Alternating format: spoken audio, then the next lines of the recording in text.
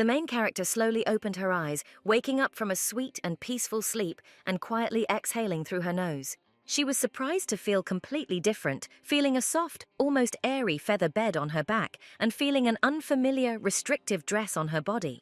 Seeing a purple canopy in front of her, the blonde jumped up, trying to understand where she was and what was going on. Looking around the completely unfamiliar but luxurious bedroom, the girl slowly stood up, using her hands to pull her lush dress down. The heroine saw the reflection of a beautiful lady in the mirror and even froze to look at her longer, smiling. Putting her palm to her cheek, the pink-eyed girl squealed with a smile that the stranger was very, very beautiful. But she suddenly repeated the movement exactly after her. Realizing that it was her own reflection showing up in the mirror, the blonde froze in surprise, realizing that this was not her usual appearance at all. In her past life, the heroine was an ordinary young girl and was stuck in a popular game, unable to tear herself away from the plot. Due to being too immersed in an interesting simulator, she did not even notice the red signal that came on at the traffic light and warned that she should not go. The truck that was flying towards her did not manage to stop in time and continued to rush forward, only honking loudly several times. The brunette only had time to turn around and sigh quietly, as if in slow motion, and then her short life was tragically cut short by a terrible blow from a huge car. Remembering that universe, that reality, and her sad fate, the girl froze in place and lowered her head, realizing the reality of what was happening. She ran her fingers along the waist that was not hers, realizing that this slender figure and lush breasts had not only not been alien to her for a long time, but were even familiar. The blonde knew this bright and sexy image not least of all, and therefore was horrified, clearly comparing all the facts in her head. The girl slowly realized that she had been reborn, and her new life became the life of a secondary character in the most popular game. It was a stunning and interesting simulator about love that blossomed in the Garden of Demon Academy, accompanied by many difficult tasks and intricacies. All teenagers knew the main character, with whom, according to the classics of youth pop culture, all sorts of emerging favorites were unreasonably but passionately in love. The girl could not even imagine that her life would not only not end in an accident, but would also become so different from the previous ordinary and familiar one. She was easily horrified by the thought that the one she had been reborn into was only the least difficult of all the obstacles that the main character had encountered on her path. She skillfully prevented her from building relationships with favorites, did all sorts of dirty tricks, but she was a noblewoman from one of the most noble houses in the entire empire. According to the game's intricate plot, Garnet North was the daughter and heiress of a very noble family, but an evil and aggressive secondary character. Her character kept in fear and irritated not only all the other characters in the story, but also the players themselves, who could not stand the moments when this character appeared. The noblewoman was lonely because everyone was giving their attention to the main character without even thinking about shifting the focus. The original Garnet was destined to die at the hands of the final boss everyone fought about halfway through the game's story. The goal of this popular simulator was to build a love relationship with one male character while playing as the main character. She was a low-ranking demon who, despite her status, was able to use light magic, which was a great rarity in the magical world of demons. She also entered the demon high school, where the son of the king himself, the most important of all rulers, studied, a slender and stately, broad-shouldered, red-haired, handsome man. There were difficulties along the way, but there were always some favorites nearby, whose appearance depended on the chosen actions, lines, and even train of thought. Garnet teased the girl with diligence and skill, but she always overcame all adversity thanks to her kindness and positive attitude. The game also featured in-battle leveling, and the ending depended on the main character's final stats, which had to be increased throughout the game. At the culmination of the entire love story, there was a very difficult battle with the main boss, which many could not pass even after several attempts due to the difficulty and lack of strength. As the long but interesting plot progressed and developed, the main character gradually awakened the mysterious powers within herself. In the final battle, she was usually assisted by the main love interest with the highest amount of affection points, chosen during the course of the simulator. Defeating the final boss and saving the demonic world from destruction was the main goal of the game, which millions of players around the world were eagerly pursuing. Garnet North's death was very easily ignored in the original plot of the simulator, and no one even remembered it until the very end of the game. There was, of course, a very happy ending for the main character and her main love interest after all this. The blonde thought with fear that at the end of her new life, she would already face inevitable death in the middle of the developing storyline. Her pink eyes sparkled with salty tears as she muttered that inaction would surely bring nothing useful, only dire consequences. Clenching her fists, the girl thought that knowledge about the game and the plot, the characters and their destinies, would help her change the fate of her main rival while saving her life. The action of this popular love game took place in the state of magical creatures, demons, in their powerful empire, which occupied vast territories.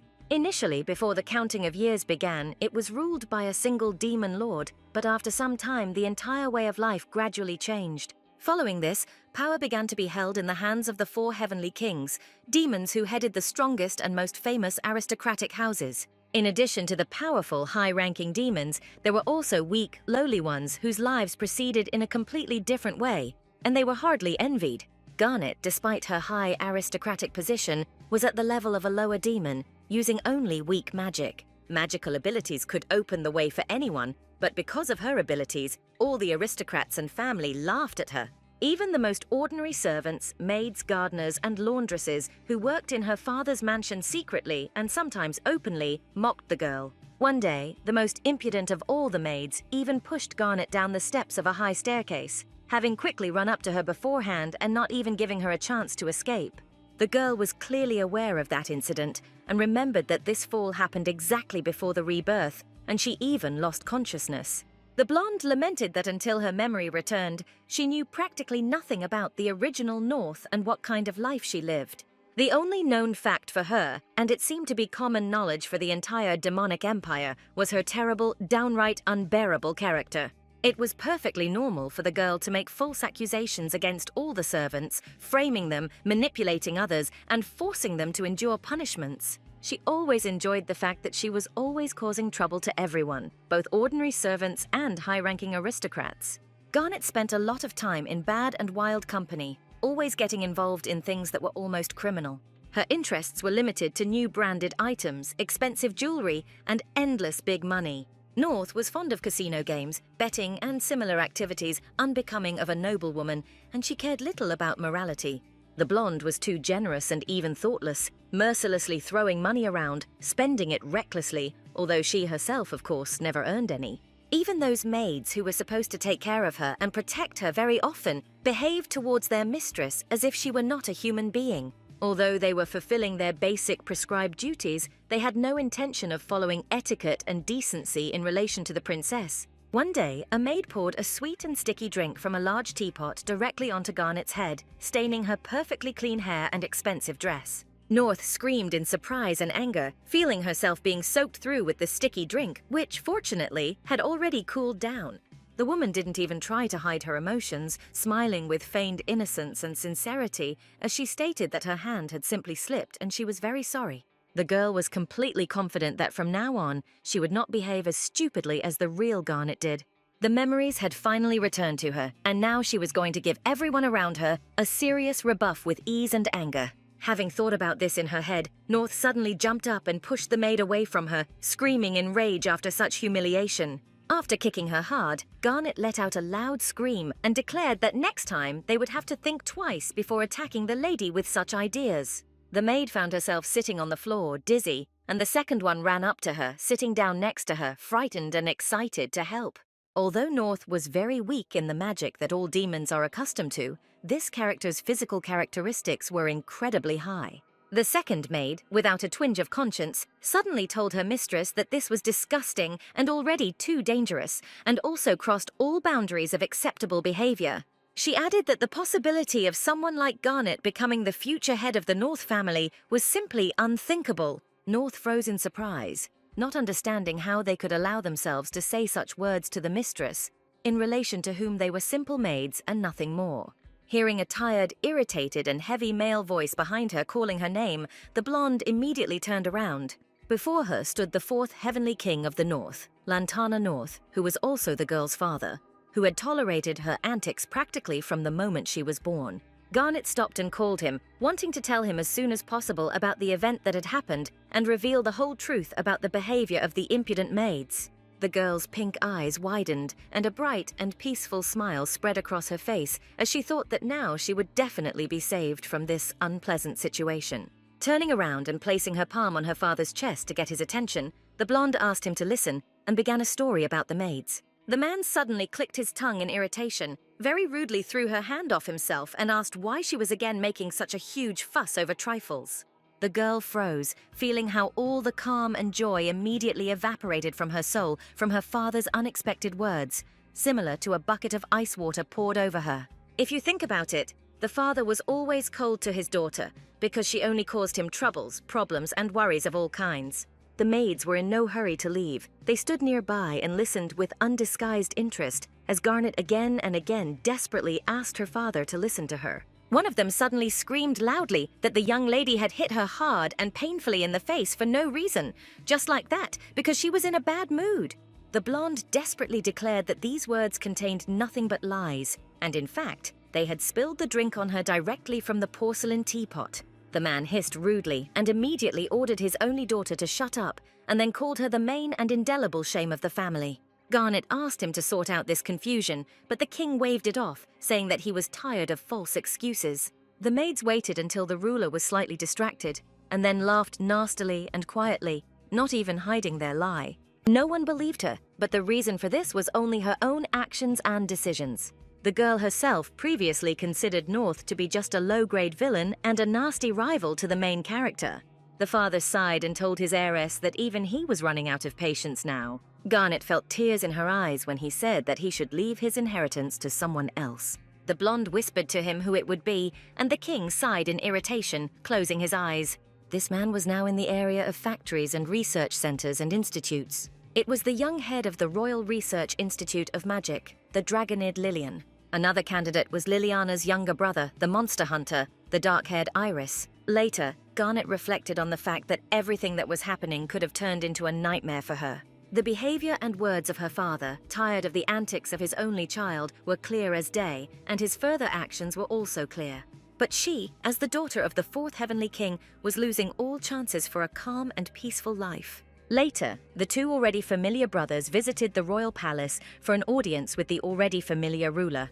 Turning to his brother, the fair-haired man said that someone had recently contacted him with an interesting question. Lilian was 15, and so his position as head of the institute was surprising to those who did not know of his abilities. Iris, who was 14 and preferred hunting monsters to science, asked what was wrong.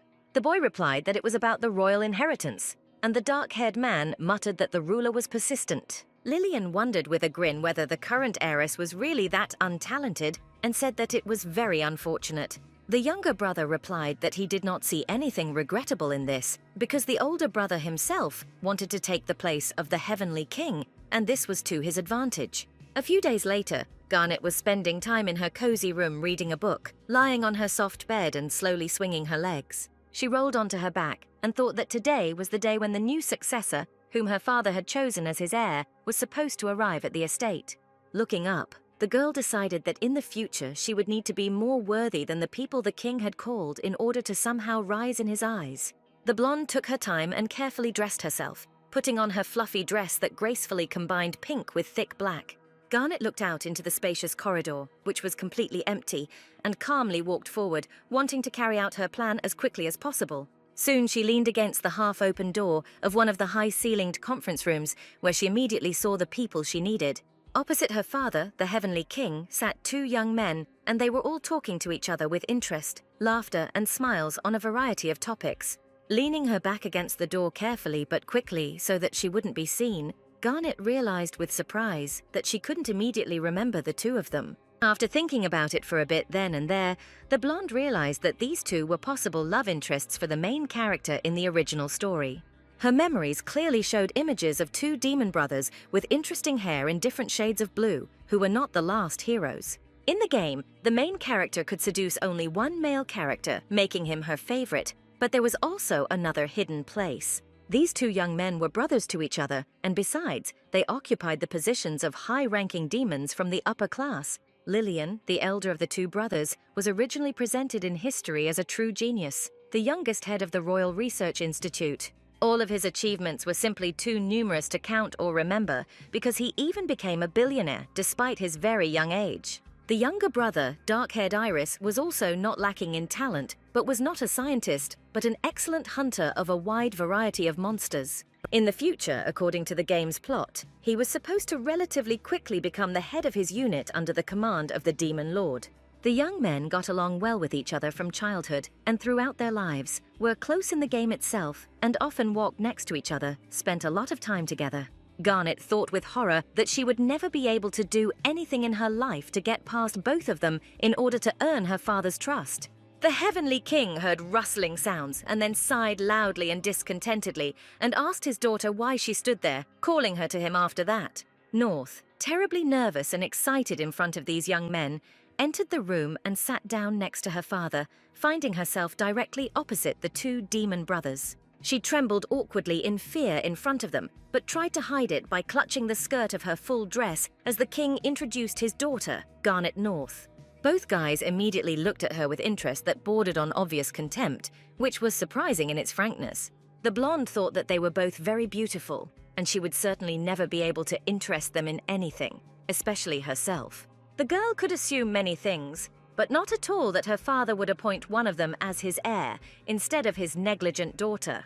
Garnet suddenly remembered that during the course of the original game's plot, the brothers were quite close to her during the events that took place. North and Lillian were in different years at Demon Academy, and the secondary character's interaction with the favorite was strange, but it happened. The eldest of the brothers suddenly tore her away from her thoughts and said with a smile that he was very pleased to finally meet the girl. Pressing his hand to his chest, the young man politely introduced himself by name and then pointed to his younger brother, naming and introducing him to the high-ranking people as well. When he said that he had heard a lot about the girl, the blonde thought that they certainly didn't say anything good about her, neither in high nor in low society.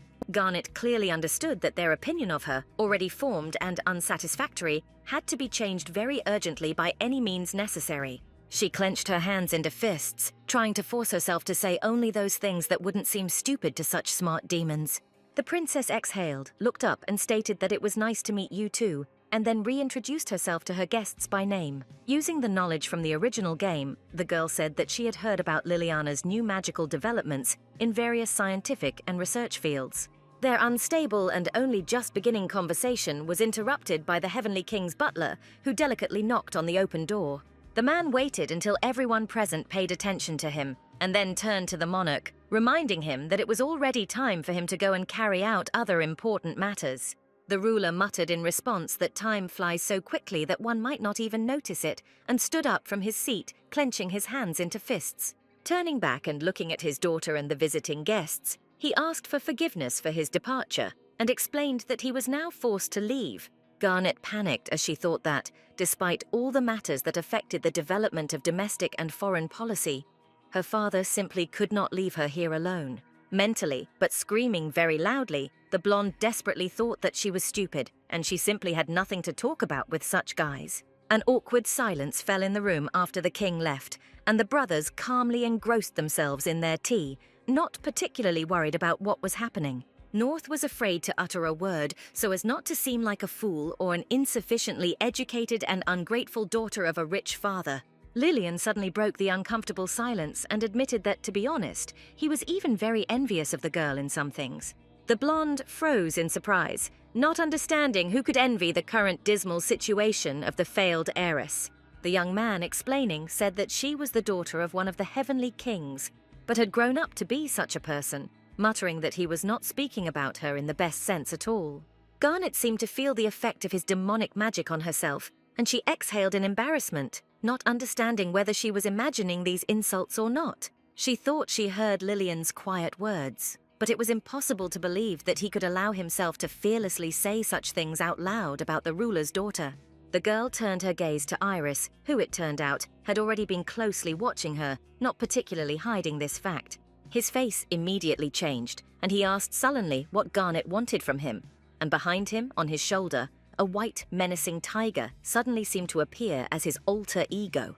The dark-haired man placed the now empty cup on the saucer, and his hands seemed too strong and rough for such fragile dishes. The hunter suddenly rose from his seat abruptly and quickly, adjusting his expensive dark blue jacket and its perfectly clean white lapels. Opening the door, Iris declared that the girl had better not look at him like that is, not stare intently, muttering that it was she herself who irritated him. North froze in surprise with her hands raised, not expecting such behavior because even if people didn't like her, they tried to hide it under hypocritical smiles. Lillian stood up from the sofa after him, sighed and said that from that day on, the two of them were now officially her brothers. He sarcastically asked if it was true that he now had the opportunity to take the place of the fourth heavenly king.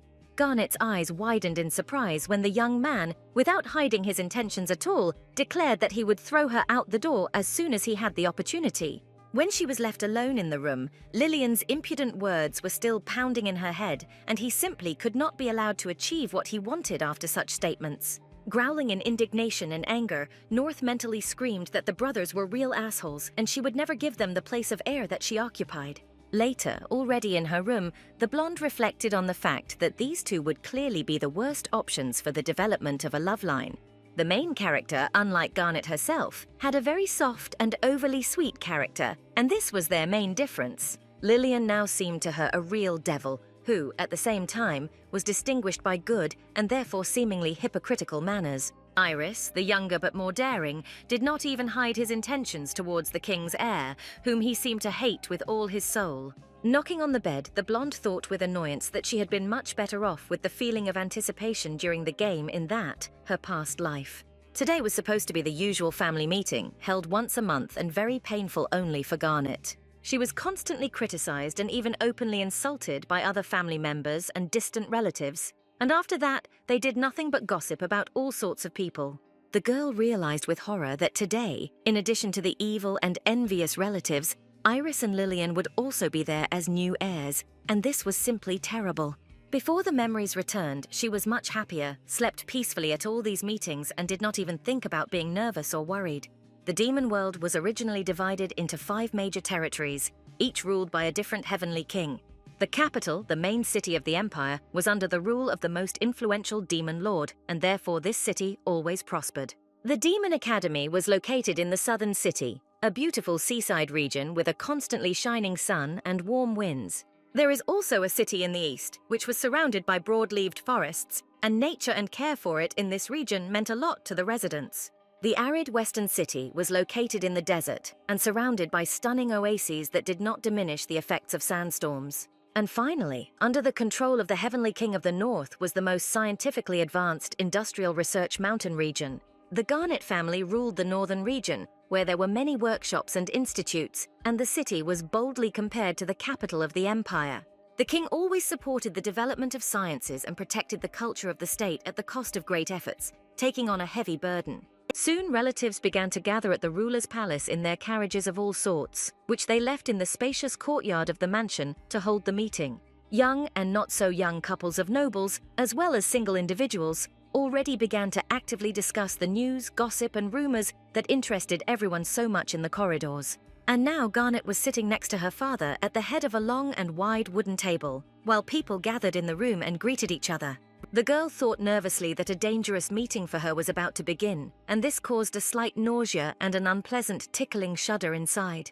Even before the official start of the meetings, people openly and without fear discussed how glad they were that the king was disappointed in his heir, who was useless. They said that the ruler had already officially adopted potential heirs, and Garnet could not at all be a potential head of the family. The long table was filled with rumors before the hot dishes, numerous snacks, and a wide variety of drinks for the usual meal. The king finally rose from his seat and announced that his important announcement concerned the discussion of the role and fate of the next heir to the state. He said that the title of Heavenly Ruler can only be held by a worthy candidate, and many, perhaps everyone, already know about the addition that has occurred. The relatives smiled when they were presented with 2 new promising candidates for the role of head of the family, that is, the next ruler. Many of those present immediately began asking questions about the fate of Granat, the next planned actions of the new heirs, and much more. The king sighed patiently and replied that there were more and more claimants, and some were convinced that they had the same rights to his throne as the heirs. The man loudly declared that in a month a serious magic tournament would be prepared and held, where his future successor would be determined. Soon the tedious and long meeting ended, and all the relatives quickly began to disperse, walking away from the spacious hall and discussing what had happened. Garnet was still under the impression of what she had heard from all sides and simply remained silent, lowering her head and quietly, unhappily sighing. The father noticed this behavior and casually informed his daughter that if Lillian and Iris won, she would immediately lose her status as heir. Seeing his daughter's face change even more, the man reassured her, saying that thanks to the tournament rules, every participant would have a chance to win, including her. The blonde clearly and distinctly realized that she would hardly be able to resist such strong demons with whom she would be on unequal terms. Lillian, who was still there, said with an undisguised grin that their abilities were clearly not equal, and Garnet would definitely have a harder time than everyone else. The girl thought with anger and irritation that this young man was talking as if she had already lost in this competition, although it had not even begun yet. In the game, North acknowledged the superiority of her new brothers, and after some events, she resigned herself and gave up trying to regain her previously lost positions. Iris immediately and very confidently declared that she didn't need to take part in the tournament at all because she wouldn't win anyway, but would only waste her energy. Lillian listened attentively to his younger brother's words, but then quietly laughed and noted that appearances were often very deceiving.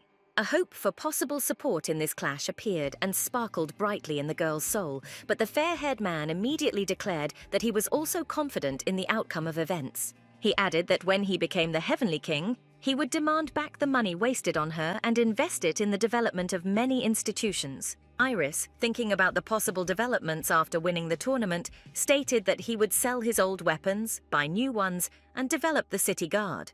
The brothers quietly laughed in unison, watching the enthusiastic, clearly approving reaction of the Heavenly King and the nervous antics of his only daughter. Garnet thought with anger and irritation that she wouldn't be able to put up with all these idiots for so long, even at the cost of exorbitant efforts and training in self-control. Screaming furiously inside herself, the girl firmly decided that she would have time to get into the right shape and would definitely not spare any of them at the competition. She stood up from her seat and very politely asked if she could also take part in this interesting conversation, where she had previously spoken in the third person.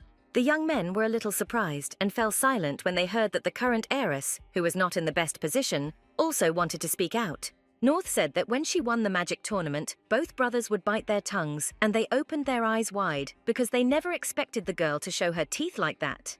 The blonde added that they both had made her too angry with their words, and that she would now take this competition much more seriously. Later, the princess walked down the corridor and thought that after the end of this conversation, in which she had finally decided to make threats in return, she even felt much better. She thought carefully about whether she could raise her power levels in the same way as the main character did in the original plot of the simulator. Her progression in the game began with her being able to defeat various types of low-level monsters that lived in the forest outside the capital.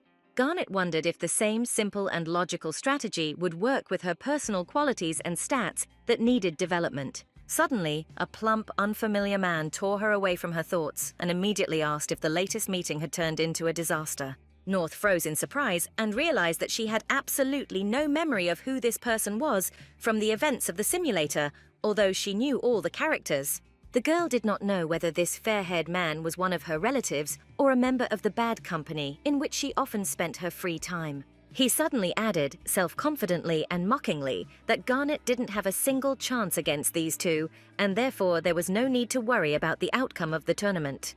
Garnet's jaw dropped when the man declared that if she had nowhere else to go, he would take her as his life partner, and would only be happy about that outcome. After this, the blonde was once again convinced that she had to win, even despite her very low abilities, in order to avoid all this madness. And even though it would take a lot of hard work, she didn't want to give up her place to anyone, much less marry a vile stranger. So far, she could only use weak electricity magic, such as paralyzing an enemy, but this could also become a very useful skill. Immediately realizing that paralysis and the simultaneous use of physical strength could be her victory, North smiled brightly, realizing the advantages, albeit weak ones. Later, the girl worked hard on her development in the broad-leaved and dense forest that was located right behind the capital's Institute of Magic.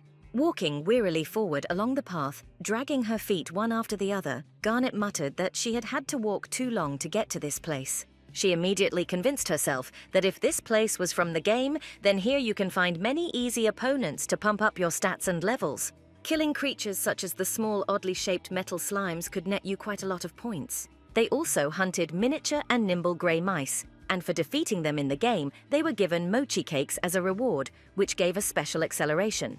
Having seen these funny creatures in real life, the blonde remembered with interest how she had played the simulator with great enthusiasm before, not wanting to tear herself away from it. She raised the level of the main character because it was impossible to reach the fight against the main and most powerful final bosses without the little villains. Defeating the metal slime gave the opportunity to get a lot of specialized experience points, and the girl skillfully used this. In her past life, she did this all the time because it was the fastest way to level up, and therefore she knew all the intricacies of this interesting hunt. They ran very fast and were difficult to kill with one hit due to their high resistance to almost any physical damage. But you could destroy the little mouse to get the magic mochi, which also had useful properties as you leveled up. This lowest grade of animal was usually left alone, but Garnet decided to cheat a little and use it as a trap for the slime. She quickly and persistently attacked several mice and then confirmed the theory she had come up with earlier, immediately executing a completely logical plan. Having received some of the desired useful mochi, the blonde realized with a smile that if the slime fell into her hands, it would not be able to move for some time, and this would ensure victory. There was also a fairly rare deadly candy, a high-class item that would crush normal attacks several times over. After chewing it, North remembered that there were also items that increased the chance of a critical hit by almost 100%.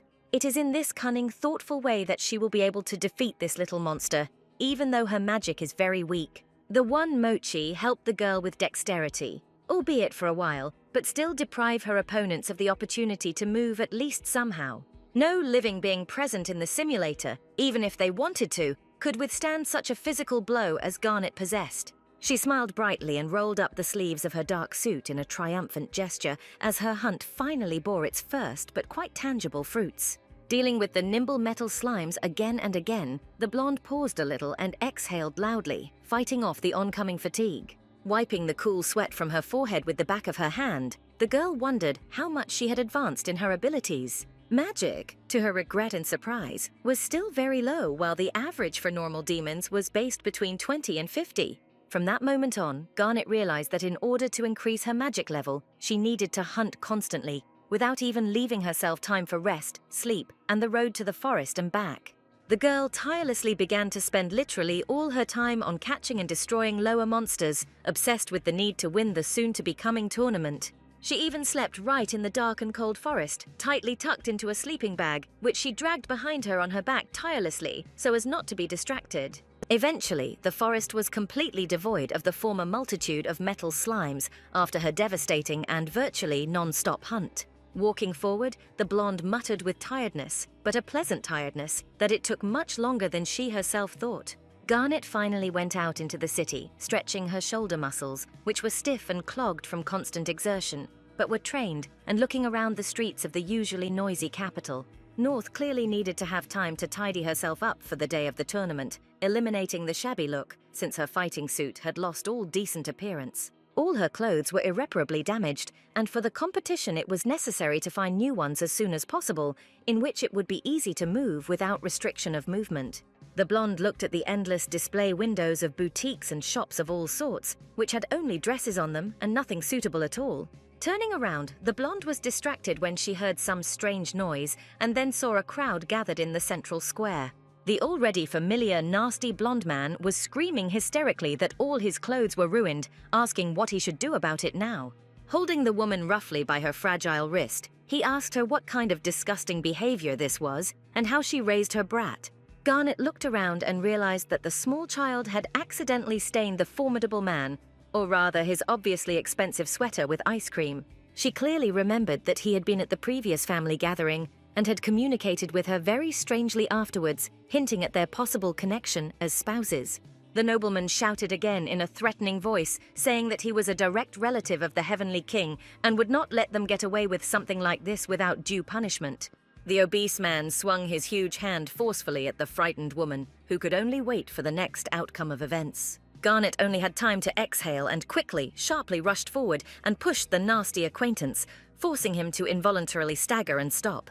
She immediately screamed, ordering him to stop all this immediately, and pushed him hard right into his fat belly, pushing him away from the innocent people. The blonde man screamed shrilly, crashing his back right into the wall behind him, which literally crumbled from the sudden and powerful impact with such a mass. The people who were watching this, both nobles and commoners, quietly, but not very secretly, whispered that the clothes of this strange, brave girl were very torn and dirty. Garnet blushed brightly with shame after hearing everything, and turned to the observers, who suddenly recognized her with surprise as the real daughter of the Heavenly King. No one present could understand what was happening, because not long ago, North was just as arrogant and usually took advantage of her position with ease. Now she was suddenly, in a way that was completely uncharacteristic of her, defending strangers from her own high-ranking relative, and this was surprising. Looking at the man already lying on the stone street floor after a strong blow, the blonde thought that she had overdone it with the force of the blow and could have been a little more careful. North was desperately thinking about what to do next and decided that the best solution now would be to quickly get away somewhere far away from here. The mother and son she saved from a simple, vulnerable people were still very scared, but they would definitely remember this girl's savior forever. As Garnet quickly walked away from the main street, she sighed and thought about how everything that had happened had been terribly awkward and had also become public property. She saw an unknown clothing store in an unremarkable alley and decided to go inside to try to find something suitable for herself. Right at the entrance, she was greeted by unusual and very interesting models that were unlike all the others presented on the modern fashion market. The blonde thought with a smile that she didn't expect to see such a wonderful boutique in a quiet corner that could surprise her with the goods it sold. The dark-haired girl working here came out to the client and greeted her very happily, asking if the lady needed any help with choosing an outfit. Garnet quickly explained that she needed clothes that would not restrict her movement because her current comfortable outfit was invariably ruined. The shop owner seemed to have been waiting for this moment her whole life. She smiled brightly and then quickly walked somewhere, barely breaking into a run.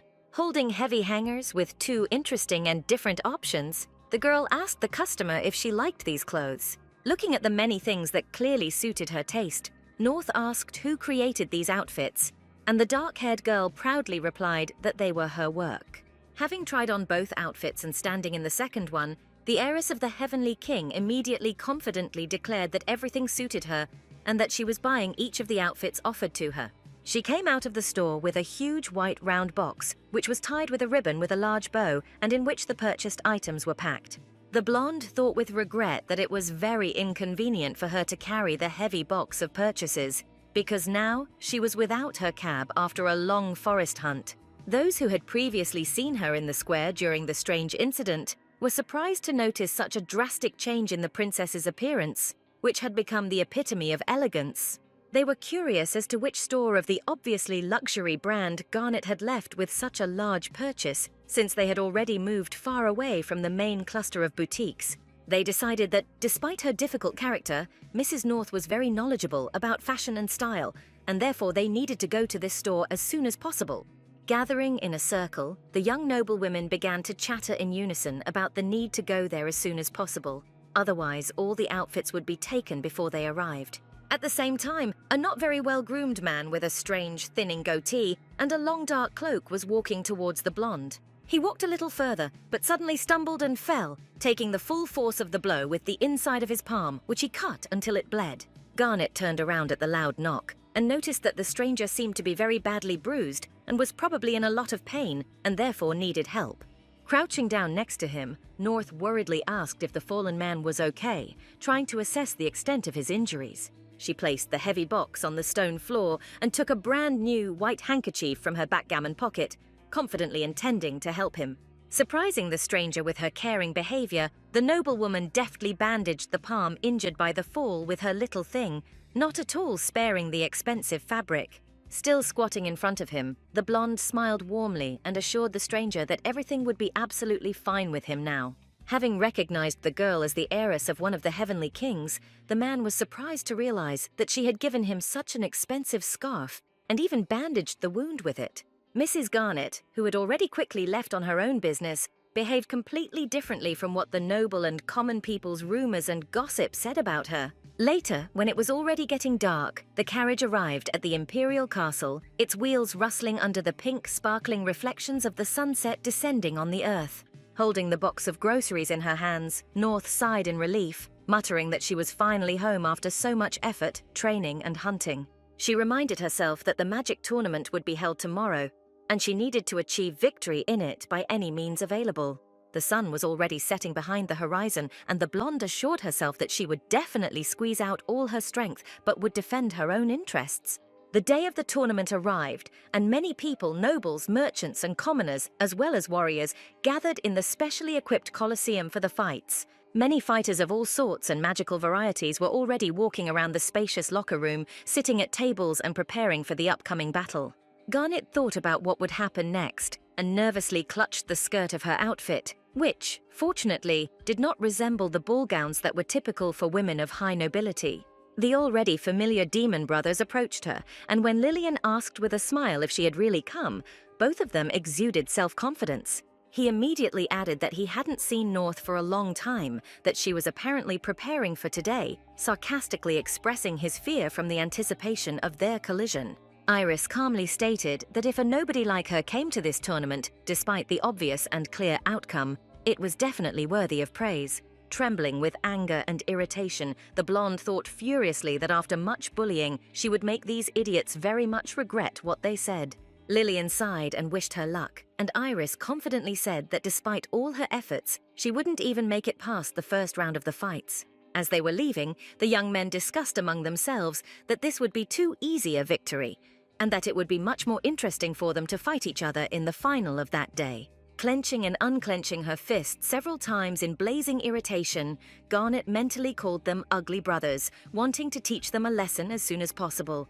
Any demon who wanted to could take part in the magic tournament organized by her father, no matter their status, wealth, or social position. North thought with fear that, as expected, many would come to compete for the position of the Heavenly King, and therefore it was difficult to calculate her chances of a successful outcome. A relative, a corpulent, fair-haired man who was not lagging behind, saw the crown princess and immediately called out her name, calling her to pay attention to him. The relative, whose name turned out to be Bob, sternly reminded her that the girl had made the wrong choice yesterday when she had just gone and slammed him into the wall. Garnet smiled nervously and mentally gasped, thinking that he had managed to spot her in the crowd and had not received any head injury, which would have been useful. Bob stated that he was still a very understanding and kind person, and therefore forgave the girl, because there had been a misunderstanding between him and that stupid commoner. The blonde opened her mouth in surprise, feeling a surge of disgust when the man asked with a greasy smile if she was jealous of him. After a short and useless dialogue, Bob asked Garnet not to worry, because he really liked such dissolute women like her. The man did not stop there and declared that if he wins today, and accordingly becomes the head of the family, he will surround the girl with his love and affection. Sometime after this unwanted meeting, the referee loudly and theatrically gave a speech to open the first round of the magic tournament. In the very first fight, according to the results of the draw, Garnet had to fight against that same impudent Bob who pestered her with nasty statements. The girl listened silently and attentively to the fact that the enemy is considered defeated if he surrenders on his own or is physically no longer able to fight. The fat man with a nasty smile said that he would be very careful and cautious so as not to harm the body of his beloved and dear girl. Touching her shoulder with his huge hand and patting it, Bob declared that the girl could surrender without a fight so as not to waste her strength in a senseless fight. The blonde recoiled in horror and understood with absolute certainty that she had to defeat her relative no matter what in order to prevent the possibility of this union. The referee raised his hand and then shouted that the magic tournament was officially starting and abruptly brought it down, immediately retreating and allowing them to clash in battle. Bob immediately went on the attack with determination, raising his fist and without any restraint striking Garnet in the direction of a heavy surge of his energy. The girl quickly rushed to the side and screamed loudly, dodging stones of various sizes flying towards her, which could cause harm. When Bob asked if she was giving up, the blonde turned around and screamed angrily that she would never be his lover, would never let this happen. She stood opposite and had no intention of ending this fight, much less giving in so quickly and allowing herself to be insulted by such proposals. Lillian and Iris, both watching the first battle with interest, seemed surprised by this outcome of events, underestimating the heir to the throne. The dark-haired man thoughtfully asked if that was all, since he had expected that she would give in out of fear of someone else's magic even before the fight began. His older brother noted with a grin that Bob could piss anyone off during a fight, so it was not worth judging the outcome so quickly. Iris folded his arms across his chest, shrugged, and said that whoever won, he would face them in the next fight, and so he would simply wait. He calmly and indifferently stated that it made no difference to him who would emerge victorious at this stage, even if it was North. Bob at the same time said that he would not allow even Garnet to be sarcastic to him, and she had no business in the fight against him because she could not even use magic. The obese man added that such a disobedient woman needed an even harsher punishment than he had previously thought. Contrary to his steady expectations, when the magic grabbed his hands for another powerful and even crushing blow, North suddenly rushed forward. Using her most developed physical powers, the princess pushed off from the stone platform and jumped high into the air, deftly avoiding the collision. Bob froze in surprise and shook his head from side to side, then screamed in confusion, asking himself where she had managed to go. Finding herself behind him after a perfectly executed jump, the girl deftly directed her magical powers at her obese relative. As they attracted the lightning that struck him, the man screamed, his mouth wide open in pain, and then felt his whole body begin to go numb. Garnet, as if in the middle of things, reminded that she does, after all, possess some kind of electrical magic capable of paralyzing any enemy. North immediately added that if she landed a precise blow on her opponent, he would not be able to move a finger at her will. She put her hands on her hips, triumphantly announcing that she seemed to have managed to avoid the most unsightly fate of becoming his lover.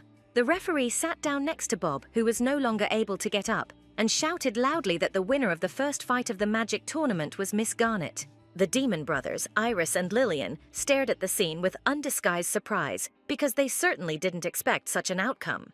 The common people in the audience also cried out, expressing surprise and discussing with each other such an unexpected, but very pleasing to the eye spectacle.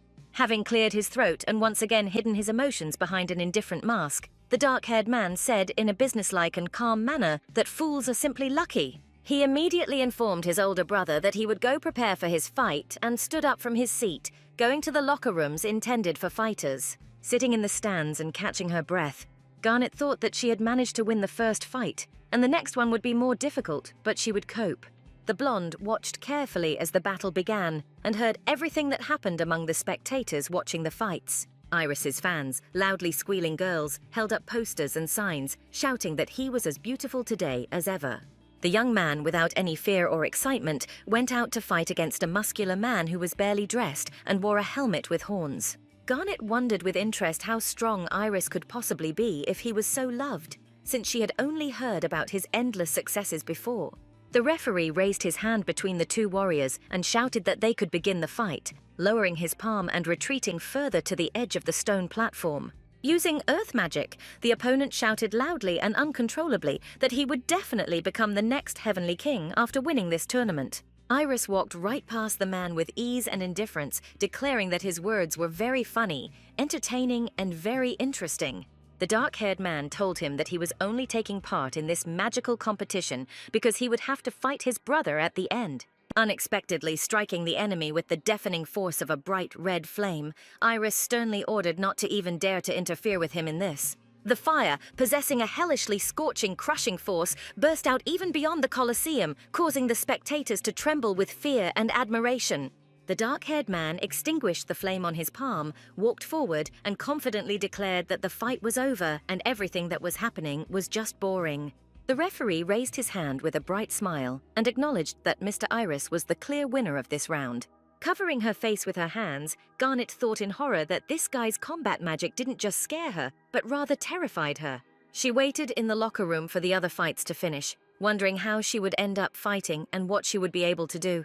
The blonde, without much surprise, first heard squeals and shouts, and then the announcement from the referee that Mr. Lillian had won the third fight. When the time for the semi-finals came a little later, she went out to meet Iris, who had no doubts about himself or his success. The dark-haired man looked calm and even a little bored because with a smile he advised the girl to try to entertain him at least a little. Clenching her hands into fists, Garnet thought that she would no longer allow him to be so arrogant and treat her like a weakling. The referee delighted all the spectators, who never tired of enjoying the spectacular fights, and announced that the fight between Miss North and Mr. Iris was beginning. The dark-haired boys' fans continued to scream, greeting their idol and wanting him to pay attention to them. The blonde said with an undisguised smile that, according to her observations, he was becoming more and more popular in these circles. Iris beckoned the girl with his finger, saying that he didn't care at all, and called the girl closer to him, calling her a slut and knowing that this would hurt her. Garnet thought angrily about how much the guy had simply annoyed her with his behavior and self-confident nature. She slammed all of her magical electrical energy into his direction with all of her might and screamed angrily at him. The dark-haired man, without much effort or fear, simply stepped to the side, dodging the blow as if it were a breath of warm breeze. Garnet's eyes widened in confusion, thinking that her magical attack hadn't worked at all. Stroking his shoulder with his palm, Iris said that he had hoped for at least some interesting move in this fight. But apparently, he had been wrong. Despite leveling up in hunting lower animals, North's magical powers still couldn't compare to anyone else's. Before the start of the magic tournament, she did everything she could, and even more. But even this, apparently, was not enough to win. The only thing that really changed significantly was her speed, although it only affected her reflexes. Iris easily dodged the strikes of electricity magic, as they had a short range and quickly dissipated into the air. Garnet had absolutely nothing to lose, and so she rushed forward at a run, deciding to act completely differently, not as before. She thought that at least paralyzing magic should certainly work on her implacable opponent. The blonde clenched her fingers, feeling the energy throughout her body, and summoned electricity, moving quickly towards him. North gathered everything she could into this desperate blow and screamed, wanting to not let him escape, at least from this attack. The girl only slightly touched Iris because he easily dodged again, taking a step to the side and, it seemed, continuing to mock her.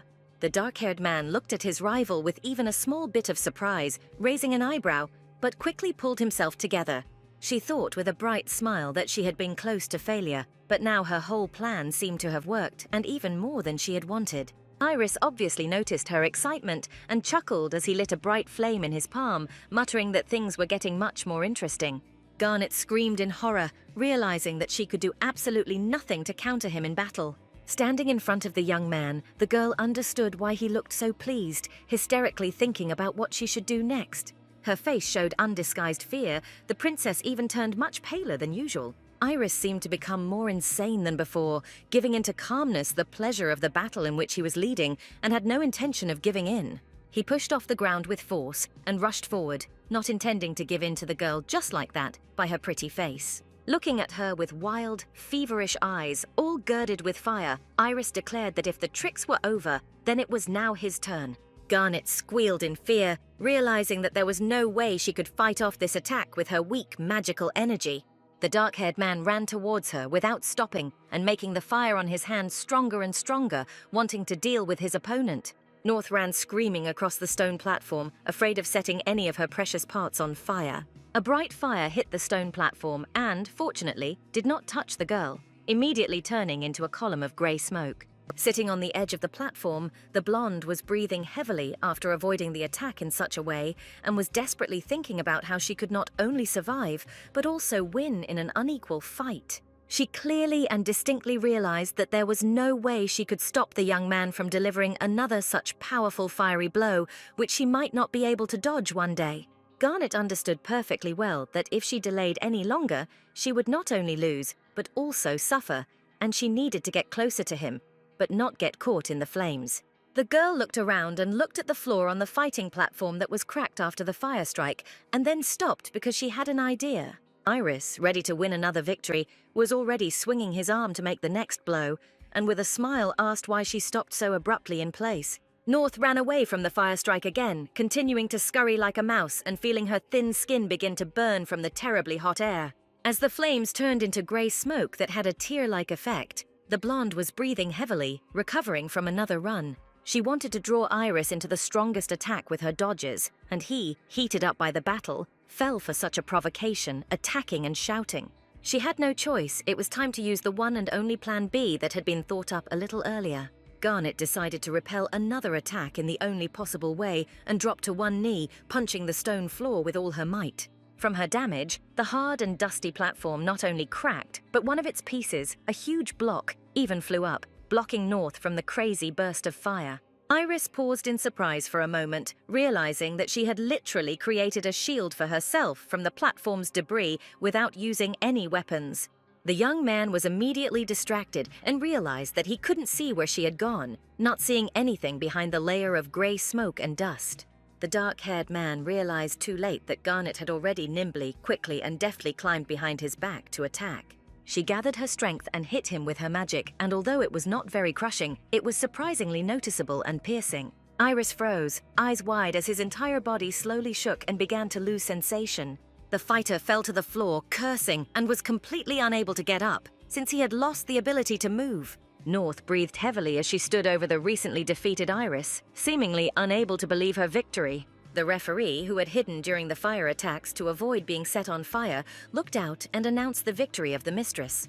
The spectators, all without exception, both nobles and commoners, high and low demons, gasped in surprise, whispering and exchanging glances. Lillian sat in his seat while everyone else stood up from the stands, screaming in surprise. Smiling, Garnet thought that she had succeeded because Iris had underestimated her and her abilities. Later, she met Lillian in the locker room when he was walking forward with his arms crossed over his chest. The girl noticed his frowning look and responded in kind, because in reality, she was simply defending herself in battle. They passed each other without words, but already knew what events would connect them in the near future. As she walked into the buffet, Garnet realized that she might face Lillian in her next fight. The girl took the food, thinking that she should look at the fighting style of her future opponent. The blonde walked back to the competition hall, thinking about the house, that the duel was only just beginning. She stepped over the threshold and froze, hearing a general cry of joy, and the referee announced that Mr. Lillian was the winner. Garnet froze in fear and realized in shock that the fight was already over before it had even begun. The room fell silent during the break from the fighting, and people became engrossed in their own affairs. North even forgot about how worried she was and became engrossed in her food, happily devouring a hot dog. The audience discussed that Mr. Lillian was cool and that he was able to resolve any fight in an instant. The girl opened her mouth in surprise when she heard that the young man's flame was somehow unusual and that he controlled it easily. The blonde thought that Lillian and Iris were similar to each other, and they both used fire magic. She wanted to continue her meal in peace, but again she heard the chattering and rumors about herself. Some girls said that Mrs. Garnet had absolutely no chance of winning and laughed. Garnet froze with a displeased expression on her face, and her appetite was definitely completely ruined. Soon the referee joyfully announced the final, a battle between Mr. Lillian and Mrs. Garnet. The opponents looked at each other so tensely and irritatedly that it seemed as if bright lightning had flashed between them even before the collision had begun. The young man confidently stated that her magic, which turned out to be quite primitive, had previously primitively destroyed the entire arena. The blonde countered that he could say whatever nasty things he wanted, but a win was a win, no matter what the means. The slightly surprised referee, whose words had gone unnoticed by the belligerent finalists, repeated his words again. Shouting that the fight was beginning, the man hid behind the platform railing in one jump, already taught by the princess's previous destructive fights. Garnet thought that she hadn't seen Lillian's fighting style, and all his fights just happened in an instant. She guessed that this battle might be similar to the last one, when the boy slowly extended his hand to attack. The blonde froze and opened her eyes wide as a bright blue glowing flame shot towards her. North lunged forward as fast as she could, yelping in fear at the sharp and swift attack from her opponent, who was superior to her in absolutely every way. Looking back, the girl breathed heavily, unable to understand what had just happened and why. Looking ahead, she saw a shining blue flame that was in no way inferior in heat to the usual one. Lillian was surprised that the girl dodged because he made the flame as soft and invisible as possible. Garnet exhaled and steadfastly loudly declared that only pathetic cowards could attack from behind. The young man reminded the princess of her recent words, saying that victory is victory, so that's what he did. The arena, meanwhile, continued to burn with a blue flame, which did not go out or diminish at all. Lillian said he didn't want to see her lose in disgrace, but he couldn't help himself. The guy added extremely indifferently that even if the princess played fair, she would not be able to defeat him. The blonde froze as hot blue flames blocked her entire path of retreat. Determined to win, Garnet thought that she had to clear her path by any means necessary. She hit the platform floor again with all her might, summoning all the physical strength she could muster. The floor beneath them exploded and cracked from the attack, but Lillian rose into the air with ease. The young man, with a slight but well and cleverly concealed surprise, muttered something, expressing his incomprehension of the events taking place. The referee grabbed his head and pulled at his dark hair, shouting loudly that this was all just awful. Both opponents froze in midair, clearly intending to continue the fight even after all the destruction.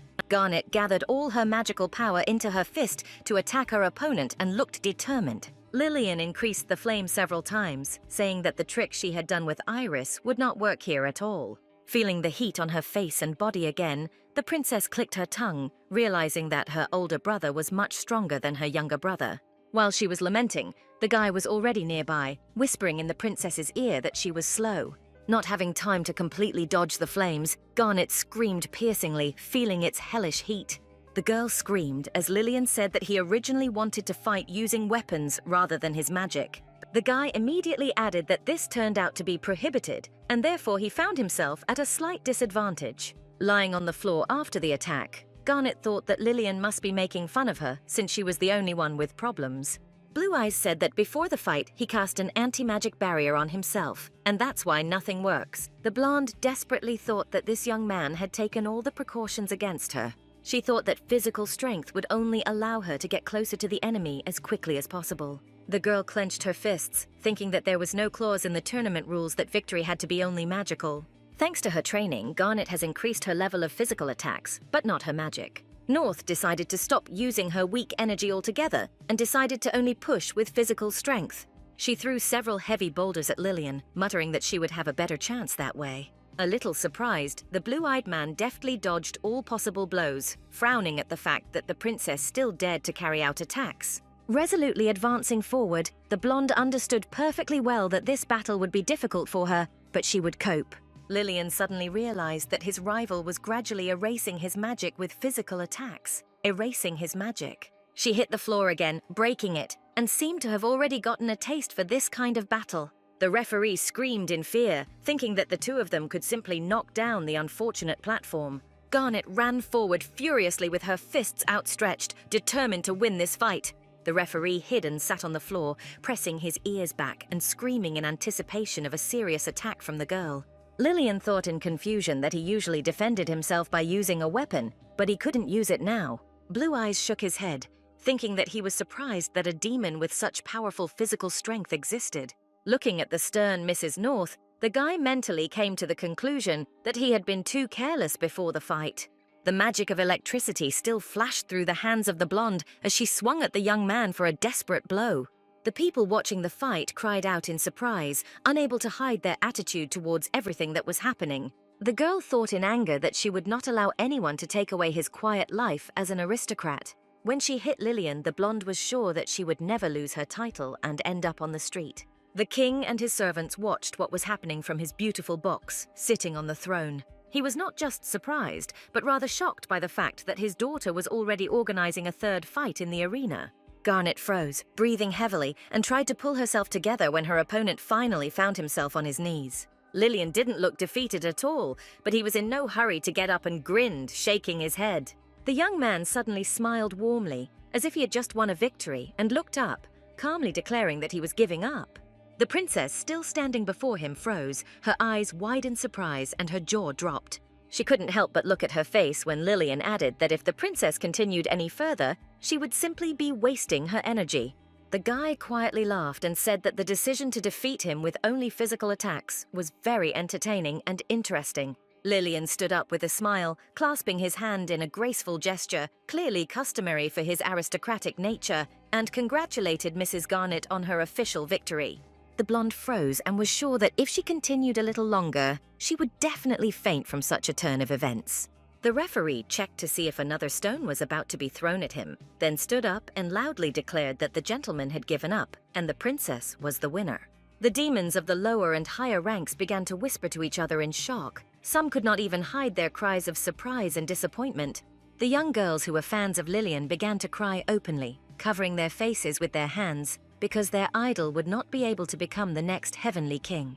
While the rivals were still standing opposite each other, everyone asked how the lady, who could not use magic, would be the future ruler after her father.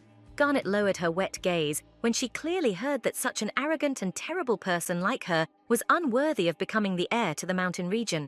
The Heavenly King, who had entered the half-destroyed arena, shouted for everyone to be quiet and asked his daughter to come to him. The blonde, feeling the fatigue from all the battles, obediently walked towards him with her head down, not wanting to listen to all these nasty words any longer.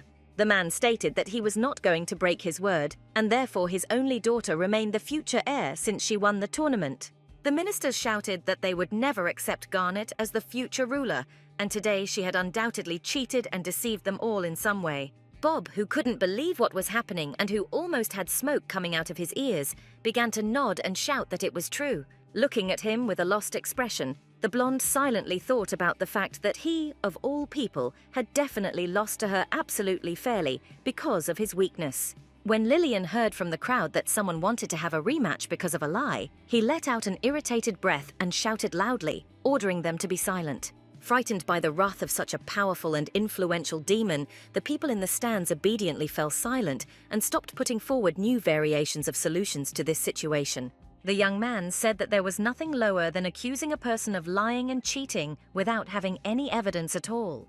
Garnet looked in surprise at the one who had just recently tried to drive her into a corner, and if not burn her, then wound her with the shining curls of his blue flame. Blue-Eyed put his hand to his chest, adding that he had done everything possible to win, but this battle had proven that he was not yet ready to take on the role of head of the family. Walking onto the platform towards his older brother, Iris put his hands in his pockets, expressing agreement, and said that he too had lost absolutely fairly. The blonde blushed, not expecting support from the one who had recently been making playful and caustic jokes about her and her abilities. She asked, a little stupidly but more caringly, if he had already recovered from the fight, and the dark-haired man looked at her, remaining silent. Both brothers looked at each other and even quietly laughed when they looked at how confused and even a little scared the expression on poor Garnet's face was. Addressing everyone present, Lillian, with a smile that was not very typical of him, asked everyone to simply reread the rules of the magic tournament.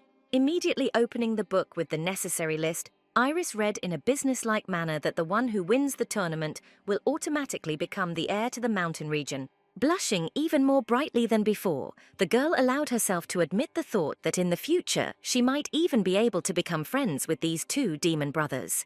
In the crowd of people, a bright discontent was still roaming and seething, which none of the guests of the magic tournament even thought to hide from their heavenly king. Garnet thought desperately that, having won and become the head of the family, she had no idea what she would do with those who were against it. All sorts of officials, ministers and mayors pondered the inadequacy of a young dissolute girl to be the next heavenly king. One shouted that she was gifted with beauty as well as mediocrity, and his interlocutor added that the tournament was started in order to deprive her of the opportunity to inherit. The man added that Mr. Iris and Lillian would be perfect for the position, while the second stated that relying solely on Mrs. Garnet would be simply hopeless.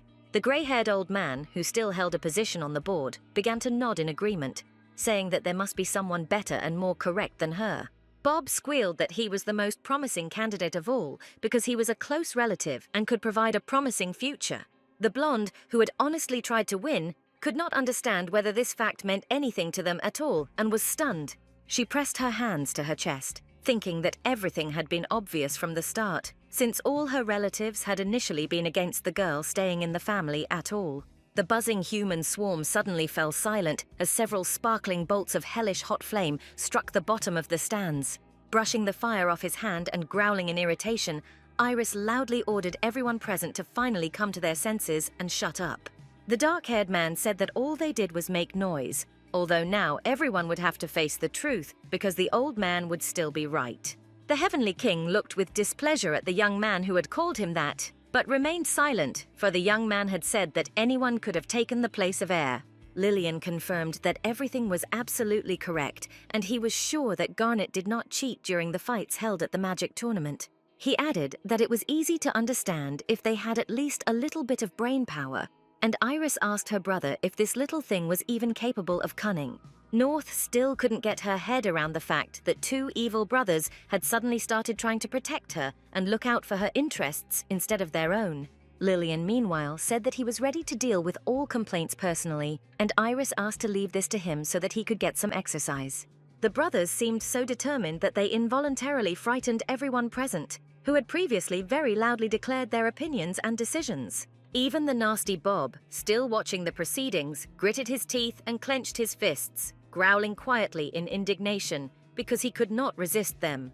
The king stepped forward and said that he had indeed been concerned earlier that Garnet would not be able to handle the roles assigned to her. He added that this was precisely why he adopted Iris and Lillian, but all his fears, as is now clear, were completely unfounded. The man said that unfortunately for many, his daughter, who was considered talentless, won this magic tournament and proved otherwise. The king looked at all the dissatisfied people, saying that if they allowed such thoughts and words, then he must tell them about everything that was happening. He said that he had been constantly monitoring his daughter's actions for some time to understand whether she was ready to stay in the family or not. The ruler said that it might be very difficult to believe, but Garnet had really changed a lot over the past month. The blonde opened her eyes and looked in surprise at her father, who had recently refused to believe her. The king said that in order to win the tournament, his daughter spent several days in the forest, training constantly, without rest and almost without sleep. Afterwards, according to the monarch, after returning to the city, she helped residents who got into trouble right before her eyes, free of charge. The ministers remained silent as he said that Garnet had behaved with dignity all this time and had also made every effort to become better. Bob screamed that she was a mean and selfish woman, and he would never believe that she would do anything good without benefiting herself. North smiled brightly, closing her eyes, and thought about how much this man would be upset if she did become the head of the family. The king's patience quickly burned out when he continued to hear various insults towards his daughter from his negligent relative. Suddenly, from somewhere below the stands, a young woman in simple clothes emerged with a child, a boy, in her arms, who was tightly hugging her neck. She declared loudly that the words of the King of the North were absolutely true, and Lady Garnet really did save her and her son. The blonde remembered that this was the same family that she had saved in the central square of the city from an enraged Bob, who was shouting something. The king froze in surprise when she told him that she had gotten lost in the city and got into trouble, from which the princess helped her get out. People heard that while she was in a difficult situation, everyone else passed by, and the lady's act was very brave. Bob started shouting again, asking how she even had the right to open her mouth, insulting her and calling her just a dirty commoner. The woman hugged the child in fear and closed her eyes when he screamed that he would now silence her forever.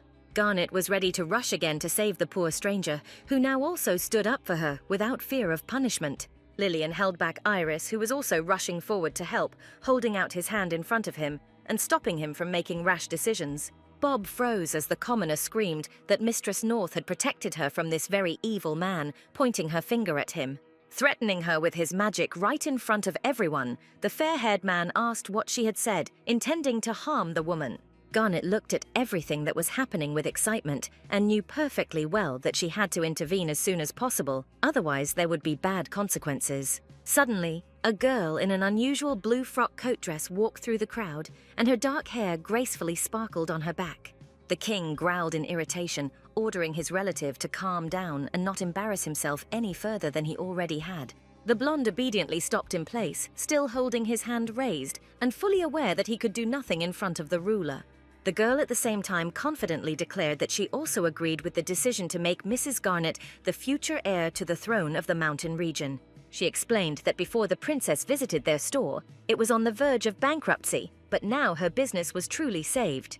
The blonde froze in confusion, wondering what the hell they were talking about, since she had actually done nothing for this rescue.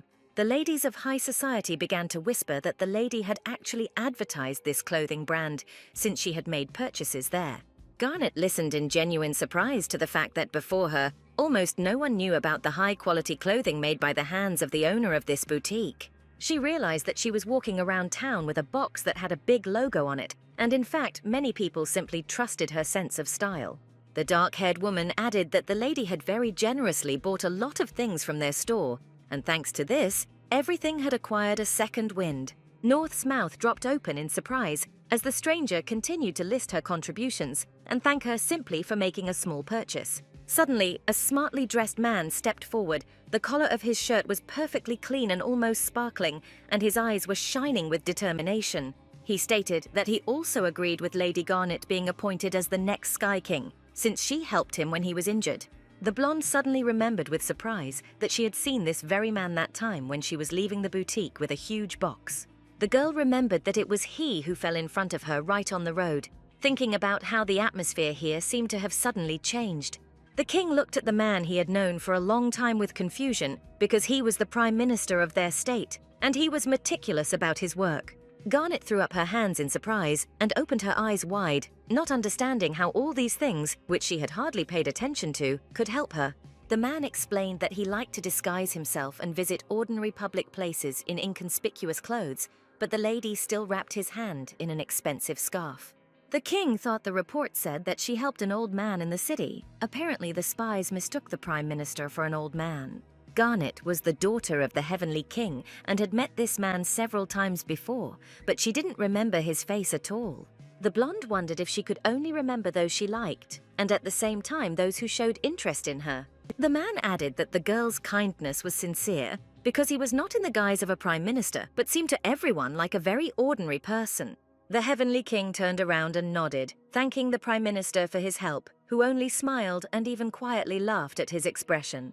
No matter who becomes the next Northern Heavenly King, it will still be one of the most important decisions for the entire Demon Empire.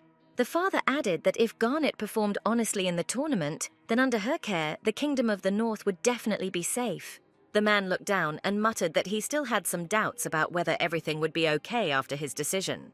The most diverse ministers and deputies listened to the ruler, and all were on edge, unable to hide it, because they could not stand his only daughter. The king said that he would not go back on his promise, and therefore the title of the next Heavenly King would remain with the previous heir. Grant's pink-violet eyes widened and sparkled brightly as she heard what she had been trying and fighting for so long. People who believed the arguments in her favor cheered, throwing their hands up and screaming that people like Bob were being left out. Even Iris and Lillian were smiling, reacting to everything that was happening as if they themselves had just won this amazing struggle. Garnet clenched her fists, trying to comprehend the full scale and significance of the victory she had just won. The girl blushed brightly and even closed her eyes so as not to show anyone present her tears that were clouding her eyes.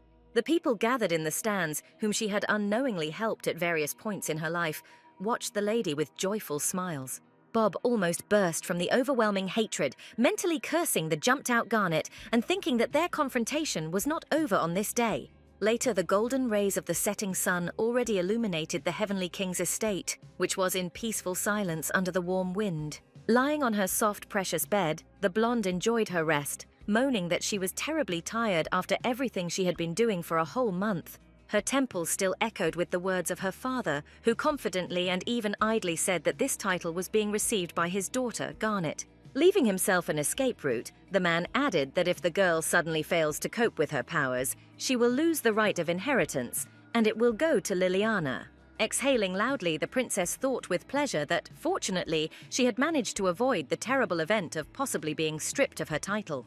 She looked out the window, thinking that even if she didn't want to be the next Heavenly King, this was the best way to live a long life. Stroking her chin with her fingers, the blonde thought with pleasure that, with her own efforts, she had wiped the floor with all these upstarts. The girl was suddenly torn away from her thoughts when someone knocked on her bedroom door and looked in that direction in surprise. Garnet put on soft black slippers and walked towards the exit of the room, declaring to the incoming guest that she was almost at the door. She let her guest pass and froze, her eyes widening in surprise and her jaw dropping in amazement at what she saw in front of her. Lillian, smiling and holding his arms crossed over his chest, seemed very calm, as if he had not come into someone else's bedroom without permission. Still unable to come to her senses, the blonde asked why he suddenly decided that he could just come here. She could not even imagine that Liliana suddenly needed her, that he suddenly came to her without warning, without invitation, and in the evening too. Laughing up his sleeve at the princess's reaction, the blue-eyed man asked the girl not to be so scared, because he doesn't bite at all. He stated that he no longer wanted to fight Garnet, and North was a very interesting subject to study, and also surprisingly very talented. The blonde blushed slightly and thought about how she found it hard to believe he wanted to be friends after all those words about how he would kick her out in the future. The young man, smiling, suggested that from that moment on they forget about all the grievances that ran between them and simply become friends. Completely at a loss and chewing the inside of her cheek, the heir to the throne thought that she had an extremely bad feeling about this friendship. Lillian asked if she minded if he came into the room, and the girl immediately said that her room was not a very pleasant mess. Asking Garnet not to exaggerate, the blonde man walked past her and she squealed loudly, already imagining how she would blush for her own mess. Placing his hand on his chest, the young man stated that they might not be blood relatives, but he wanted to be a good older brother to her. North pursed her lips again and bit them out of nerves, not at all imagining how such a close relationship could be built between them.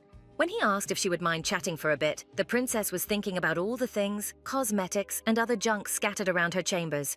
The blonde realized that no matter what kind of relationship they had, she still wouldn't want to appear in front of anyone as a dishonest person. She suddenly began to squeal loudly and high-pitchedly, asking him to wait at least a minute and stand still so that she could clean everything up very quickly. Lillian watched with a smile as his official sister carried away numerous books and scrolls from the bed, putting things back in their proper places along the way. He couldn't help but let out a quiet, kind laugh as he watched her nervous grimaces and desire to clean up as quickly as possible. Continuing to sort through the scattered things, the girl involuntarily blushed, either from shame or simply from the very fact of communicating with this guy. Later, when the darkness was slowly descending on the estate outside the window, they were already sitting over tea, and Lillian said that he wanted to talk about the request of her father, the Heavenly King. He said that he and his younger brother Iris would also live in this estate, so now they were officially relatives of the ruler. The blonde opened her eyes in surprise and dropped her lower jaw, not even imagining how she would exist in the same building with each of them. She asked if he was sure about that, still trying to understand what had caused such a sudden change in the behavior of the two brothers, who also wanted to stay here. Lillian said that everything was exactly so, and the girl exhaled loudly, pouring her interlocutor a new portion of hot herbal tea. Blue Eyes said that before he was adopted, they sold their old house and he spent a lot of that money on his extensive research. Garnet looked at him with interest when the young man said that living here with a younger brother and younger sister would be much more interesting. She was about to mutter that he had changed his mind about her very much, when suddenly she heard another knock on her bedroom door. Raising his cup of hot tea and smiling sweetly, Lillian muttered that he had arrived even faster than he could have thought. Not having yet received an answer, but having already jumped into the princess's chambers, the dark-haired man with a mischievous smile announced to his older brother that he had arrived. Garnet froze in surprise, not knowing how to react to the hunter's impudence as he headed straight towards them to join the tea party. Iris walked over to the sofa where Lillian was sitting, leaned over to his older brother and suddenly calmly asked him to finish this quickly. Knocking on the spot next to him, the blue-eyed man told him to take his time and sit down while North wondered if they remembered that this was just her room. Looking at the sweet treats, cups of hot drinks and a teapot, the dark-haired man asked a little displeasedly if they had really decided to have tea without him. Putting another cup on a white saucer, the girl quickly replied that she would pour tea for Iris as well, since she didn't know that he would also decide to visit her. The room was immediately filled with the pleasant aroma of herbs brewed in a porcelain teapot when the hot drink was placed in the cup. Lillian said that despite her position as the daughter of the Heavenly King, Garnet always makes tea for herself and even serves it to others. Iris accepted the cup when his brother added that usually ladies could not even do this without servants, and it seemed to him that the lady was entirely served by servants. After these flattering words, the princess involuntarily remembered her past life, in which she certainly did not have a single servant to help her. She would be, if we were to translate it into the style of the game, a commoner who served the masters herself. But now she said that she could brew more than just tea.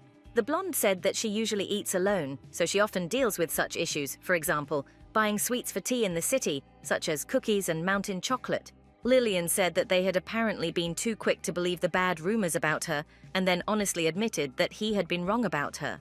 Stroking her hand, Garnet thought that, purely theoretically, the rumors about her character and actions had previously been absolutely true. While Iris was putting sugar in the cup, the blue-eyed man said that now he is known as a researcher of magic and his brother as a monster hunter. North's eyes widened, almost to the point of popping out of her head, as the sugar cubes simply piled up in the dark-haired man's cup into a tall mound. When Lillian said that they were ordinary commoners, the princess remembered that she had read this information in the Character Bio tab. Back then, a long time ago, they were left alone, as little children in this dangerous and cruel world. But they clearly weren't going to give up. The brothers spent a lot of time working on themselves, developing their talents in different areas, and gradually managed to rise from the very bottom together. Lillian explained with a gentle smile that it was precisely because of his difficult life history that he could not stand lazy and incompetent people. He added that this is why he accepted the gentleman's offer of adoption, and that he actually had this harsh plan to expel the girl from the estate from the beginning. Garnet stared at him in surprise and fury, as if suddenly remembering all the hurtful and even evil things he had said to her. Putting the cup on the saucer, Iris noticed her reaction and hastened to assure her that he and his older brother were not going to do this now. He added that he never thought that a little thing like her could be so strong, and then thanked the girl for the sweets and tea. Even though Garnet didn't fully believe it, she still managed to dispel the bad impression that her brothers had already formed about her. In the original plot of the simulator, Lillian and Iris also decided to immediately become friends with the main character because of her unusual abilities. The demon brothers treated the girl as friendly as they were now to North, and this still made her think about what was happening. Exhaling and feeling the heat on her cheeks, she thought that even though she was not the main character, they still decided to go to meet her. Evening was gradually falling on the estate as the new sister and her new older brothers continued to have tea together with warm conversation. The girl sat on the soft sofa opposite the guys, and then stretched out and asked if the two were going to go somewhere today. Lillian seemed to be thinking too seriously and mumbled, rubbing his chin with his fingers, as if trying to come up with some kind of excuse. He replied that he would like to go shopping because he was running out of materials for experiments, but he liked to go shopping himself instead of his servants. Iris caught his brother's eye and quickly said that he also needed to go on important business, but it was a secret, and he couldn't tell them more. The blonde nodded and advised them to do these things while it was still not completely dark, and thought that everything would be fine with them in any case. It seemed that after such a unity with these interesting and strong heroes, even the sky seemed to shine brighter for the heir to the throne. In the end, the two brothers set off on a recently planned mission when night had already fallen on the capital of the mountain region. There were guards standing near one of the many houses standing in the middle of a quiet street, and surprisingly, there was light in the windows. In this building, Boyu, annoyed by the events that were happening, gathered those people who were ready to organize some kind of provocations for money. He angrily kicked the table and knocked it over, cursing and asking how she could possibly be the next heavenly king of the north. The fair-haired man shouted that he was much better than this fallen, dissolute woman and declared that he would still prove his superiority to everyone. His vile plan was to publicly disgrace the girl and have her status revoked so that the king in the north would have no choice but to exile her. The people gathered with him listened with some surprise as Bob shouted that he would then arrange a real torture for Garnet. In his defense, the man said that he had lost only to weaken everyone's vigilance, but if he disciplined the girl, she would instantly become obedient.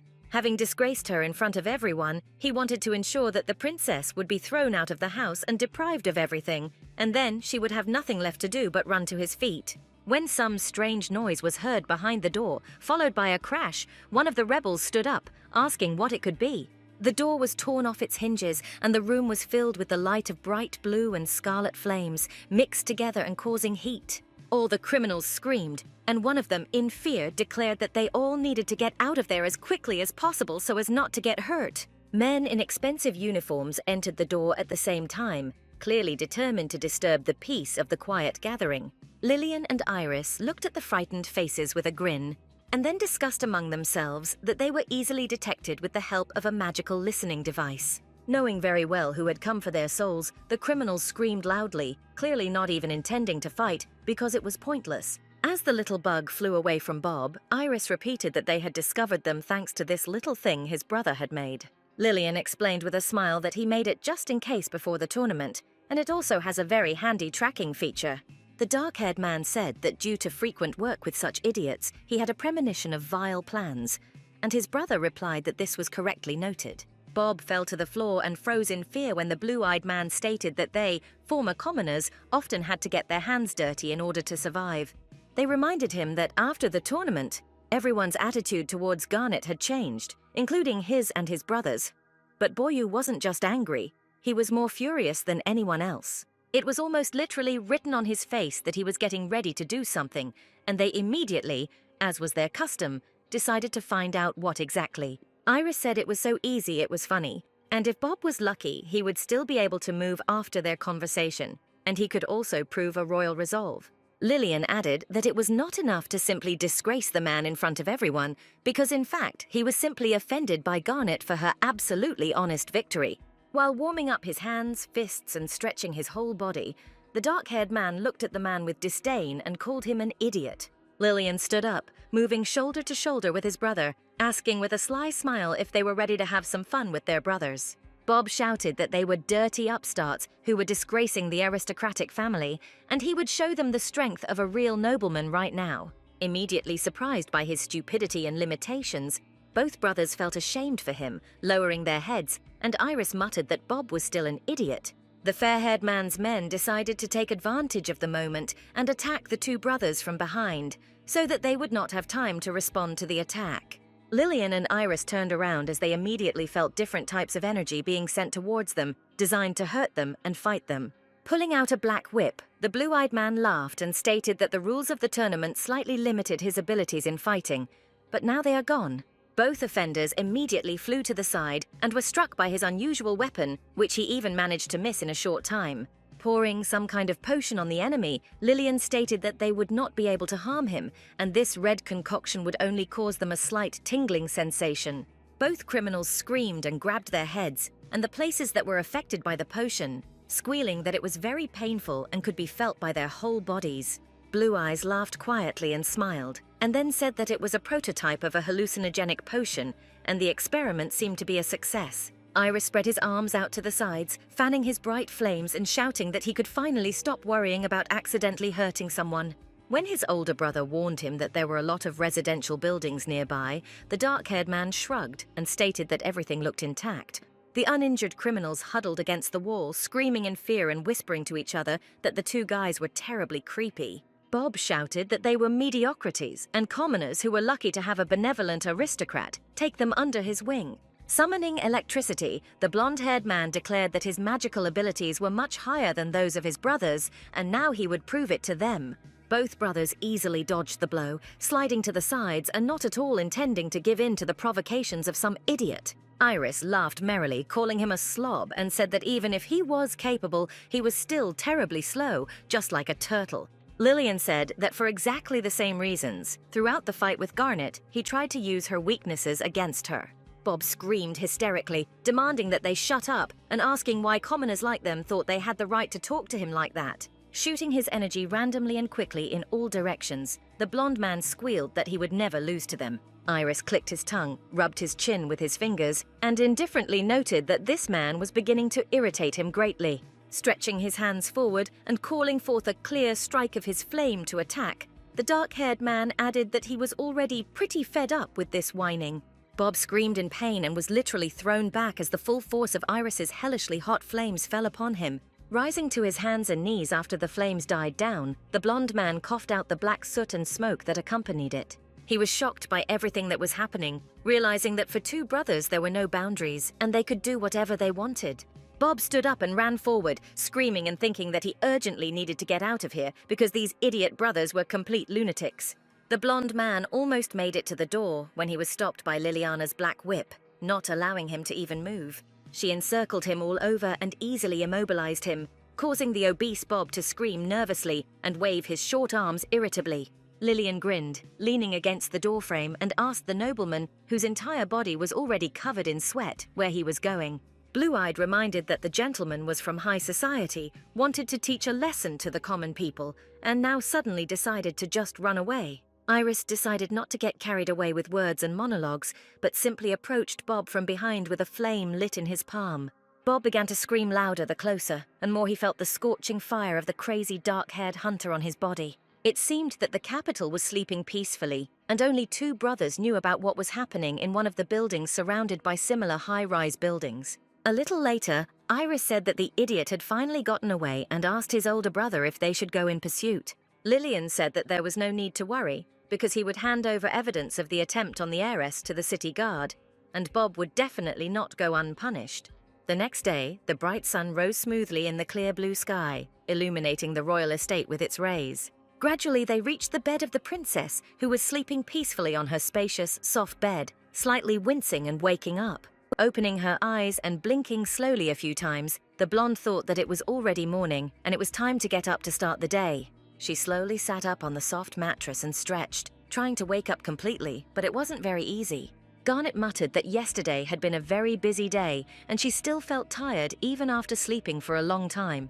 The girl thought she heard breathing and felt some movement next to her, and so she abruptly pulled the blanket off the bed. Beneath him, lying right on her pillow, was Iris, peacefully sleeping, quietly snoring and not seeing anything shameful in her position. The blonde looked at the hunter in amazement and kept waiting for him to wake up. But he, contrary to her thoughts and expectations, simply turned over on his side. Unable to contain her intense embarrassment, Garnet blushed brightly, asking either herself or him what the hell was going on here. Hearing her loud scream, the dark-haired man growled discontentedly in his sleep and then got up, sitting on the bed and stretching, yawning. Rubbing his sleep-closing eyes with his fingers and yawning again and again, the young man asked in a hoarse tone why she decided to make so much noise so early in the morning. Red as a ripe tomato, Garnet covered herself with a blanket, ordered him to stay put, and then angrily asked what he was doing there. When the dark-haired man grumbled discontentedly that it was only 7 in the morning, the heiress screamed, asking again what the guy was doing in her bed. Iris didn't seem to see any problem with what was happening at all, and rubbed his eyes again, also remembering why he had suddenly decided to go sleep here. He explained that he had been too sleepy yesterday and therefore apparently had confused the dark corridors and rooms and had come here by mistake. Due to fatigue, the young man simply lay down on the bed and fell asleep almost immediately as soon as his head touched the pillow, and nothing bothered him except sleep. Turning over onto his stomach and yawning, Iris hugged the white pillow tightly and muttered discontentedly that he wanted to sleep at least a little more. Tossing and turning again on the heiress's comfortable bed, the dark-haired man eventually turned so that he was hugging her, burying his nose in the top of her light head. Lillian suddenly entered the princess's bedroom, declaring that he had thought that his brother, who had not been in his own room that evening, would definitely be there. Stroking his cheek, the blue-eyed man declared that to burst into a woman's bedroom in the middle of the night and without permission, one must be fearless. The blonde stood up and looked at her newly minted older brother with displeasure, thinking that he had just barged in on her without permission. Garnet blushed with shame when she saw the thin straps of her nightgown falling from her shoulders, and she could not imagine what kind of appearance she might appear in. The girl quickly straightened her dress, trying to look more or less decent, because unfortunately, she was not alone in the room. Looking at his younger brother, still sleeping peacefully on the bed of the heir to the throne, Lillian asked Garnet to forgive him for this. He explained that despite her behavior, Iris had simply been used to sleeping all her life hugging a pillow or her own brother. Approaching the dark-haired man, Lillian suggested that perhaps this was due to the fact that he once sold his favorite pillow. Adding that his little brother had never behaved so brazenly before, the blue-eyed man suddenly pulled him off the stranger's bed with force, making him wheeze. Iris somehow got up while Lillian explained that her brother simply loved spending time with her too much, which is why he got lost here sleepily. The blonde, still sleepy and slightly angry, thought that these two were invading her personal space too easily. Taking out some folded paper from his pocket, the blue-eyed man stated that he had originally come to show her something. Garnet listened with interest to learn that Lillian had found something very interesting on the maid's table this morning and thought she might want to take a look at it. Standing behind the heiress, the blue-eyed man straightened out a newspaper sheet, which was entirely dedicated to Mrs. North and the virtues she had accomplished. The blonde blushed brightly, pulling away as Lillian affectionately called her a queen and stated that she was becoming more and more popular. Iris seemed to want to warn his older brother about something and even woke up abruptly, but he couldn't do it out loud so as not to give himself away. Garnet's gaze wandered over the newspaper's text while Lillian stood next to her, watching for any possible reaction. The girl read that Mr. Bob had been arrested this morning and would soon appear in court, and she stared at the text in surprise. Looking at the sly smiles of the two brothers, it was not at all difficult to assume that yesterday evening they both did something very significant. At the same time, the same interesting events that influenced history as a whole were taking place in the deserted Western Kingdom.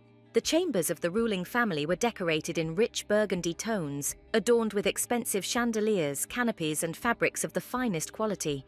The girl sitting at her desk raised her hand and crumpled a sheet of paper in it, which closed under her fingers with a loud crunch. The heavenly queen of the West, Datura, a young girl with ears and purple hair, wondered out loud what all this meant. She blushed with anger when she read that this little brat would become the next heavenly ruler of the North and declared that this was unheard of impudence. The girl stuck her fork into the chocolate caramel cake, muttering that she herself was the daughter of the previous heavenly king of the West and ascended to the throne in the same manner.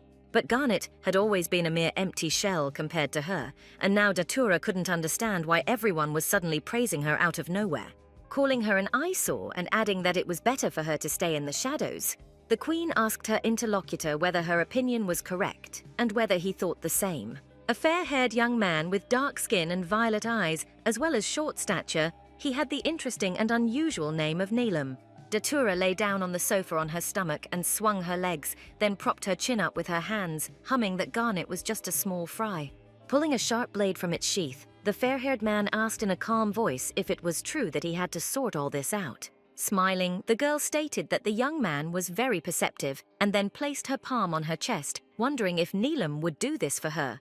When the lady said that she knew of his outstanding abilities, the young man obediently nodded and took hold of the door handle, ready to set off. Stroking her chin, Datura was left alone and muttered with a smile that this guy was just insanely hard-working, and therefore he should reign in Garnet. In the territory of the Northern Kingdom, the day was already drawing to an end, once again delighting the inhabitants with the beautiful spectacle of a pleasant pink sunset. Working alongside the king, Lillian brought him another needed box, and the man looked up, thanking his new son for his help. The ruler chuckled slightly when the blue-eyed man objected that he did not need gratitude, since it was the least he could do. Watching this from behind the slightly open door of the room, Garnet frowned a little and thought that the guy had gotten used to life in the mansion very quickly. Lillian seemed like an ideal son and an ideal person in principle, because he managed to develop in all areas of his life and help others. All the servants, ministers, and deputies were simply crazy about how hard-working and honest this young man seemed to them. North thought a little jealously that Lillian had become the local favorite too quickly, when it seemed that this role should have belonged to her. Later, walking back to her chambers, the girl ran into Iris in a spacious corridor, although she had not even thought about the possibility of this meeting. The blonde, her already wide eyes slightly widened, stopped and asked with undisguised interest where he was heading at such an hour. The dark-haired man pulled back the hem of his blue jacket a little, showing off a scabbard on his belt and a clearly very dangerous blade hidden in it, saying that he was going on a night patrol. He added that the monster orders wouldn't make themselves, and even though he lost the tournament, he still had work to do. Looking at him with excitement and imagining where the young man might go at night, Garnet exhaled loudly and asked Iris to be careful, blushing just a little from her concern and trying to pretend that his heart wasn't beating faster in his chest. The hunter nodded and announced that he was leaving. Later, the girl finally reached her bedroom, which, with the onset of evenings, seemed only more comfortable and pleasant for spending time. Throwing her arms up in joy, surrounded by delicious treats, the blonde thought that she would finally be able to enjoy the joys of ordinary life. She plopped down on the bed, thinking that Lillian and Iris were no longer a threat to her, and everything, including her reputation, was slowly getting better. Her gaze was drawn to the darkness, not hidden by the panoramic window which had descended upon the capital on the eve of the onset of night. The girl immediately clearly thought that she heard some kind of creaking and noise coming from the yard or the closed terrace. Garnet stood up and took a few steps, looking out the window and not really understanding what all the noise was about if the yard was empty. The blonde opened the doors leading to the spacious balcony and calmly walked out onto it, leaning on the railing and looking at the street scene. The garden seemed the same as always, ordinary and quiet, hardly remarkable in any way, but Garnet seemed to sense that someone had been here recently. She thought that it could well have been a figment of her imagination, given all the nerves and worries, but the source of the noise had already made its way into her bedroom. Neelam, dressed in a long black cloak that easily managed to hide his master's appearance from prying eyes, held a dagger to the heiress's throat. The blonde froze in place when she felt the cold steel, almost saying goodbye to life at the thought of what awaited her next.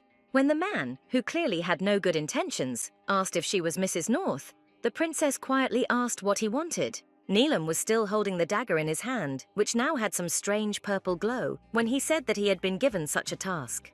The girl turned around a little because she simply could not understand who needed to eliminate her, and not with their own hands, but with the help of a specially hired person. The fair-haired man stated that he personally did not feel any hatred towards the heir to the throne of the Northern Territory, but orders were orders. Garnet was still standing in his relatively tight grip, thinking that she needed to do something urgently, otherwise this would go too far. Remembering that her physical development was perhaps the strongest in the entire game, North deftly knocked the knife out of his palm. Giving herself a chance to escape, the girl quickly rushed forward and screamed loudly, hoping that someone would hear her. Continuing to run away from the stranger, the blonde, without turning around, screamed, asking who sent the killer for her, but he said that he could not answer. Lowering his gaze and concentrating, the blonde man summoned small shackles of some kind of energy, with the help of which he wanted to deal with the girl. The young man raised his head and sent his magic towards the heir to the throne, when he said that the winner of the tournament could not be defeated fairly. Garnet suddenly remembered those battles at the magic tournament with her brothers, during which she ran across the stone platform and quickly ran to the side. The black cloak fell from the face of the young man sent to kill her, and his face did not at all resemble the face of a shameless murderer. The blonde froze and opened her eyes wide because when she thought a little about what was happening and suddenly realized that she knew this guy. This blonde guy was definitely one of the most popular love interest choices in the original game. She clearly remembered his deep, dark violet eyes and hair that looked more like sparkling white snow than ordinary curls. Garnet pressed her hand to her chin, thinking about how she hadn't recognized him right away, even though it wasn't meant to be, since she hadn't even heard his voice in the game. The young man bore the name Nelum, and in the original story, he was indeed a hired killer, a cold-blooded and silent character, but he constantly revealed himself. In the Western Kingdom, little Nelum was sold at the market as a slave to the Sky Queen Datur before she entered the Magic Academy. The blonde mentally cursed and clenched her fist, suddenly remembering that in the simulator, she was not the only rival of the main character. Datura West, arrogant, proud, and always a troublemaker, was the only one who surpassed Garnet in all measures of villainy and cruelty. The girl suddenly wondered why Nelum was here at all, because there was still a lot of time before entering the academy according to the events of the game. Immediately returning to the events of the day, the princess panicked and thought that all this was unimportant, wondering what she should do. The mercenary swung his wind energy at her again, and the girl recoiled to avoid being hit by the attack and to avoid being harmed. Jumping to the side as fast and as high as she could, the blonde feverishly tried to come up with a solution because she urgently had to do something. Nelum suddenly waved his strong arms, taking out 6 sharp blades from his sleeves, which he skillfully held between his fingers, preparing for another lunge. Standing to the side as he rushed forward across the dark carpet, threatening her with sharp blades and showing no signs of stopping after his mistress's command. The blonde quickly thought about it and finally realized that she could use her physical strength again, just like in the magic tournament. Nelum had already thrown his knives forward with force, trying to deal with the target that the Sky Queen had set for him as quickly as possible. Garnet grabbed the dark carpet the young man was running on with her palms and exhaled loudly to carry out her plan. She screamed that she would not allow anything to happen to her and abruptly pulled the carpet out from under his feet, calling on all her physical strength to help. Nelum wheezed quietly in surprise and fell backwards, along with his numerous blades, which flew in all directions. The heiress to the throne looked with a smile at the confused expression on the face of the young man, who clearly did not expect such an attack, and rushed forward. Now the princess's entire room seemed to be in disarray, clearly demonstrating that an incomprehensible and unplanned battle was taking place here. Taking advantage of the blonde man's position, Garnet hit him in the stomach with all her might with a clenched fist in order to disarm him completely. Nelum hit his head on the floor when he fell and groaned loudly in pain because he hadn't had time to cover himself and not let the girl beat him. When the mercenary lost consciousness, the blonde began to breathe noisily, catching her breath and lowered her head, gradually coming to her senses. Looking at his peaceful face, the girl immediately caught herself thinking that she clearly could have done better and had gone way overboard. Clenching her hands into fists, she panicked, thinking that she could have seriously harmed this young man who had not even had time to touch her, not understanding what to do now. The next day, the sun was already shining brightly over the royal estate, where very interesting and unusual events had taken place just the day before. Nelum blinked slowly and realized that not only was he alive, but he was also lying on some very soft place that was more comfortable than his own bed. He slowly touched his forehead in surprise, felt it with his fingers, and realized that there was a white bandage under his light hair. The mercenary sat up on the bed and turned around in surprise, realizing that he seemed to still be in the room of the girl he had hunted that evening. Garnet was sleeping peacefully on the sofa, her head supported by a white bandage, while a first aid kit stood next to her, and this could not help but surprise the young man. The guy realized that after that crushing blow to the seemingly fragile girl, he passed out so much that he slept until the morning. Neelam stood up and thought with surprise that he didn't understand anything at all, because it was unclear how the princess could sleep peacefully in the same room with a murderer. He mentally emphasized that the blonde, among other things, also healed his wounds, which he received when he tried to attack her. Hearing the rustling of his steps, Garnet woke up and rose from the sofa, sleepily noticing the already awake young man in front of her. She sat down and said that, thank God he was okay, but she thought about how she had almost killed him with a precise blow, and that it had been very dangerous. Neelam asked why she had not gotten rid of him, and then asked if the heiress had any particular purpose in keeping him alive.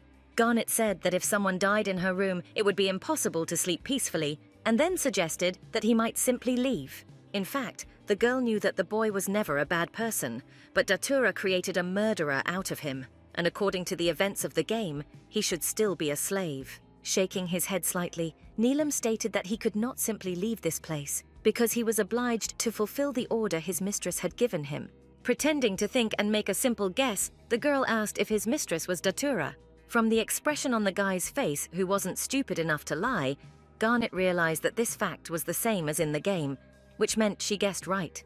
Rubbing her face with her hands, the princess did not understand why they would send an assassin to her, if in the original the mistress of Neelam's target was only the main character. They only met in person once at the Four Heavenly Kings meeting, as they were both direct heirs to the throne of different territories. Garnet understood that she was busy with meaningless flirting with everyone, which is why she did not communicate with Datura, and this was not surprising. After entering the academy, Datura set her sights on the protagonist, and Neelam's story arc began when he was ordered to commit murder. Light magic was very rare, and its manifestation in a lower demon caused her peers to bully the girl, and this went too far. However, Neelam was then very touched by the kind heart of the main character, and therefore, according to the original plot, he betrayed his mistress. Thanks to the guardian of the main character, the Heavenly King of the East, the young man was saved from the evil fate of his mistress and remained with the main character. Their love was pure and innocent. After defeating the final boss together, the young people got married and Neelam became the next ruler. The blonde thought that now the young man suddenly appeared in the game earlier than he should have, and besides, he attacked not the main character, but her. Garnet was determined that she was not going to give in to fate and die at the hands of the final boss, and so she decided to do everything she could to change the course of history. The girl understood perfectly well that for this it was necessary, among other things, to save Neelam from the terrible fate that awaited him in the future. North confidently stated that in that case she had a proposition for him and opened the chest of drawers, taking out a sealed, thick envelope. The fair-haired man froze, watching the actions of the lady with surprise and listening to the interesting words that she pronounced with skillful intonation. Showing him a thick wad of paper money tied with a tight rubber band, Garnet asked why he didn't take it instead of her money. Thinking that this girl was the future queen of the North, Neelam wondered if she really wanted to just pay off. The young man's dark purple eyes sparkled as he asked the heir to the throne if she wanted him to get down to business and kill his employer. Garnet explained that this was his salary, with which he could buy whatever he wanted, since she wanted to hire him as her butler. The surprised blonde opened his dark purple eyes and dropped his lower jaw, hearing something like this and asking everything in an echo. The boy was just a slave bought by his mistress, and he hardly had the right to betray her even for the large sums of money that were offered to him. When the girl continued to persuade him with various interesting details of the job, Neelam said that he could not just leave his mistress. The blonde remembered about a possible slave contract. In the game, in order to save Neelam, the main character simply stole him, but now she had to come up with something. In the original, to prevent slaves from running away, they were given magic that forced them to follow their master's orders to avoid pain. Garnet stated that in that case, they would have to do things a little differently, and she would buy his slave contract from the Heavenly King of the West. The guy froze, still unable to believe that someone could show such care for him without receiving any benefit, asking why she needed it. The princess replied that she did not want to die, and also wished to hire him as her servant, realizing that Neelam would be a very useful ally. The young man realized that, despite all the risks, he really wanted to free himself from his slave status and no longer have to do all the dirty work on orders. The fair-haired man exhaled and declared that if the heiress managed to sort out his contract, he would immediately swear allegiance to her. Clenching her fists in victory, Garnet thought with pleasure that this was simply a great move, since in the game, Neelam's contract was in the hands of Datura's father. Hearing her phone ring, the girl walked away and picked it up, taking the receiver and asking her father what happened that he decided to call her. Discussing what had happened with his heiress, the Heavenly King could not sit still in his office and therefore preferred a normal conversation to talking on the phone. A little later, the king ran into his daughter's bedroom, asking what had happened, if she was okay, and what was going on. Garnet sat on the bed while Nellum ate next to her and told her father that everything was perfectly fine and she had already said so. The man growled that he could not be calm because an attempt had been made on his heir, his only daughter, that morning. The girl asked her father to calm down, explaining that the young man did not want to kill her and that the force of the slave contract was simply to blame. The blonde thought that after the end of the magic tournament, her father began to treat her warmer, assuming that he would listen to her request. Taking his hand in her palms, Garnet explained everything to her father, saying that she wanted to help the boy, but could not so easily come to an agreement with another ruler. The man muttered that his daughter, the future Sky Queen of the North, was very brave to decide to shelter a murderer just like that. A little later, the consequences of this request from Garnet and all the other actions took place in the mansion of the royal ruler of the West. Datura clutched the hem of her black dress with her fingers, her long nails covered in a glossy, bright red varnish as if to indicate danger. Having burst into her father's office without permission, asking or knocking, the girl screamed angrily and impatiently, asking what all this meant. The heiress's purple hair was completely disheveled as she tried to figure out why he had done this, why he had sold Nellum to this girl. The Sky King closed his eyes and rested his chin on his hands, exhaling loudly as his daughter said that this was simply a disaster. She knew that if her slave fell into Garnet's hands, she would probably be in big trouble, and she would have no trump cards left in this fight. The man ordered her to shut up, claiming that his daughter was a complete idiot and asking what she was even trying to achieve by carrying out the attack. The father added that she must be making fun of him because she suddenly decided to send an assassin to get rid of the future Sky Queen of the North.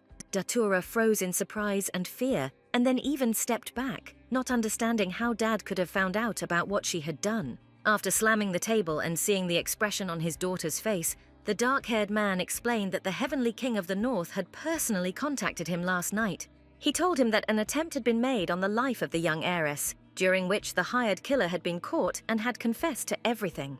The girl put her hands on the table and declared that Garnet was lying because she always behaved like that. All her words were lies and she only caused trouble. The father declared that this time the heiress had shown generosity towards them, thanks to which he was able to settle this misunderstanding, and the sale of one slave would save the country from war. Datura shook with hatred when he added that even though they were both daughters of rulers, they were still very different. The main action has once again moved to the northern territories, and more specifically to the spacious mansion of the royal family of rulers. Garnet sat on the sofa opposite her new ally, to whom she explained how her father had turned the possible danger of a clash into a reconciliation with minor losses. The fair-haired man listened to the heiress with surprise and interest, so attentively that he even opened his mouth, not really having time to watch himself. North stated that after all these negotiations, she received a quick letter with his slave contract and immediately unfolded this paper.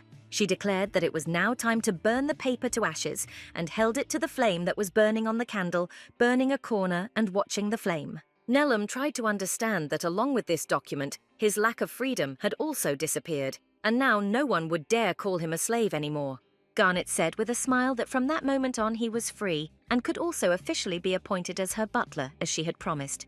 The young man muttered that the girl had burned his contract so easily, although now she could easily make him her own slave.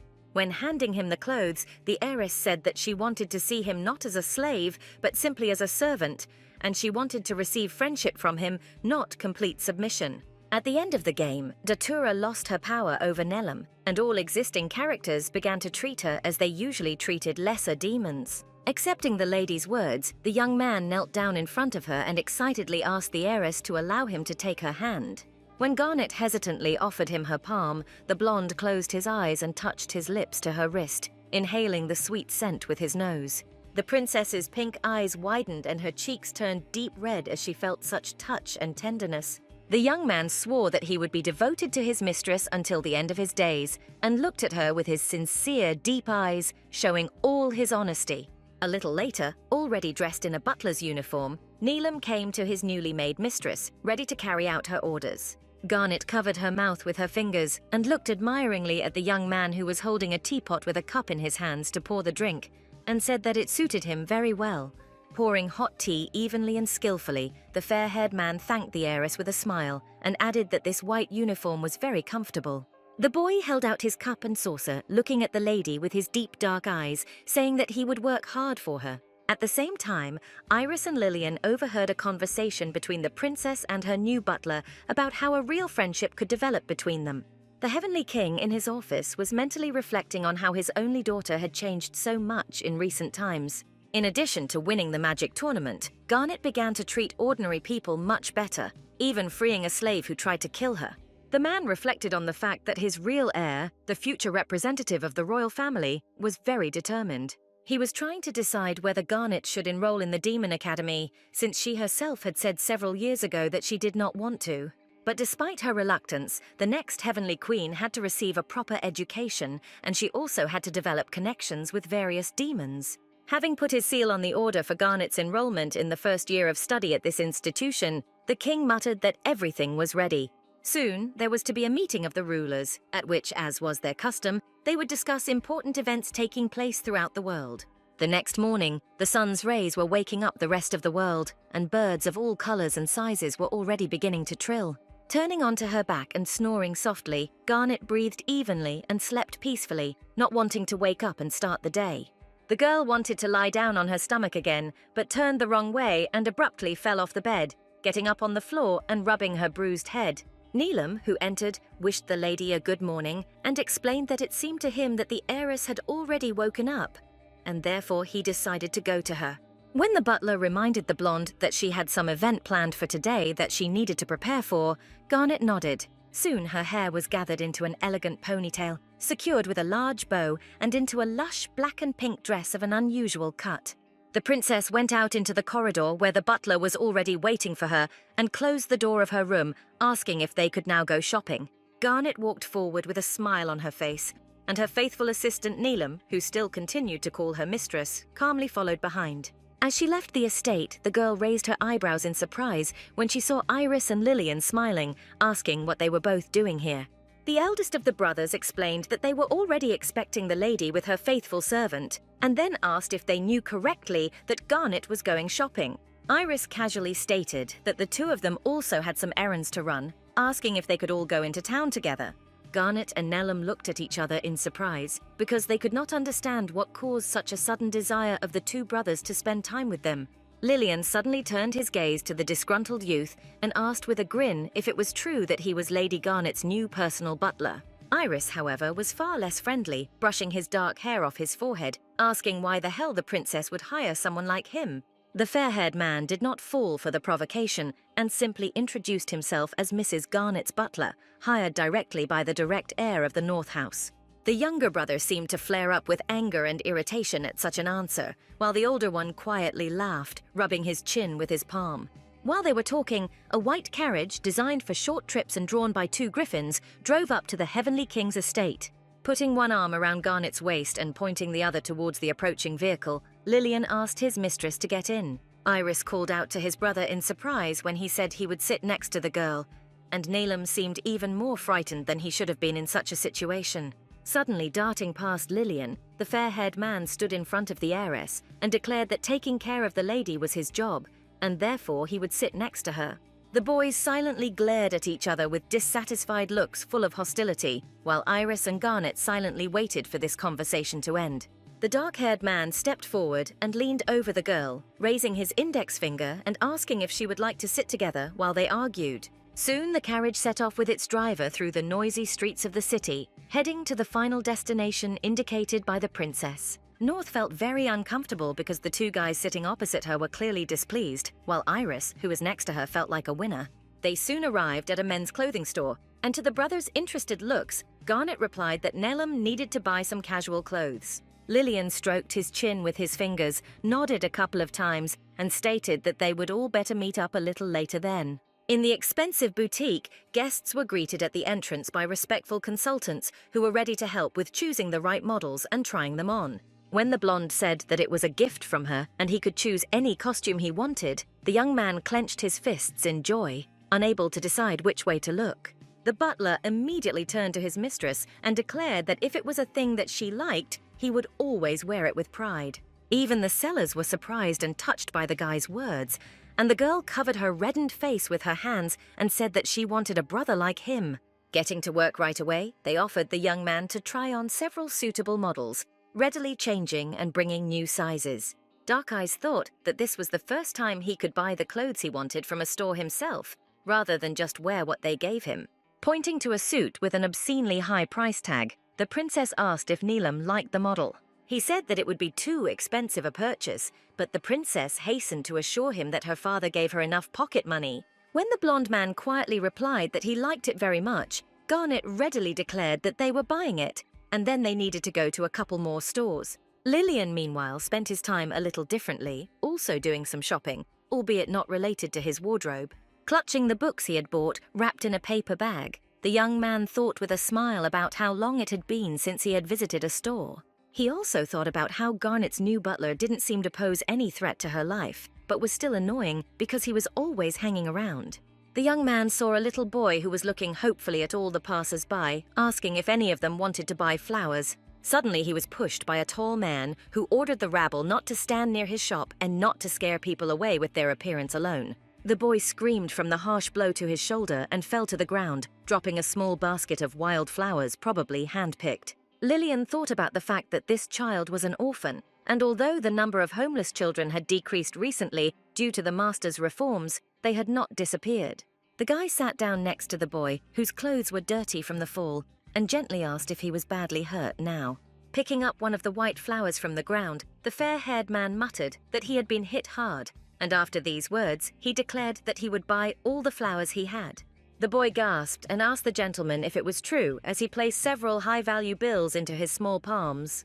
The blonde man assumed that the child decided to sell flowers here because he thought it could be very profitable. He blushed brightly, realizing that his simple plan had been exposed, and he felt embarrassed, even shamefaced, wondering if it had really been that obvious. Shifting from foot to foot, the boy explained that he had hoped that the customers at the jewelry store would take pity on him so that he could sell the flowers. Lillian expressed his respect for the boy's self-made achievements and then handed him a piece of paper, saying that if he wanted to work, he could apply at this address. He did just that because he often thought about 10 years ago and dreamed with all his heart that someone would help him and his brother. Then he and Iris, little children, tried to earn money in any way, even if it was not the most honest, by smearing themselves with fake blood. Lillian, disguised as an injured child, lay down on the cold ground in front of a popular and prestigious jewelry store. When the man asked him if he was okay, the boy thought that the rich man had taken the bait, and now he would be able to soften his heart and coax some money out of him. He knelt down in front of him on one knee and said that the idea was to use juice and painter's blood, but it turned out to be somehow not enough, and the child was surprised. The man noted with a grin that this was a very brave act, since few people would dare to pull such a trick in front of adults. Turning to the second boy, the aristocrat called him to them, saying that one could freeze in the street, and suggested that they were both orphans. The brothers froze in surprise because they did not expect such an attitude after their deception, and the man suddenly promised that he would take care of them.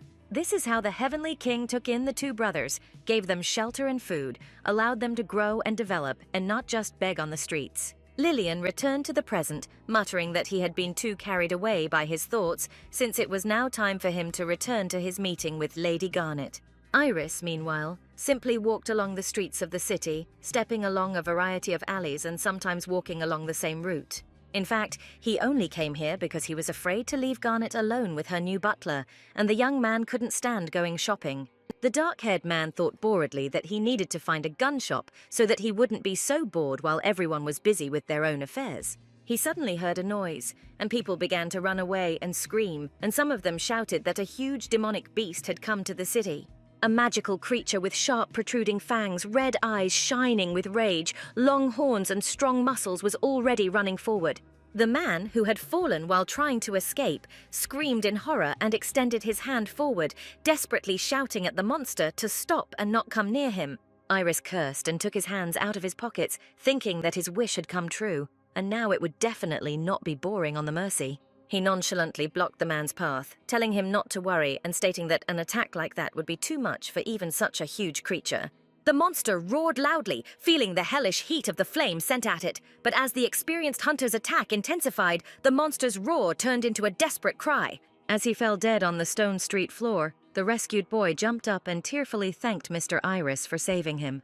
The dark-haired man stated that the next time such an attack occurred, he might not be around, so he needed to learn to stand up for himself. Passing by a long familiar and also long-forgotten alley, Iris involuntarily remembered how the current king taught him and his older brother.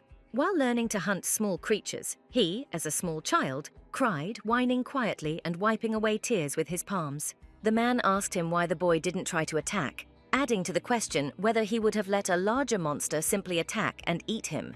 The ruler gave instructions that one must always be able to stand up for oneself, otherwise the beast will not retreat and will not even allow him to escape. Lillian rolled up his sleeves and asked his younger brother not to worry about it, because he would definitely come to his defense. But Iris saw the bruises on her brother's arms and thought that because of his weakness, Lillian often suffered much more than he should have.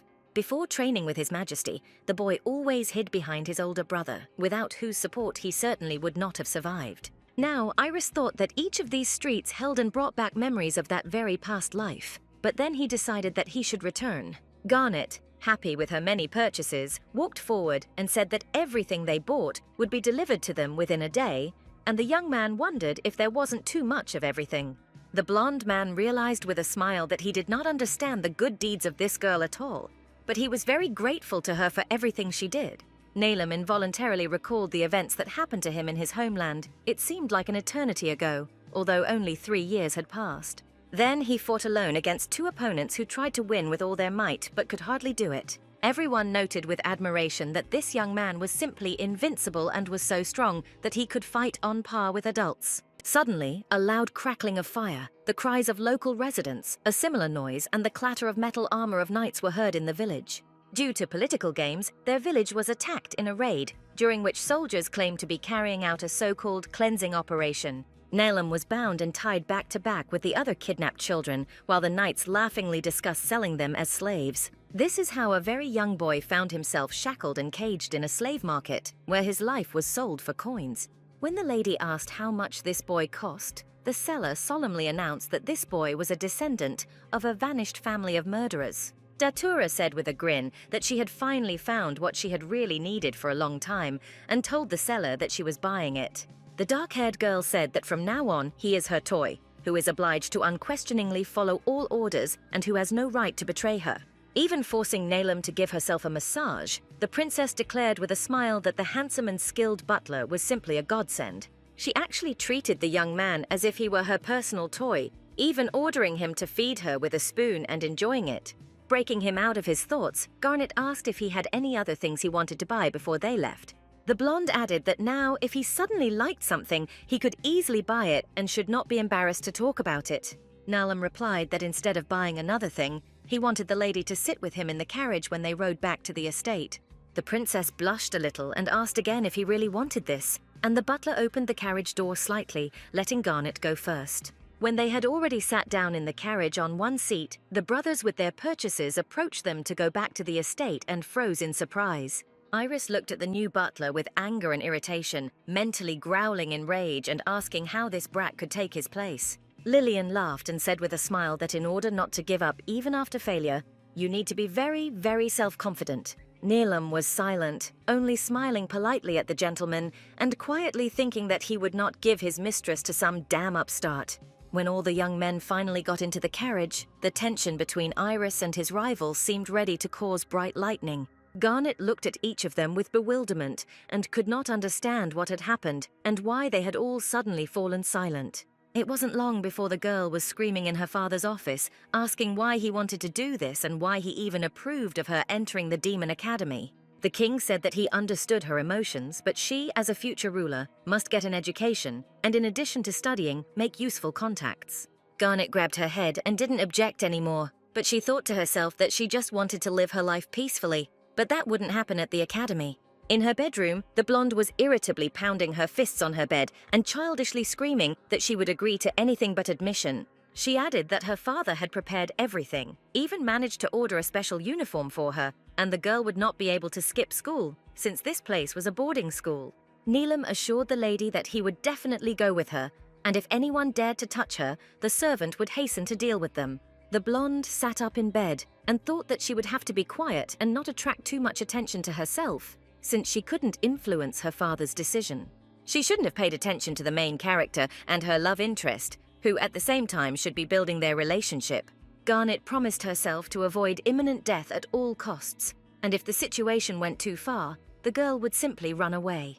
The princess couldn't hold back her tears, feeling like a real child, but she clearly assured herself that his safety was more important than his studies. North couldn't object to her father's decision, and after some time, she arrived at the Demon Academy along with her belongings and servants. The blonde was in an extremely nervous state as she prepared to cross the threshold of the place after meeting which death could await her.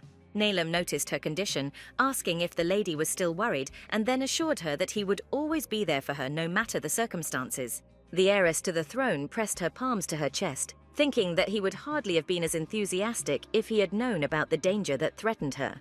She was interrupted from her thoughts by Datura, who suddenly approached and asked with a caustic and deceitful smile who had come here. The dark-haired woman asked if the highly respected future Queen of the North, Lady Garnet, had suddenly honored them with her visit. North calmly replied that it was her, and she wondered if she would be able to control herself, since this was the first time she had met a real villain. Unlike her, Datura West, daughter of the Sky King of the West, was the true embodiment of evil. Garnet clearly understood that she had to be much more careful, because it was this girl who had set her hired killer on her. The dark-haired girl said that no one could have thought that such a lazy girl would be able to enter the Demon Academy. Neelam froze and opened his eyes wide when the lady's interlocutor asked what kind of trick she had to pull in order to get and tame him. Unable to bear it any longer, Garnet screamed that, even though she had ignored her rude behavior in the form of sending a serial killer, she was not going to tolerate it any longer. She clenched her fists, not understanding why Datura needed to organize an assassination attempt at all when the girl had not had time to do anything bad. The dark-haired woman continued that Neelam originally belonged only to her and then asked how much money was needed to return her slave. Garnet shook her head, looking at the girl in confusion and wondering if she even realized what she was talking about. Neelam's life was saved by the treaty between the Heavenly Kings of the North and the West, and Datura certainly could not break it. The blonde stated that the young man was not a slave, but her personal butler, and she had absolutely no right to control his life. The yellow eyes of her companion seemed to light up with fire when the princess added that she had simply burned the slave contract. Garnet admitted that this was a very risky move, and that it would be far better for everyone around them to accept it and let Neelam go. Datura thought with serious irritation about how the empty-headed villainess from the novel could be so calm and reasonable.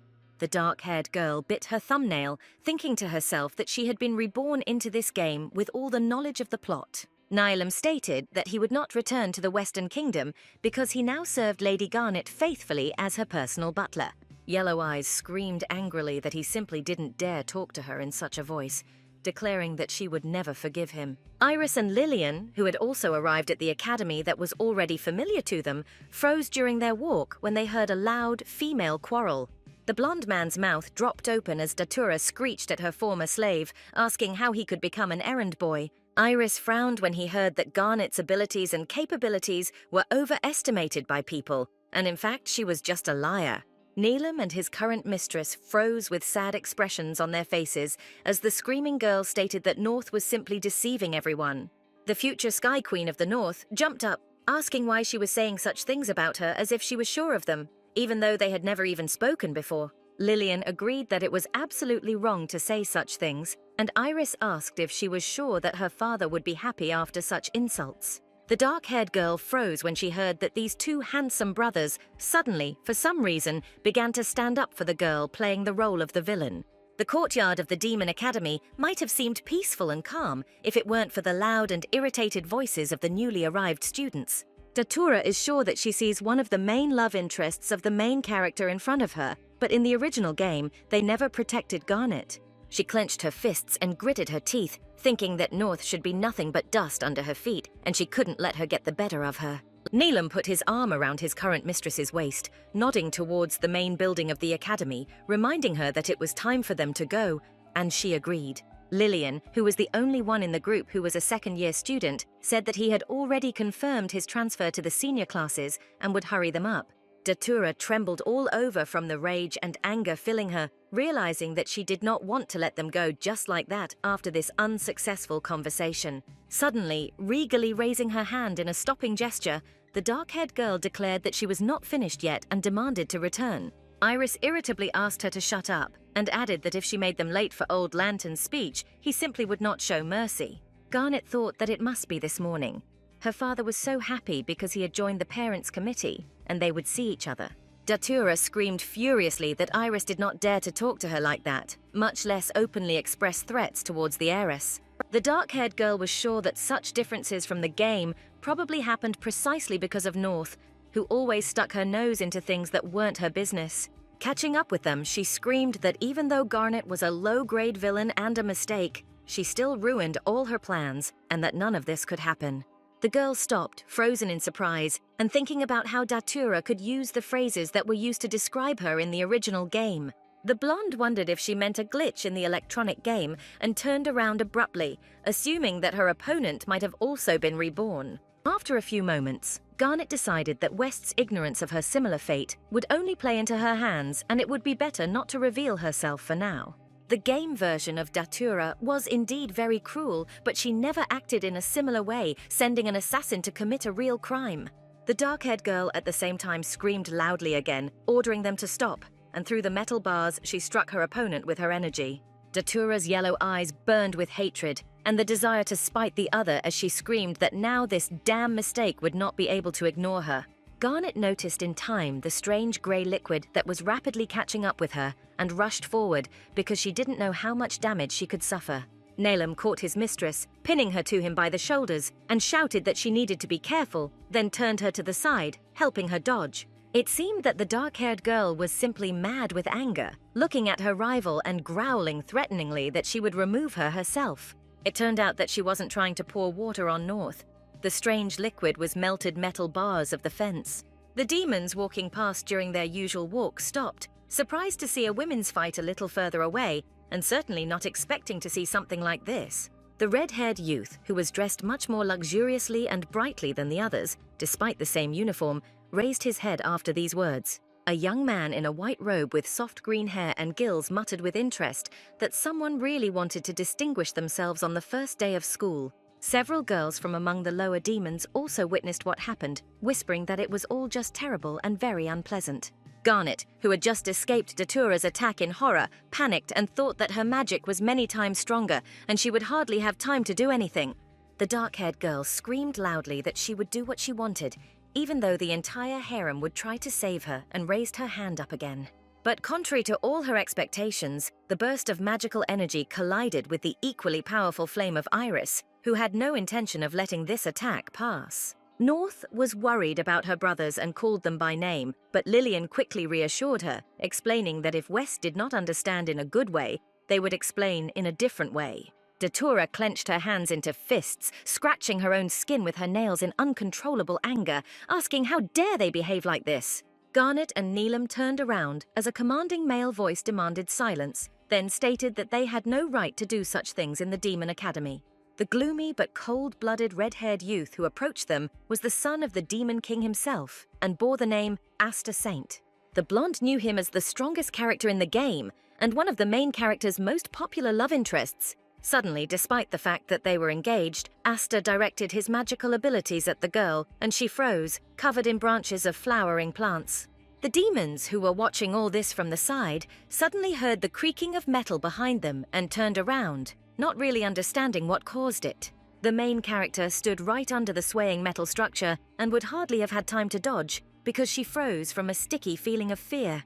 Garnet realized that she couldn't watch this and stay on the sidelines, and so she quickly rushed forward, calling on her physical strength to help. She hit the heavy structure with all her might, and it immediately crumbled, unable to withstand such a devastating blow. The young demons of all sorts who were watching this looked at this spectacle, put on by the fragile girl, in surprise. She looked at the blonde stranger with all the gratitude she had in her soul, and then asked the name of her savior. The strange guy in the white robe with gills was mentally very surprised that the talentless Queen of the North suddenly decided to save someone's life. Asta also looked at Garnet with some interest, since the rumors about her were quite contradictory, and muttered that she was a very interesting girl. The gathering students shouted at the same time, trying to understand what the hell was going on here and why the stranger suddenly decided to destroy the column. The blonde thought that she had already attracted too much attention to herself, although she had planned to live out her years at the academy quietly. The girl saved was the green-eyed protagonist named Rose, whose hair poetically shimmered with a soft pink color. When she asked the stranger's name again, Garnet was dumbfounded in surprise, because she didn't think that their meeting would happen so quickly and under such circumstances. Rose asked if something was wrong, and the princess decided that there was nothing she could do, introducing herself to her new acquaintance by her first and last name. Hearing this, Asta thoughtfully rubbed his chin with his hand and remembered how much the Prime Minister had praised this girl once in a conversation. The red-haired man approached the future Queen of the North, greeted her with a smile, and asked for forgiveness for the disrespectful behavior of his bride. Lying on a stretcher, Datura, still recovering from the fact that the green fetters of her groom had almost strangled her, heard that she would be punished. Unable to contain her excitement at speaking with the son of the Demon Lord himself, Garnet stuttered that she would be very grateful. Asta was one of the love interests in the original simulator, as well as the only son of the king who was destined to follow in his father's footsteps. The young man's main magic was plants, but his enormous power allowed him to easily defeat the final boss, and their acquaintance repeated the scene of his acquaintance with Rose. Touching the girl's chin with his fingers, the red-haired man said that she was not as simple as she wanted to seem, and he was interested in what she would do next. Astra's men carried Datura towards the medical wing, and he turned around, throwing out as a parting word that they would meet again anyway. A young man with light green hair watched from the side during all this unusual acquaintance and awkward conversations. After a while, the bell in the tower of the Demon Academy was already notifying everyone who was supposed to gather that they had better hurry. The Heavenly King of the North was already sitting, surrounded by his colleagues who were part of the Parents' Committee and preparing his speech. Garnet took her place between Iris, next to whom she felt most at ease, and Neelam, who did not want to leave his mistress. Looking around, the girl was surprised to see how many representatives of different countries were there. And then she noticed her dad. The man suddenly blushed from his daughter's happy look, thinking that such a bright reaction in front of strangers could have a bad effect on his reputation. The blonde said that her dad always seemed very serious to her, but today he was somehow overly nervous, and Iris mentally asked the old man to calm down. The mermaid, dressed in a white suit, thought with a smile that Garnet North seemed to have suddenly become a different person, and that he clearly wouldn't be bored at the academy. This educational institution was a boarding school, meaning it completely replaced the students' place of residence while they were getting acquainted with the program. There was a dormitory at the school where, according to the original plot of the game, the heiress lived with the main character, Rose, and the others. Each student was given his own separate room, as were their servants, who accompanied their masters everywhere and helped them in everything. Soon, Garnet was already approaching the door of her own room, resigning herself to the thought that she would now be spending a very long time here. The girl thought that she was very hungry, mentally planning to look for the canteen, which was also located in this building.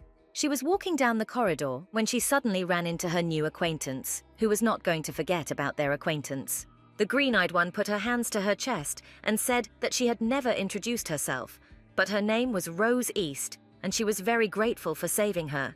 The blonde thought that they shouldn't get too close to each other so as not to seriously disrupt the structure of the plot. Even though she didn't want to put herself in danger by being near the main character, she still couldn't calmly refuse her cute face. When Rose suddenly declared that she really wanted to be her friend, Garnet could only freeze in surprise, silently wondering where all this could lead her.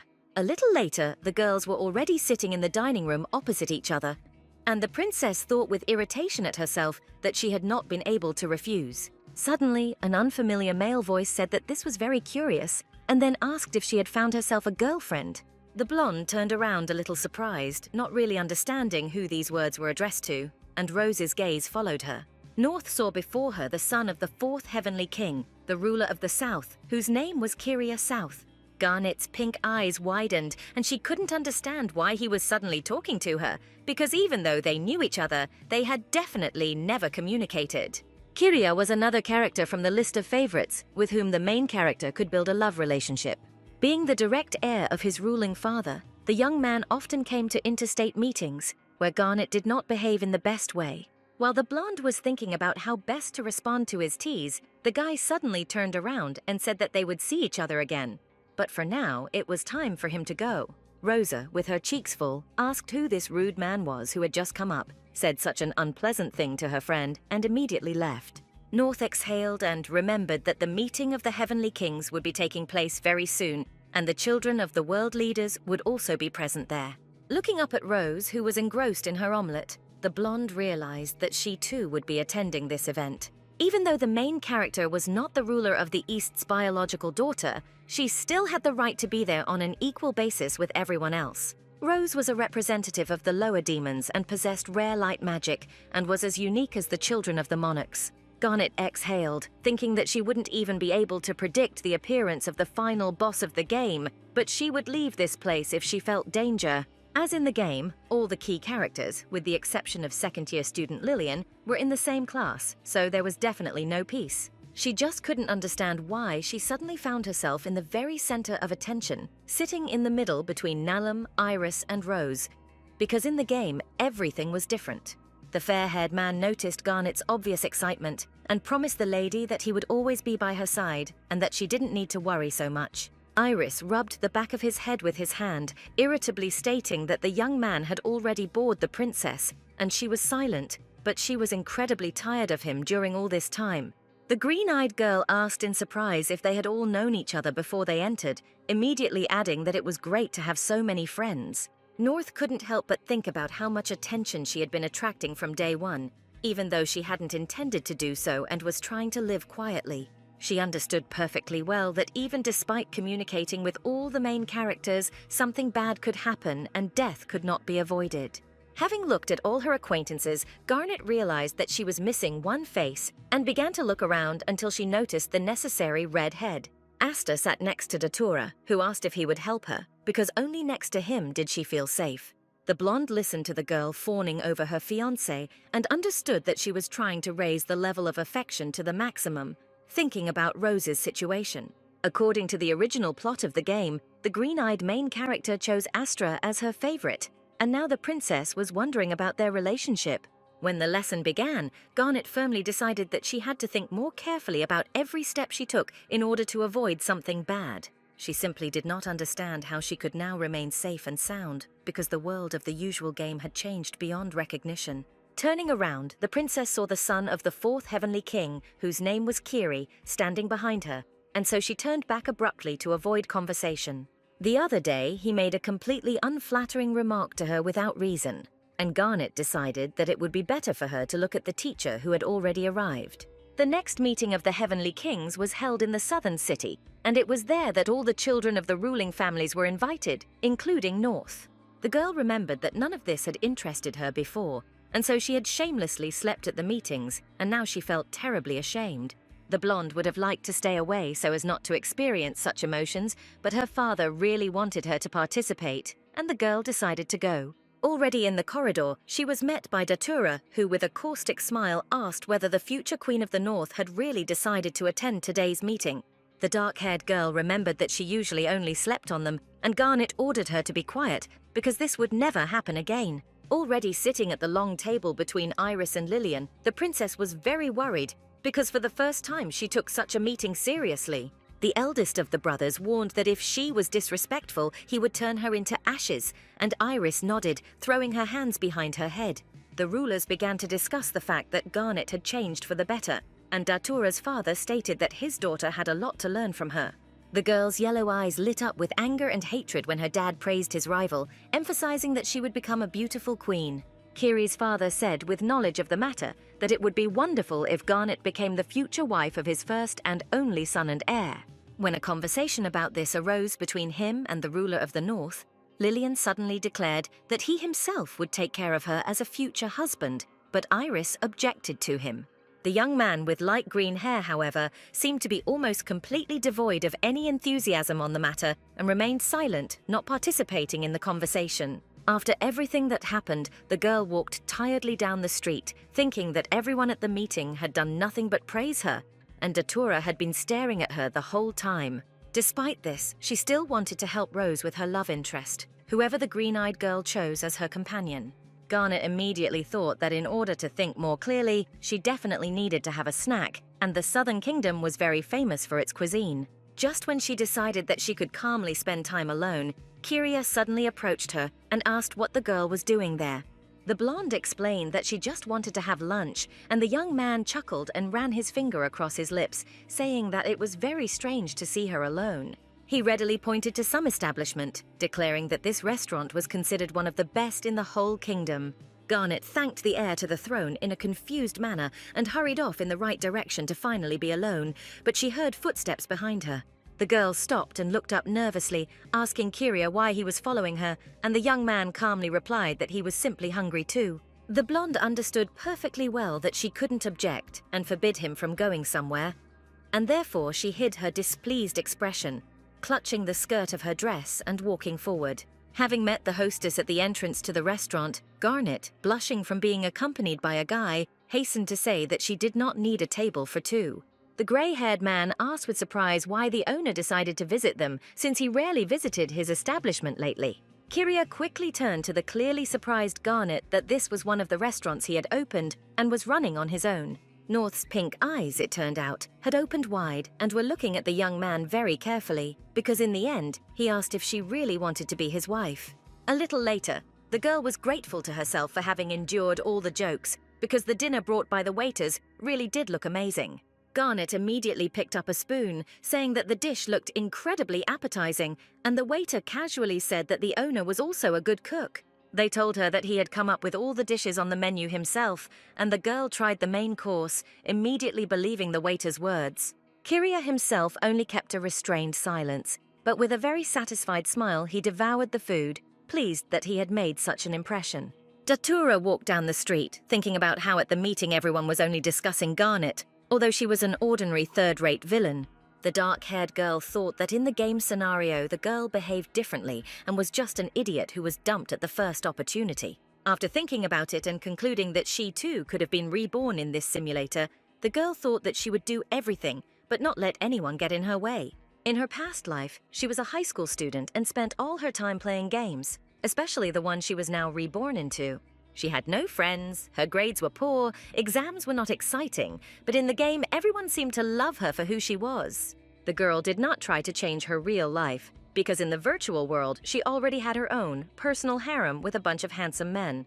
Death was as stupid as life when she thought she needed to go to the toilet, but fell and hit her head in the worst possible place.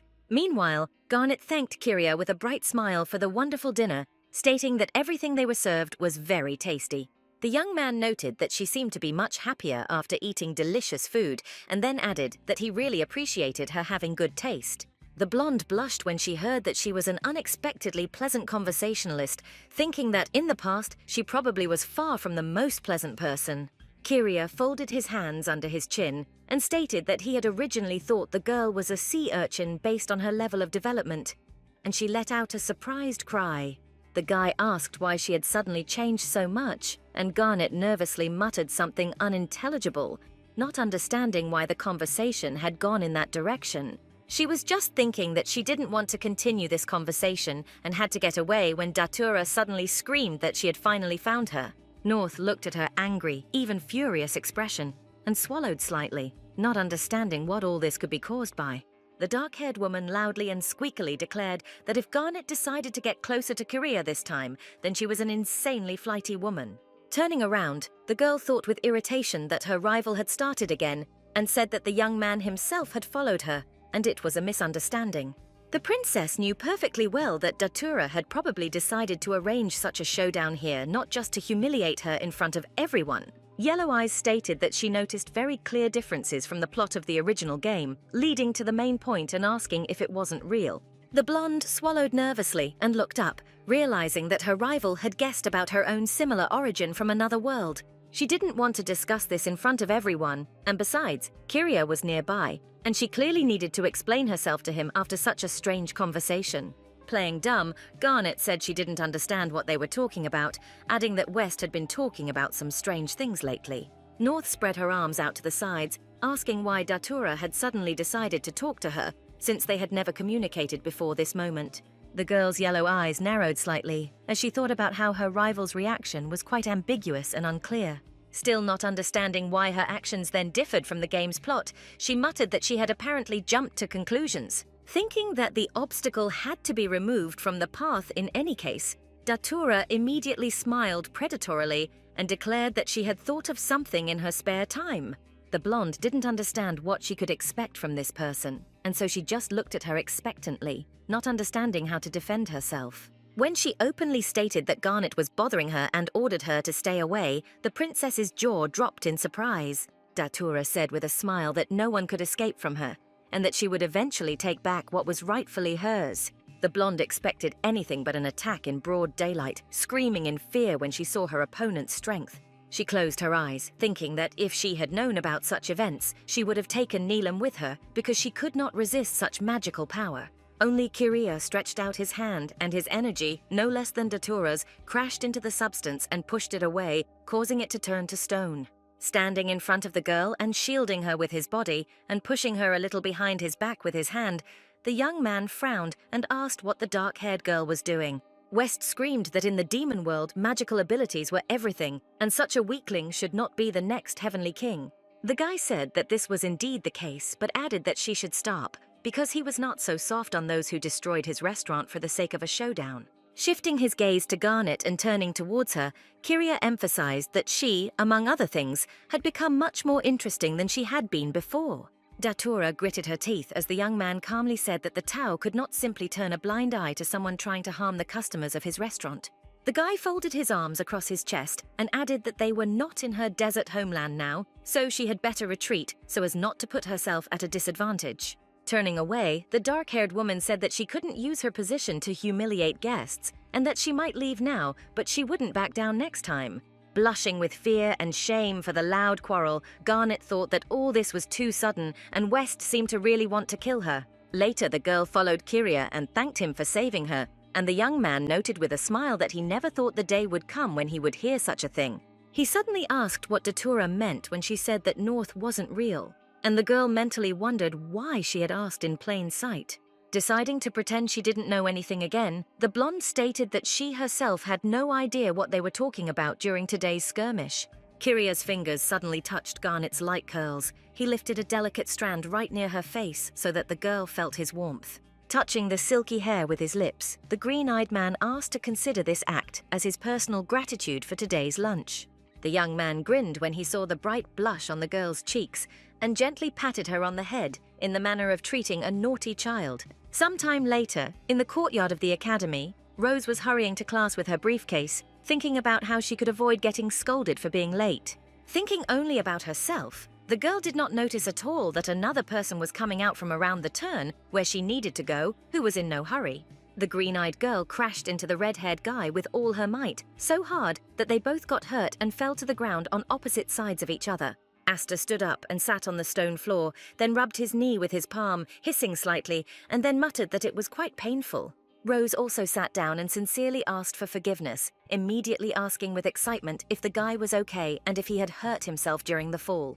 The young man's red hair was definitely familiar to her because she had witnessed many events involving him, and so she asked if she remembered his name correctly. Garnet, meanwhile, was rushing to class, thinking that waking up early was a real torture for her. And on top of everything else, the alarm hadn't gone off yet. The blonde paused for a moment when she noticed Rose and Astra sitting on the floor, who had clearly collided at the most inopportune moment. When the air helped the main character up, they continued to talk and look at each other with interest. North thought that she had seen this somewhere before. The girl realized with delight that she had already seen a similar scene in the original plot, when she was still playing the simulator herself. Garnet watched quietly as Asta asked if Rose was okay, and she shook her head, gently asking how he was in return. The blonde was sure that this was the right answer in the game for good development of the sympathy level. After that, Asta, according to the plot, was supposed to take her hand and then help her up, looking into her eyes, and then they would go to class together. She thought it was an important event for the story because the main character finally took the first steps towards getting closer to her love interest. Suddenly, Asta simply stood up, holding his hands to himself, and declared that Rose need not worry because he was also completely fine, and now he was in a hurry for class, and they both needed to hurry. Garnet watched in surprise as the red-haired man, despite the main character's correct answer, did not go to class with her and did not offer her his hand. The green-eyed girl suddenly turned around at the rustling sound and noticed her friend around the corner, but it seemed she had no intention of accusing her of eavesdropping. Rose greeted her friend and then said with a smile that she was very glad that she was not the only one late for class. Later, already in the office, the main character was happy simply because they made it on time, but Garnet wondered why the events differed from the game. Aster did not act the way his character was supposed to according to the original plot, and did not show any sympathy towards Rose. In the next lesson, the teacher gave her students an assignment, saying that they were starting a home economics lesson, which required them to prepare their favorite dish. Garnet said that he might not cook very often, but he would try, and Rose was happy with the fact that the two of them were on the same team. Sitting behind him, Iris asked why he wasn't in North's group at all, and the distribution was unfair, and Neelam muttered that he agreed. The butler immediately turned to the dark-haired man and asked whether, if he were next to the lady, he would get tangled under her beautiful feet. Looking at their funny squabble, Kyria had already stirred something in a plastic bowl, saying that in that case, he would decide what he would cook. The blonde thought that since they had been left on the same team, Astra and Rose had started to communicate a little more, but basically the same. Lost in thought, she molded the dough, which had many lumps, into something similar to the donut they were trying to make. The red-haired heir noticed that the pastry had a strange shape, and North replied that his was no better than hers. The green-eyed girl called her friend and showed her the molded rabbit that was lying on the plate, and said that all that was left to do was bake it. Looking at the still raw donuts, Aster wondered what the shape was, suggesting that it resembled some kind of coin. Garnet stated that the gear was a symbol of the Northern Kingdom, saying that such buns were very popular in her homeland. Laughing, the red-haired man said that this was indeed a very original idea, adding that she was, after all, a very interesting girl. Aster calmly told her about what he had learned about his fiancée once again, deciding to give North the same trouble she had at the induction ceremony. He added that, although he had sent more than one official letter of apology, he wanted to say what he wrote there, during a personal meeting. Garnet looked at him in surprise, thinking that during the game the heir to the throne seemed arrogant to her, but he acted like an ordinary person. It seemed that the young man was nervous and even wanted to ask for forgiveness for the way his restless bride behaved, but he simply did not have time because they were called out. Datura, who seemed to appear out of nowhere, said that he had not come to visit her, although she missed him and after all was his future wife. Aster said that he was very busy with the cooking process, and therefore it was boring for her to be patient for a little while, and he saw something unusual on her shoulder. A green grasshopper of truly enormous size sat on the girl's red and black dress and seemed to feel very comfortable. Noticing how the red-haired man was shaking, Garnet looked at him in surprise and asked what happened and if he was okay. Aster suddenly shouted that he saw a beetle and moved to the side as a large green grasshopper jumped off Datura's shoulder and flew free. Out of nowhere, the red-haired man pulled out a can of spray, ignoring the bewilderment of the dark-haired woman, who did not understand what was going on. Trying to hit the grasshopper with the spray, the heir to the throne pressed the button, not even thinking about the fact that the insect had already escaped. West screamed as her entire face and body was covered in the spray, leaving her mouth bitter and her eyes stinging. Garnet, who was still busy with the donuts, turned around at the noise, watching this strange picture and not realizing at all what Aster was doing. Cooking continued in the classroom. Some were already washing and drying the dishes, putting them away, while others were just finishing their dishes to the desired condition. Due to the redhead's phobia of being attacked by an insectoid bug as a child, the panic led him to use magic, and then all of this caused the cakes to burn. In the end, only the positively minded Rose was satisfied with the results of the work done, but not Garnet and Aster, who were silent and upset. The blonde wondered what the heir to the throne wanted to tell her before his attention was distracted by the bride and the beetle on her shoulder. The girl was distracted from her thoughts when Kyria suddenly called her name, holding an interesting wooden box in his hands, stating that he brought it for her. He said that before the main course, he had prepared some appetizers that she should try, as they would be included in the menu of his restaurant. Garnet opened the box and realized that it was a very popular dish, a treasure chest, and Aster said that he had not been able to buy it for a long time.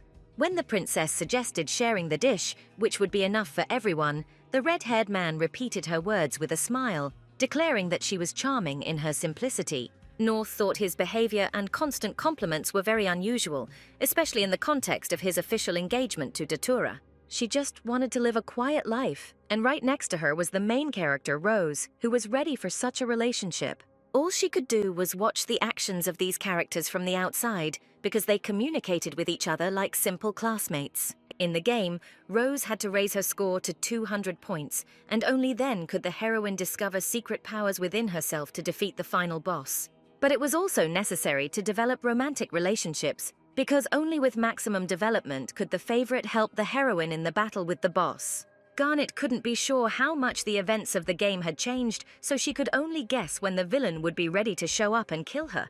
She definitely didn't want to check this out and wait for the possible outcome, but on the contrary, she wanted to avoid these events by any means necessary. The details about how the boss appeared after someone broke the containment seal were in the fanbook, but the girl didn't read it. It was only clear that he was sealed in an unknown place, but would definitely appear at the beginning of the second semester of study at the academy. It was impossible to cool off, but Garnet couldn't shout about it either, because no one would believe her, and she didn't want to get involved with Datura. Breaking apart the wooden sticks, the blonde thought with a sigh that, despite everything that had happened, she still needed to eat. After some time, the princess sat in the courtyard of the academy, exhaling loudly and thinking about the fact that she had no idea how to proceed further. Suddenly, hearing a meow, North lowered her head and saw a cute little creature, thinking that it was someone's cub.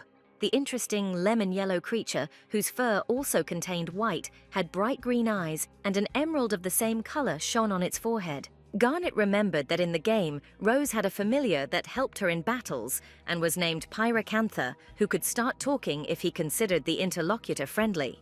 The baby jumped onto the bench where the girl was sitting, and she thought that in the game he just appeared in Rose's room without explanation. When Pika reached into her bag, the blonde muttered with a laugh that there was only an overcooked hamburger in there, and he probably wouldn't like it. The magical kitten raised its head and said in a sweet voice that it really wanted to eat it, meowing several times to confirm its words. The princess remembered that in the original events of the game, only the main character Rose could speak to this beautiful creature. Pika stubbornly rummaged through his new acquaintance's bag and pulled out a white handkerchief in which burnt food was wrapped, and the blonde squealed. She remembered that this was not the only edible thing she had with her, and quickly opened another delicacy, holding it out to the animal. Garnet giggled quietly as the little creature purred happily as it ate, having clearly been quite hungry before. The little animal's green eyes shone even brighter than before, and his cheeks seemed to be covered with a completely human blush from such happiness. The blonde stood up, holding the handle of her briefcase with both hands, and informed her new acquaintance that she had to hurry and that she would go. The girl's eyes widened in surprise, and she paused when she heard the steps of small paws and cheerful meowing behind her. He ended up chasing Garnet all the way to her room, but animals weren't allowed in the dorms, and she had no idea what to do next. The kitten, with a calm smile, confidently declared that he would live here and would definitely return the favor when the opportunity presented itself. The blonde immediately waved her hands, declaring that the baby didn't owe her anything at all and asked not to worry. But the animal replied that North had saved him. When the girl asked how he knew her name, although she did not introduce herself, Pika said that anyone who wanted to could look at the list of those admitted. Garnet thought that she could arrange for this creature to meet Rose so that they would bond with each other just like they did in the game. She looked up when she heard a knock on the door and thoughtfully wondered who could come to her now, after classes. From the other side of the door, Rose seemed to respond to the silent question, and with a smile she called her now real friend by name. Hugging the kitten under his front paws and pressing him to her back, the blonde immediately rejoiced and thought that this visit was very timely.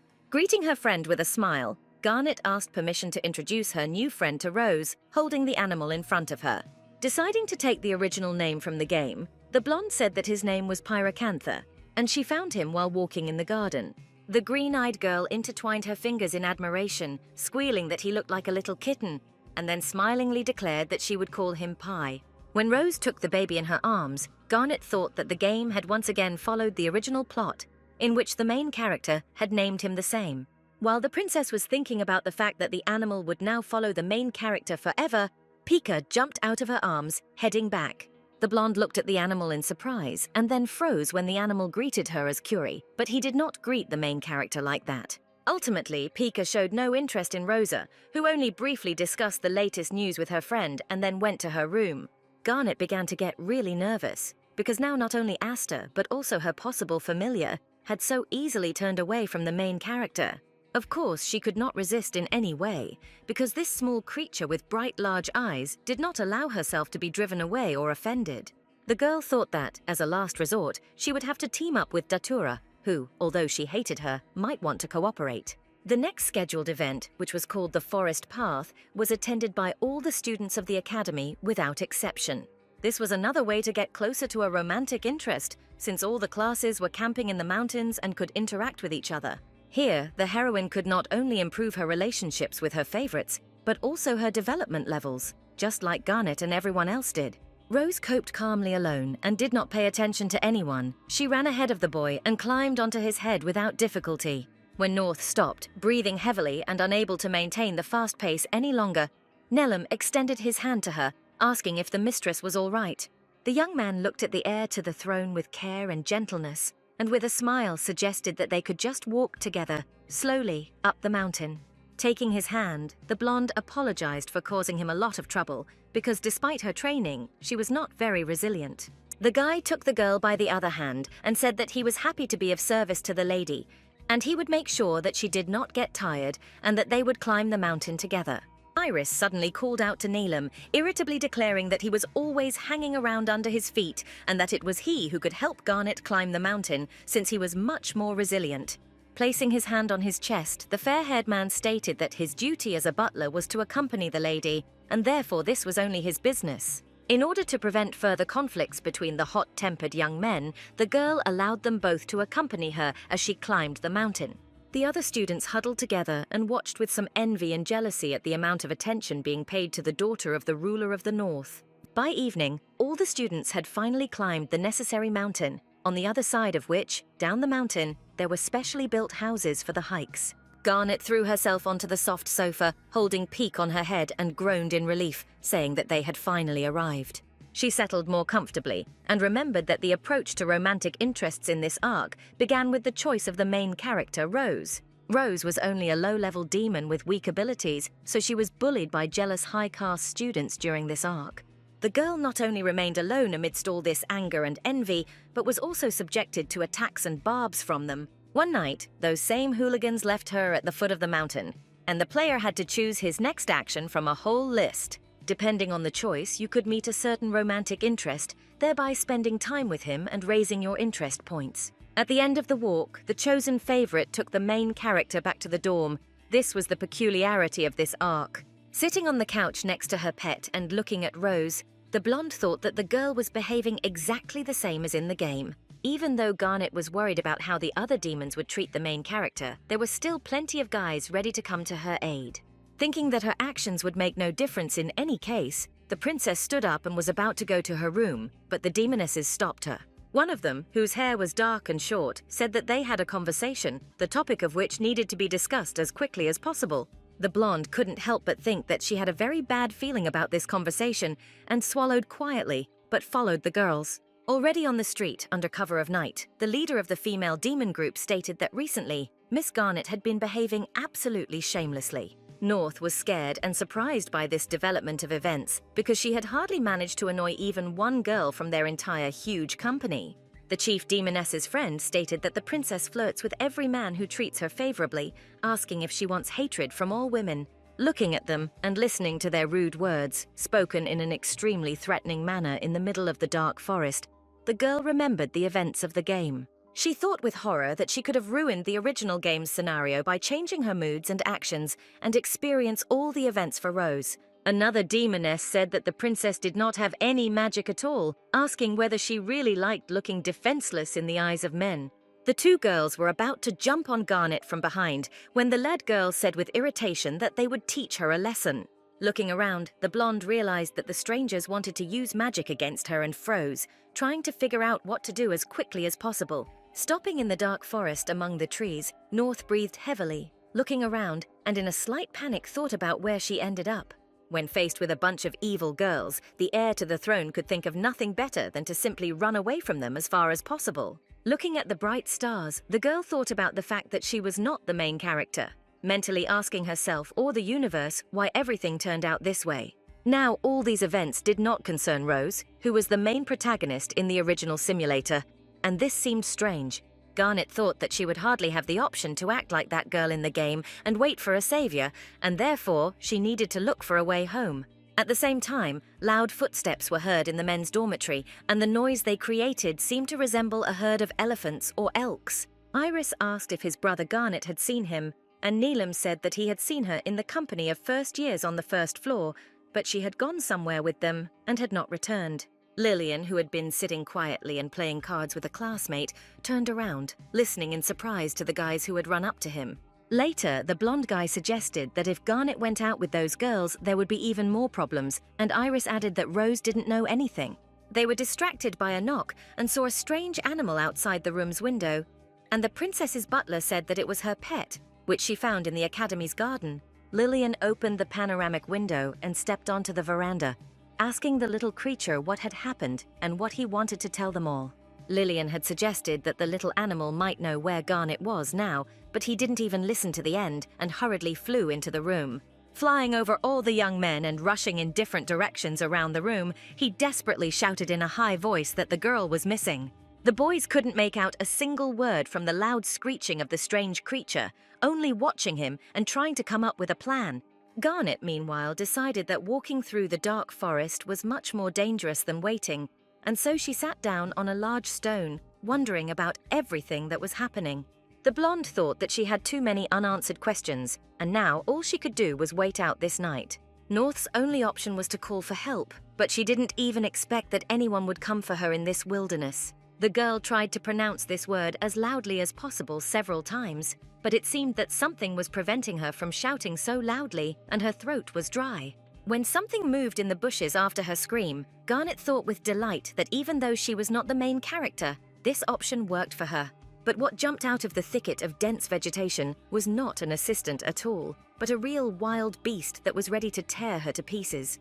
The blonde swallowed quietly and mentally said goodbye to life because she saw her reflection in the bright red eyes of the monster. The creature rushed forward with a roar, swinging its huge paws along the ground, and Garnet jumped over the stone she was sitting under with a squeal. Running away from him, the girl thought that she was not the main character in this story and therefore deserved not a savior, but a terrible monster. Neelam, meanwhile, said that the lady had been last seen in this place, and Iris pushed forward through the vegetation, asking what she had done to annoy the girls. The boys scared them, and the students immediately told about the direction the princess ran, and the dark-haired one muttered that they were too soft. Lillian immediately called out to his younger brother, who was still talking, and said that it would be much better to continue the search right now. All the young men and the little animal Garnet heard a noise in the forest, and a loud, barely human squeal that seemed to cut the night silence into pieces. The blonde raced forward, adrenaline fueling her as she moved as fast as she could, while the huge predator chased after her. Gradually stopping and even preparing to fall, the princess was sure that she would no longer be able to run away, and her strength was coming to an end. North suddenly almost collided with her little animal, who was screaming happily because he had finally found his mistress. She wanted to ask where he came from, but the magical creature suddenly moved forward, straight towards the predator. Garnet raised her hand in fear and screamed, trying to tell her pet that he had to go back, otherwise he would simply be eaten. But Pika extended two small paws towards the monster's face, and the entire surrounding space was suddenly filled with a blinding bright white light. The monster did not immediately realize that it could not see anything and whined in fear, taking a few steps back in an attempt to blink. Opening her eyes and covering them with her palms, the blonde realized in surprise that the little creature had used its magic to win. And she forgot that this little animal, according to the plot of the original game, possessed light magic, which he skillfully used to help the characters. Looking at the furry predator, who seemed to have even fallen out of reality a little, Garnet realized that they had better get away before he came to his senses. Pika lit her way, and the girl, with new strength from her sudden rescue, followed him to safety. After a while, North began to breathe heavily, clutching her side and thinking that very soon she would be ready to fall straight to the ground without strength. Soon she finally saw Iris, Neelam, and Lillian, who suggested that she return from the dark forest to the dorm as soon as possible. Garnet looked at them in surprise, but she couldn't help but smile and blushed brightly when she felt someone's care, although she thought that no one would notice the disappearance. The blonde was out of breath and said that she and Pi could be being chased by a huge and evil monster, and therefore they needed to get out of here and quickly. The girl was just thinking about calming down when she suddenly heard a loud and even more enraged roar from a huge predator behind her. The flame of Iris flared up in his palm as the young man said with a mischievous smile that he hadn't fought such large beasts in a long time, and Neelam agreed. Lillian slightly pushed Garnet behind his back, protecting her with his body, and calmly asked if his younger brother could handle it on his own, and the dark-haired one responded with a nod. Swinging his sword, the boy ordered his brother and the butler to look after the princess, adding that he could handle this monster on his own. It seemed that Iris's magic was so unreasonably strong that it shook not only the entire broadleaf forest, but also the surrounding areas. Kiri, who was resting after a long hike and recuperating in the water, heard the roar and turned around and looked out the panoramic window. Asta, who was discussing business with his company, also turned around at the sound and light of the explosion, immediately grumbling and asking what could have happened there. In the end, the terrible monster was defeated. As expected, he fell at the hands of the main love interest of the main character, who was now Garnet.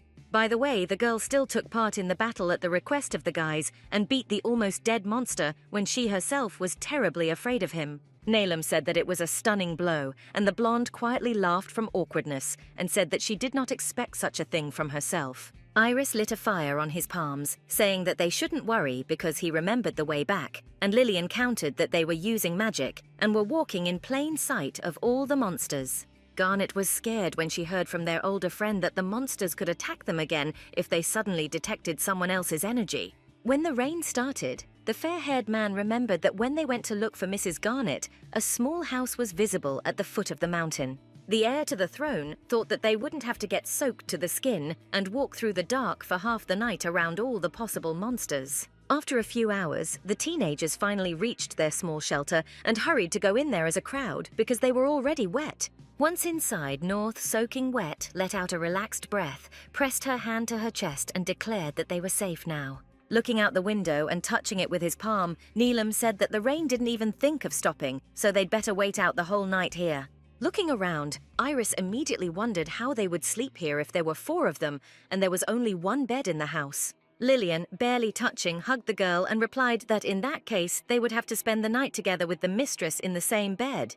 Pulling the girl by the hand and squeezing her wrist, Iris declared that her brother couldn't just steal Garnet, and along with her, the bed. Pika suddenly confidently declared that he would be spending the night with the lady, and all the guys would temporarily settle in and be located on the 2nd floor.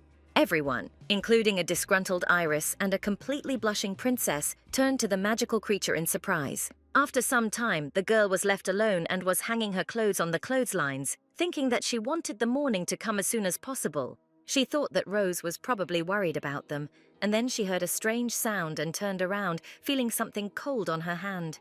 The boys, who had already settled into their beds on the 2nd floor, jumped up because they heard a loud scream from Garnet, who remained below. All 3 friends, vying with each other to ask what had happened and whether the girl was hurt, went downstairs, jumping over several steps. Sitting on the floor in her underwear, the blonde was shaking with fear and pointed at the small metal slime, explaining that it came out of nowhere and scared her. Neelam was already preparing to fight and took out a knife, and Iris muttered that it was an ordinary little monster and went forward, saying that he would deal with it. Covering Garnet with a white blanket, Lillian carefully said that she had better cover herself, otherwise she might involuntarily catch a cold.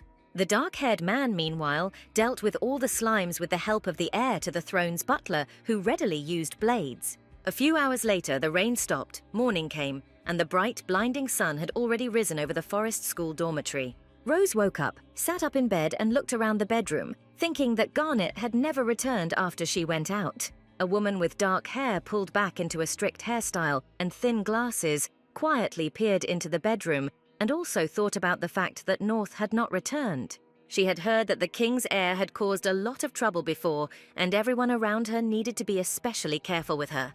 Even though the students said that the princess had started to behave better, the teacher learned from Datura that Garnet had snuck out to have fun at night with a bunch of guys. As the friendly group returned to the forest after the adventures they had gone through the previous night, the blonde muttered that they were finally back. North didn't get enough sleep at all. Today, she wanted to lie down and do nothing, because this was not a night, but a complete disaster, during which they did not rest. When they met, Rosa said with a bright smile that she was very worried about her friend and was incredibly happy about her return, and the girl muttered that a lot had happened there. They were planning to discuss the situation with each other, but the blonde's name was called out by the same strict teacher who already knew everything. As the woman walked towards them, she said that Garnet had finally decided to return, and she looked far from friendly as she walked towards them. The dark-haired girl said that she was listening carefully to where the princess had been all night, what she had been doing, and why she hadn't spent the night in the dorm. She said that she was attacked by a first-year girl with magic, and after that she had to run away into the forest in a hurry, where the heiress got lost. North emotionally stated that during that night she had managed to encounter a huge monster, got caught in a heavy downpour, and eventually found a house at the foot of the mountain, where she spent the night. The teacher, who had come close, took on too much and, swinging her hand with all her might, hit her student on the cheek. The dark-haired woman said with severity in her voice that she did not need any excuses, which were obviously just lies. Garnet pressed her palm to her cheek as she added that such people were not worthy of studying at the academy, and she would personally take care of their expulsion. Behind the teacher, an insanely happy Datura appeared, who, with sarcasm and causticity in her voice, asked for forgiveness from Miss North. She confidently stated that she was simply very worried about the princess, who simply disappeared with 3 boys under cover of night. The teacher said that, unlike Granat, Datura was a good girl who always asked her elders for advice and never lied to anyone. The woman added that as evidence, the other female students can also confirm West's words, which are true. One of the company suddenly raised her head and, despite the fear and trembling in her voice, said that in fact everything was not so. Datura looked back at her and angrily asked what she was mumbling, asking if she meant to say that she had simply lied to her teacher. Throwing up her hands in a conciliatory gesture and turning pale with fear, the girl frightenedly declared that she had not said or meant anything like that. The dark-haired girl folded her arms across her chest and said that in that case, nothing terrible had happened. Garnet frowned and realized that West also knew about the events of the series as a reincarnated person and probably set it all up. Suddenly, Nelum appeared in front of her, confidently declaring that his mistress was not lying, and that she was in fact frightened by all these girls, because of whom she ran away into the forest. The blonde was determined and prepared to not let anyone tarnish the name of his savior for something she had never done. The teacher stated that the young man was the princess's personal butler, his duties included protection, and therefore the young man could not be trusted. The heiress of the North realized that they had conspired, because throughout the entire conversation, the teacher had treated only Datura with respect and had brazenly called her by name. In the game, West had many subordinates who made life difficult for the main character, but using friendship with the teacher was even too low. The original story had a similar situation with these characters, and West made sure that all the attacks now fell on her. The dark-haired girl stated that in their academy, origin has no meaning, and only the words of teachers and professors are law. Garnet thought with irritation that it was easy for the girl to say that, since she was simply bossing this woman around using her connections. When Datura asked how the princess intended to avoid expulsion, Rosa and Nelum expressed their desire to protect their friend from such a thing. The blonde fearfully squeezed her fingers around the wrist of her other hand, wondering if she would be ready to accept such a severe punishment for something she had not done. West said with a loud and undisguised laugh that it was a pity to end her school life, which had barely begun in this way. She added that such people cannot be kept in their ranks, and advised the teacher to quickly convey the order to the management about her expulsion. The woman adjusted her glasses, stated that this was true and asked not to worry, adding that she would definitely take care of this. But suddenly a trio of previously unseen men appeared, one of whom folded his arms across his chest and asked what was going on here. The teacher said that she was simply giving a lecture to a disobedient student who had broken the rules and nothing more. Garnet listened silently as the woman told how she had gone into the forest at night with the boys, probably to engage in indecency. One man said that this story was different from the one they received in the report, and his colleague responded that the surveillance footage showed something different. Datura and the teacher both froze in surprise, and even some fear when they heard about the existence of recording devices. The stranger added that they are constantly improving the security system, and therefore equipped the entire forest camp with special cameras. The blonde man said that they forgot to check yesterday's camera recordings, but the students reminded them of this important factor. By students, the man meant Lillian and Iris, who were standing nearby, and who certainly weren't going to let Miss Garnet be harmed. North looked at her saviors with delight, because without their help, she would hardly have been able to avoid such shame and expulsion from the academy. A stately man with glasses confidently stated that he had personally checked all the records and they could be sure of the factors stated earlier. He was the head of the teachers' union, on whom one could always rely, and therefore the woman froze in surprise, assuming that he was joking. Looking down to hide her obvious excitement, Garnet silently wondered if Iris and Lillian could have told the man the whole truth. Lillian immediately said that he asked the headman to double-check everything regarding the previously said words about the accusations against the princess.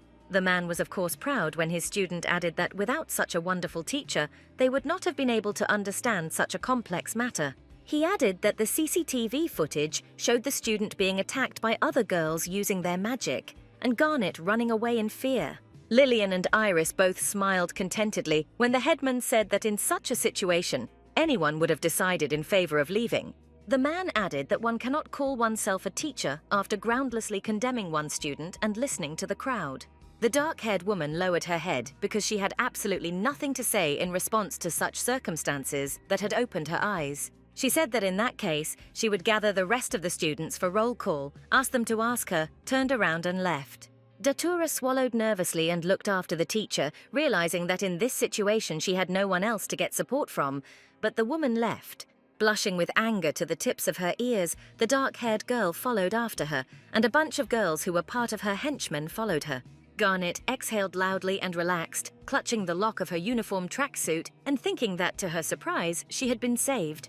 The headman declared that he considered this conflict settled, and Lillian turned to his words, smiling and thanking him for his help in such a matter. Soon all the teachers and other students left, leaving Garnet alone with her now familiar group of friends. The blonde, with a bright and trembling smile, thanked her company for their actions that allowed her to avoid punishment. The eldest brother smiled, nodded, and stroked his chin with his fingers, replying that they did not need gratitude. He added that thanks to Neelam, they were able to locate the necessary camera and obtain recordings proving Miss North's innocence. Turning to look at her personal butler, Garnet realized that she had expected nothing less from this small and nimble assistant who was devoted to her. Lillian added that she, her younger brother and Pi were able to convince the teachers to review the necessary camera footage before any proceedings. Giving a thumbs up in approval, the dark-haired man said with a confident smile that it was all bullshit, and they would be able to help her anyway. The girl blushed brightly, clasping her hands, because she could not convey all the gratitude she felt for all these people who cared for her. Datura and the teacher discussed what had happened in the far corridor, insulting the princess of the north and thinking about what to do next. But they couldn't know that at that moment, from around the corner, the heir to the demon lord Asta was eavesdropping on their every word. A little later, the main events of the plot moved to the spacious castle of the Demon King, which was illuminated by the bright sun. In the main hall, a servant informed his master that a report had arrived this morning from Lord Astra himself, the son of the royal ruler.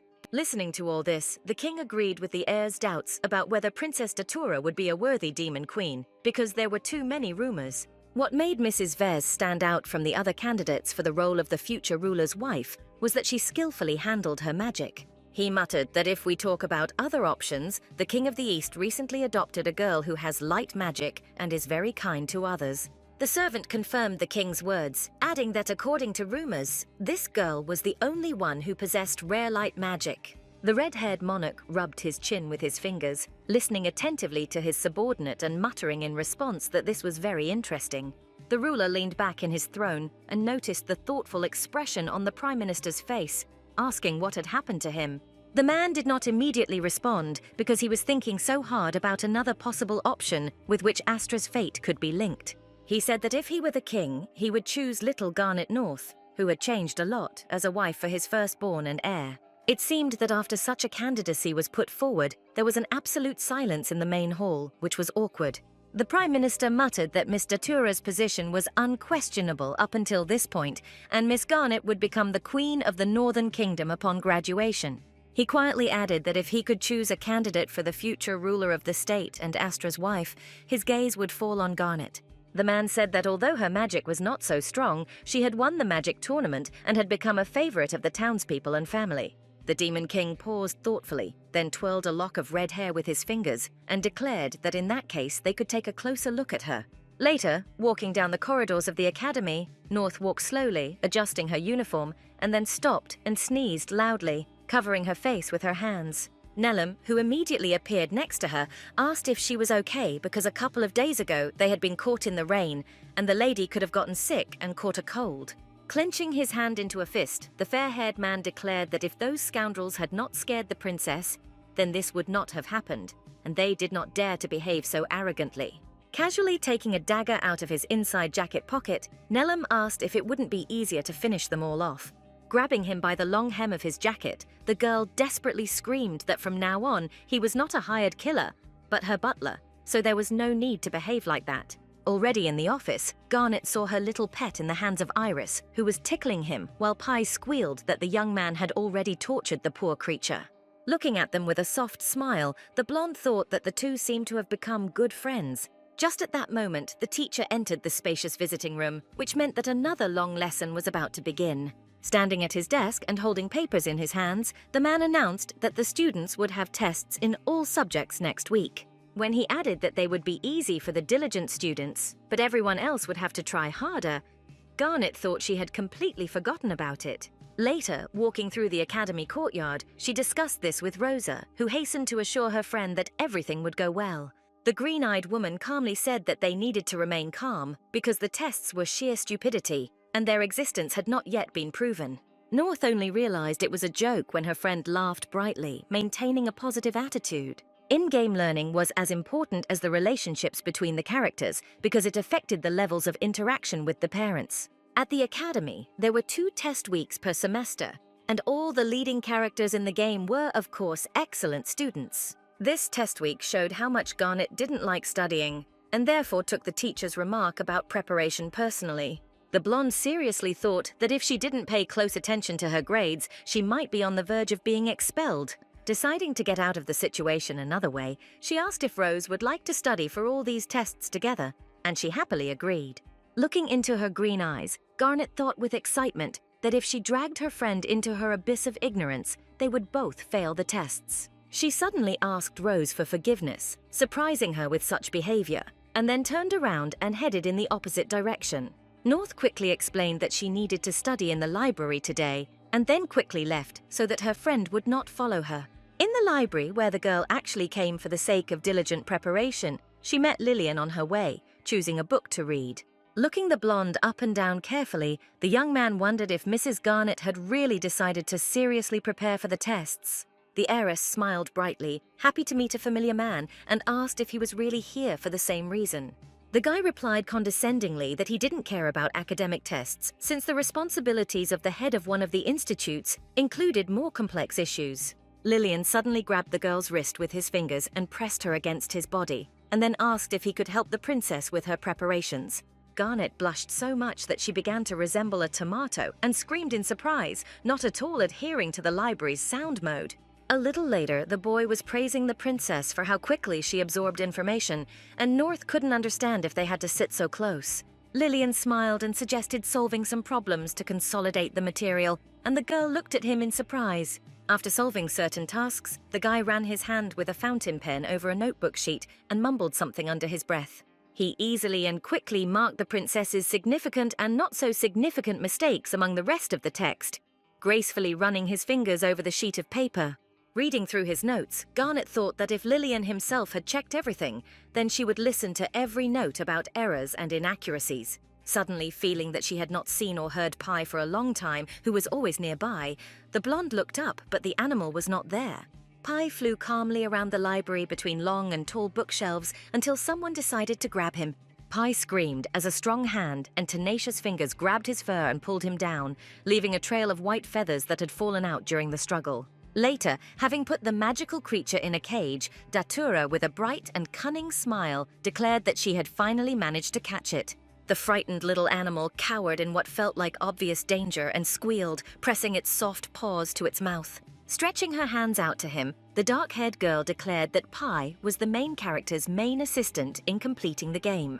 Wes thought that Garnet broke the game's mold because the original plot was originally intended to build a relationship with a specific character. It was also possible to assemble a harem. For this, the player simply did not develop romantic relationships with any of the characters, but simply attracted the heroes to himself as an ally. Datura thought that if she could lure all the key heroes to her side, then North would again become useless to anyone and everything she had could be taken away. The little animal heard such evil and rude things about his mistress, and he himself trembled with fear for what awaited her in the future. The dark-haired girl stated that she knew perfectly well that the cutie pie was a secret character in the original game, and not just a familiar. She shook the cage and commanded the creature to show its true abilities, revealing how the main characters felt about her. The girl with a sly expression on her face promised the little animal that if Pi did as she said right now, he would be free.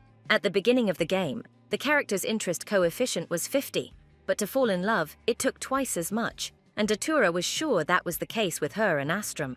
Realizing that he didn't have much of a choice now, the magical beast agreed and used his true power, showing levels of affection. With Astrum, Lillian and Iris it was equal to 20, with Korea it was half as much, and with the now hated Neelam, it went into the minus. The dark-haired girl immediately screamed loudly and angrily, not understanding how a negative indicator in relationship levels could even exist. She couldn't understand why the coefficient in her relationship with the Demon Lord's heir remained so low, because the girl tried to spend all her time with him. The princess grabbed the cage Pi was in and shook the poor little animal loudly, shouting that this was all some kind of global mistake and that he didn't dare lie to her. Asta, who was passing by in the yard and heard the noise and shouts, came closer and asked what Datura was doing here. The dark-haired girl turned around and blushed, putting the cage back down while the baby sitting in it was recovering from such shaking. The red-haired man approached the girl and sternly said that Garnet had lost her pet in the library, and then asked if she had stolen it. When Datura said that she had not done it, the heir to the throne said that the fact of theft was not enough for the girl. She also decided to lie to him. He added that he didn't even want to listen to these excuses, and as it seemed before, Vez was not fit for the role of the future Queen of Demons. When Asta returned the pet to Garnet, she let out a joyful cry of greeting to her pet, holding out her arms for a hug as he flew towards her. Snuggling up to his mistress, Pi said with a joyful smile that the red-haired boy had saved him, and North looked at him in surprise. Embracing the baby and stroking his soft fur with her palms, the princess said that they had already searched all over for the baby and were very scared. Without having time to think about anything, the blonde took several quick steps towards Astra and thanked him with a smile for saving her. The young man suddenly pushed himself away from the wall, took the girl by the hand, and said in a trembling voice that he was ready to do anything for her. Pi looked at the heir's actions in confusion, and Garnet blushed a little and thought that the guy was very kind to her. Lillian, who was watching all this from the side, frowned a little and thought that he needed to discuss something with the future ruler. Later, when Asta was already walking down the corridor with a smile, putting his hands in his trouser pockets, he heard someone calling his name from behind. The second-year student, leaning against the wall, folded his arms across his chest, shook his head and said that His Majesty was being very intrusive. Lillian wondered if such behavior was not too unpleasant and vulgar for a man who already had a fiancée. The red-haired man looked up, and it was clear from his expression that he was too dissatisfied with the conversation that had begun, because it was his personal business. A few days later, on the morning before the exam, the entire academy was in an uproar, with students discussing among themselves that Mr. Asta had broken off his engagement to Lady Datura. They even wrote about it in the local school newspaper, and the girls quietly discussed how the red-haired handsome man would start looking for a new bride. Hearing all this, Garnet looked up from her breakfast in surprise, unable to hide how much this all affected her. The girl lowered her head because she knew that there was no such plot twist in the game, and West remained Astra's fiancé until the very end of the original game. Rose awkwardly said that she even felt a little sorry about Astra and Datura's separation, and the blonde quietly replied that it was so. Later, the girl heard the phone ring and looked at it in surprise, because no one had called her for a long time, and all her friends were still nearby. On the other end of the line, her father's voice spoke up, declaring that they needed to discuss a very important matter, immediately asking if she knew about the engagement being broken off. Holding the phone, the girl stated that this terrible event had shaken the entire academy, but she had absolutely nothing to do with it. The man said that the conversation would be about something else, and then said that Rose and his daughter had been proposed as candidates for the role of the prince's bride. The blonde pushed the phone away from her face in surprise and couldn't help but scream because she didn't understand how she was connected to all of this. The father explained that her candidacy had been suggested, it seemed, by the Prime Minister, who was still impressed by the princess's behavior. When the king added that he was simply warning her about the possibility of such an outcome, Garnet pulled the phone away from her face and froze with fear. She looked at the peaceful sleeping Pi and thought that she too would like to rest so peacefully, but a whole host of problems had fallen on her head. All the students, without stopping and distracting each other, vied with each other to discuss the latest gossip, and the classroom was a real noisy swarm.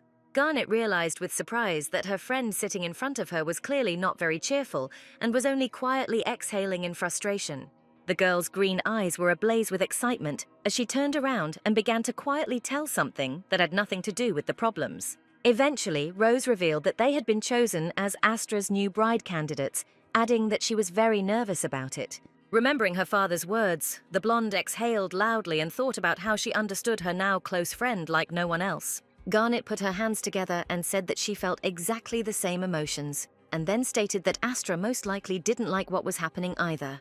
Rose nodded, when North added that right now they both had to think only about the exam, because if they were expelled, there would only be more problems. Almost immediately after her words, the door to the office opened and the teacher entered the room clutching the papers needed for the exam. Looking at the assignments in front of her, the girl clearly realized that now she should focus only on her studies. Lillian had trained her well enough to successfully pass the academic test, and so the blonde clutched her pen and got to work. A couple of days later, the results of all the students were posted on a special board located in the most spacious hall of the academy.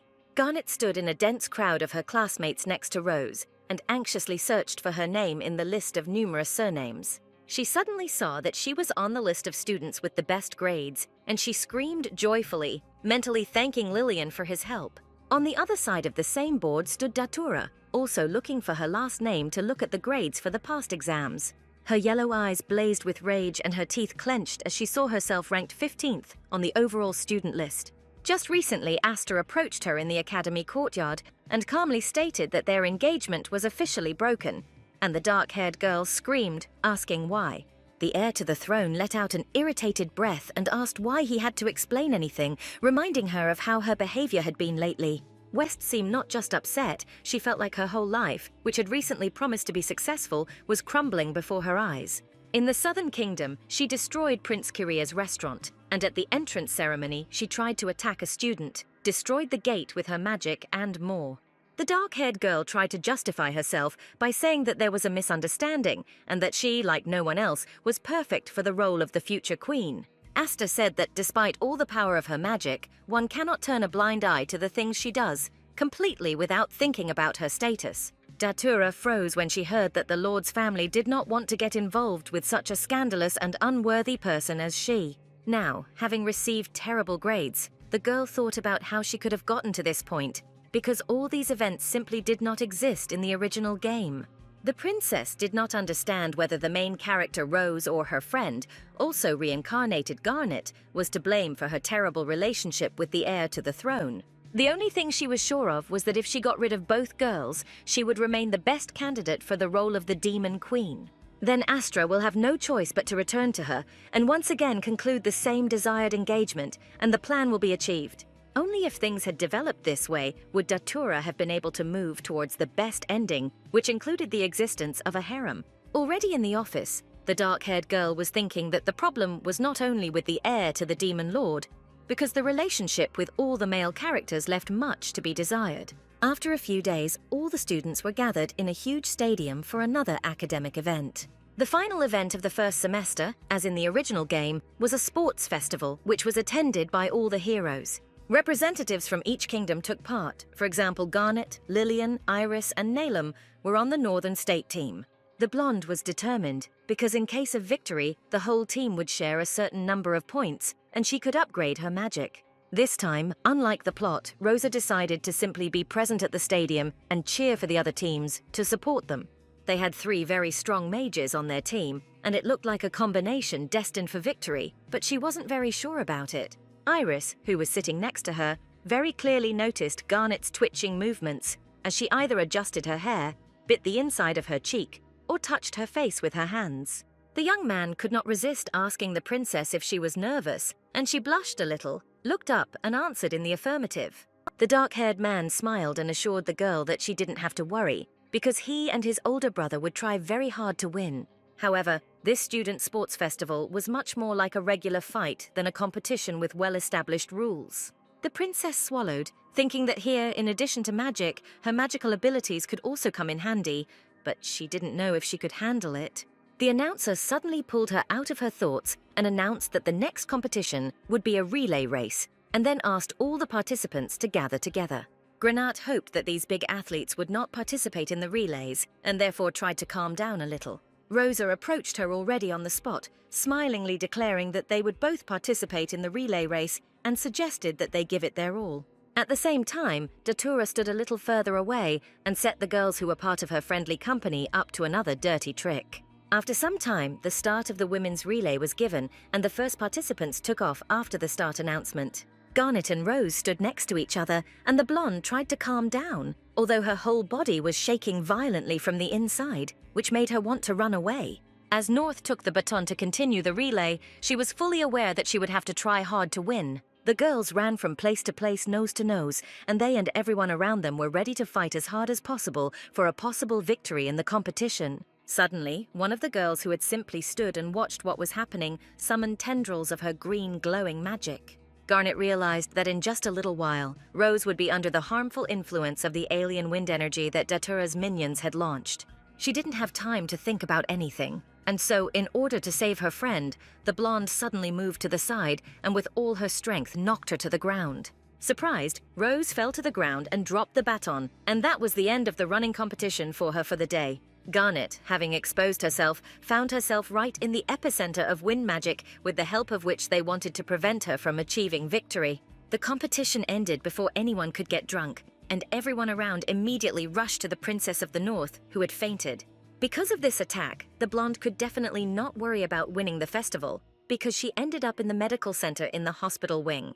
She came to on a clean, soft bed in silence, while special bandages and dressings were on her face and some other parts of her body. Waking up, Garnet slowly sat up in bed, saw the cast on her leg, and thought that she had been dealt a pretty blow, and attacking from behind was very mean. The blonde heard a familiar voice behind the white curtain, and then Kiria opened it and said with a smile that she had finally woken up.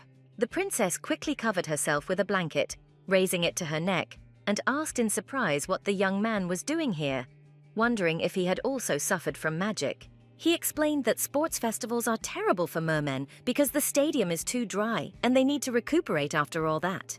Kiria folded his arms and muttered that he wished it would rain at the sports festival, but Garnet muttered that that would be terrible. Sitting down on her bed, the young man said that the instigators of this mess were the girls from the Western Kingdom, but they seemed to have been forced to use magic.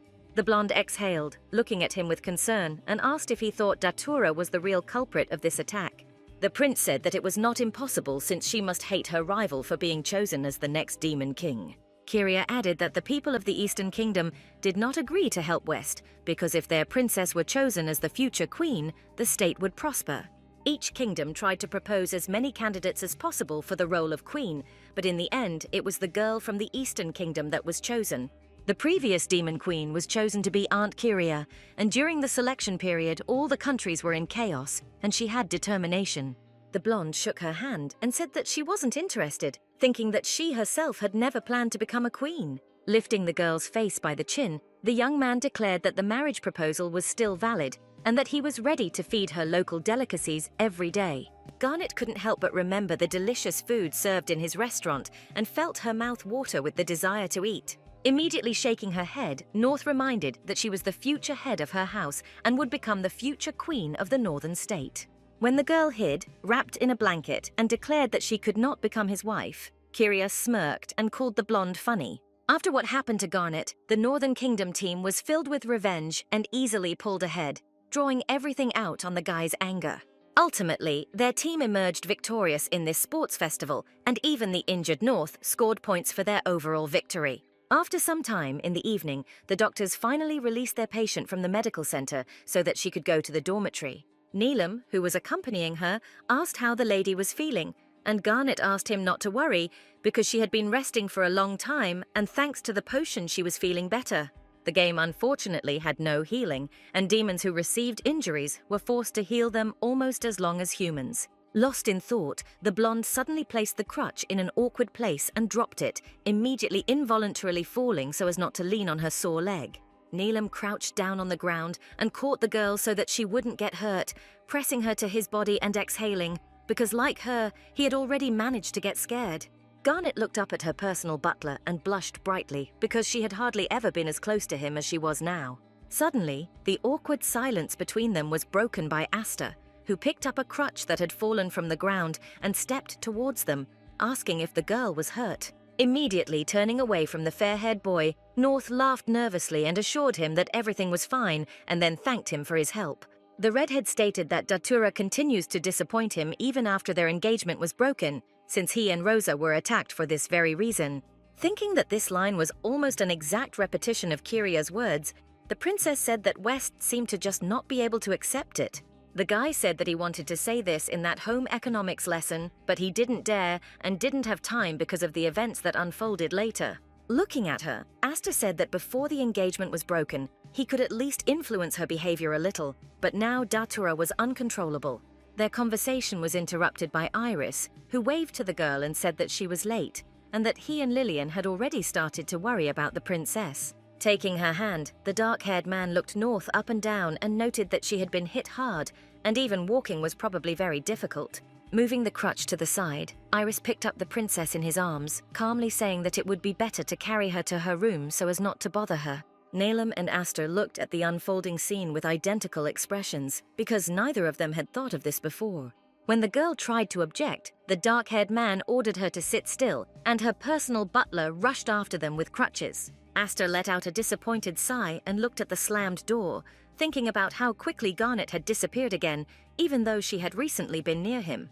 The heir of the Demon Lord was surprised by his own thoughts and feelings when he realized that without this girl next to him, he felt a longing that ached his heart. He involuntarily recalled the grand and noisy balls and celebrations that took place in the palace when he was still a child. The very young heir was denied access to them, but he often eavesdropped on the conversations of the highest nobility because he was interested in how everything was developing. Some noblewoman said that, according to rumors, the heir to the throne had low magical indicators which had not been seen before in the royal family. The red-haired boy lowered his head in disappointment when he heard from her that only lower demons used plant magic. He himself knew very well that all his relatives from the royal family, and even his highness, possessed strong earth magic. The little boy clenched his fists as the cruel woman said that he would need to find a strong bride in the future to avoid the collapse of the empire. The royal garden was unimaginably beautiful with endless meadows, the most exotic flowers and plants, interesting statues and buildings. Little Aster angrily waved his palms over the wilted flowers, trying to persuade them to bloom again, irritably muttering something under his breath and shouting.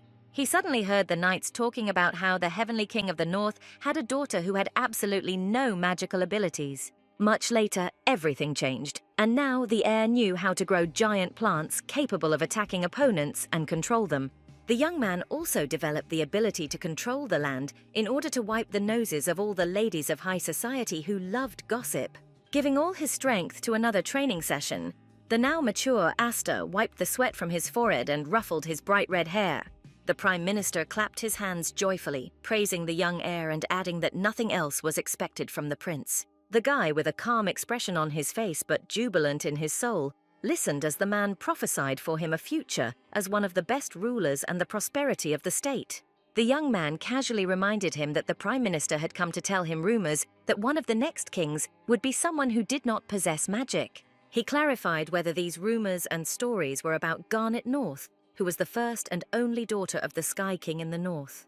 The man said that this was true because thanks to her wisdom and strength of spirit, she was able to win the magical duel that her father organized. The redhead said with a grin that the Prime Minister praising someone other than him was a very interesting and extremely rare occurrence. And yet, the man turned out to be right. Even though Garnet was still not strong in magic, thanks to her perseverance, she could become the ideal queen. Aster thought about all this, sighing quietly, and came to the mental conclusion that he wanted to see the heiress of the north as his wife. The next day, Nellum said that the lady did not need to go to school with injuries, and Iris supported him, adding that the holidays were coming soon anyway. Smiling nervously at their concern, the blonde replied that she felt fine and would definitely cope, although she was very embarrassed by everyone's attention. Iris said that speaking of school, very soon the academy would hold a practical exam among the students to check them.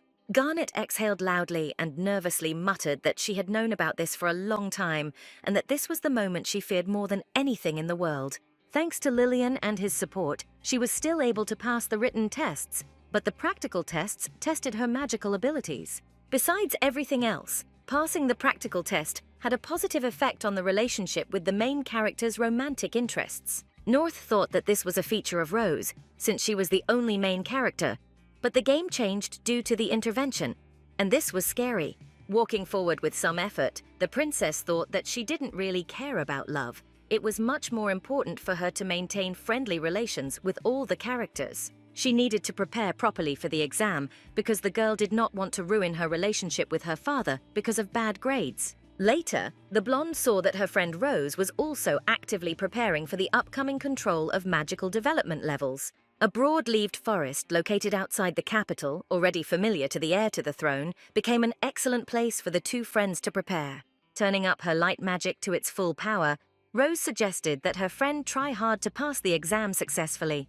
Garnet excitedly said that it was not necessary to use all of her magic at once, and Pi squeaked in surprise, supporting his mistress. She explained that although there were mostly low-level monsters here, such strong magic could attract the attention of serious monsters. As soon as the blonde managed to finish her last sentence, magical fetters of a green plant fell on her and Rose, tightly clasping their hands and feet. The girls looked at each other in fear, and then noticed yellow eyes glowing in the dark, thick bushes. A few moments later, a huge creature in the form of a huge flycatcher burst out of the thicket, which had terribly toothy teeth, and opened its mouth with a roar. While Pi squealed in fear and tried to figure out how to help his mistress, the blonde, already tied up with stems, sighed loudly and knew that things were bad. This monster was the mini-boss of this location, and the girl knew that with the current development of magical stats, she and Rose alone would not be able to cope. The monster was unimaginably huge and screamed loudly, opening its mouth and looking at potential victims with bright yellow eyes. Against the backdrop of this floral giant, the pomegranate and the rose seemed like just small reeds that could not offer resistance. The blonde turned around in surprise when she felt the already familiar energy of the bright flame of one of the brothers very close to her. The monster screamed deafeningly when he felt the full power of Iris's hellfire, which wanted to protect the girls from the attack. Rose and Garnet breathed a sigh of relief as the strong bonds of the green trunks fell away, freeing their arms and legs, but no longer pinning their bodies. Weakened by such an attack from the huge plant, the freed girls fell to the floor one after another, while Pi flew on top. Iris, who had easily dealt with the giant flytrap with her magic, approached and asked how they were feeling. Garnet looked up, meeting the dark-haired man's gaze and thinking that he had no idea how grateful the princess was to him. The blonde sat down on her knees and with a bright smile thanked the young man for saving her, while Rose, sitting behind, was still coming to her senses. Iris knelt down on one knee in front of the girl and asked why they were spending their time here, since this forest was far from an ideal place for walking. Under his stern tone, Garnet became a little embarrassed and explained that they had not been walking at all, but simply practicing for the practical exam. The guy said that this time they were just lucky that he was nearby, because there were much more dangerous monsters living in this forest than this flower. Gently taking the girl's face in his warm palms, Iris offered to accompany them during training so that they would not suffer from this. North felt her heart begin to beat somewhere in her throat and muttered that she agreed, blushing brightly at the young man's attitude. Thanks to the game, she knew what kind of creatures lived there, but Rose had no idea who they might encounter. Despite this, she used the stick without fear and poked the already dead monster, grinning at the look of its petals. Looking at Iris, who was already playing with his beloved Pi, the girl thought that it would be a stupid decision on her part not to accept his help. Now the girls could only focus on hunting and pumping up their magical energy, and so they began to prepare with renewed vigor. They attacked the metal slimes together time and time again in order to raise their magic levels again and again for the purpose of development. The little animals may have looked cute, but they were the biggest pests in this forest, tirelessly causing trouble for everyone. In addition to this, they even managed to steal food from the cafeteria of their academy, so Garnet did not hesitate to destroy them with particular cruelty. Looking regretfully at her hands after several hours of hunting, the blonde realized with annoyance that her magic was still not rising. Noticing her saddened expression, Iris stepped closer to the girl and hovered over her a little, asking if something else had happened. Looking at her palms with annoyance, North quietly wondered if she would really only have access to paralyzing magic for the rest of her life. The dark-haired man suddenly placed his palm on the crown of the princess's head, gently patting it, and said that she was still very strong, and stereotypes about magic were simply stupid. Iris added that the practical exam would take place in this forest, and therefore it made no difference whether she killed the monster or not, because she would still get a pass. He explained that the idea of destroying monsters in the forest could have been given to his father, the Demon Lord, by Asta, who was responsible for his duties. The blonde thought that this wasn't in the game, but if it was really so, then she would be able to pass this practical exam with ease. Soon that very day arrived, and all the students gathered in the forest in sports uniforms in order to undergo another form of control. Garnet, who had already been preparing for a long time, easily overcame the necessary obstacles and passed the exam without any particular difficulties. Iris watched with a calm and indulgent smile as the Princess of the North and her friend rejoiced at having passed their test. Asta watched the girls from the side, wondering whether he would really connect his life with one of them in the near future. After some time, all the exams were passed and the summer holidays began, during which all the students went home, for example to the Northern Kingdom. During the holidays, little changed in Garnet's life, because the young men who had become her close friends spent all their free time in her room.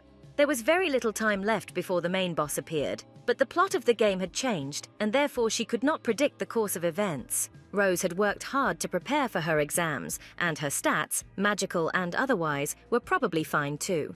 She suddenly remembered that in the game, in order to find out the indicators of affection for the favorites, the main character turned to Pi. In the evening, the blonde placed the little animal on her lap and asked him to show her how much affection Rose had with all the characters. Garnet sincerely hoped that at least one leading character should experience more sensitive and tangible feelings for the main character. Pi readily rose up from his mistress's arms to help her with this task, and glowed with a bright light, calling upon his energy. The animal produced a hologram with the affection ratings of possible history favorites, which were equal to 90 points out of 100. North was surprised by this turn of events because she didn't think that the stats would be almost at maximum for all characters. She thought it was a little strange, since her friend hardly interacted with any guys outside of school. But she immediately decided that everything was going according to script. Pi suddenly squealed and objected that the lady was mistaken because he showed the love relationship statistics not of Rose, but of Garnet herself.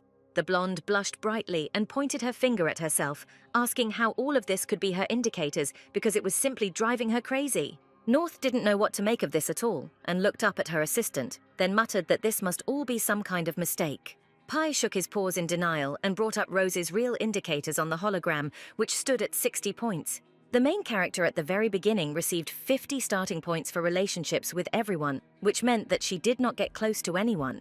As she crawled under the covers, the girl muttered irritably that she didn't understand a damn thing, and then decided that it would be much better to sort this out in the morning. Looking at the peacefully sleeping princess, Pi, flying around the room, wondered whether the blonde was ready for the further trials that lay ahead.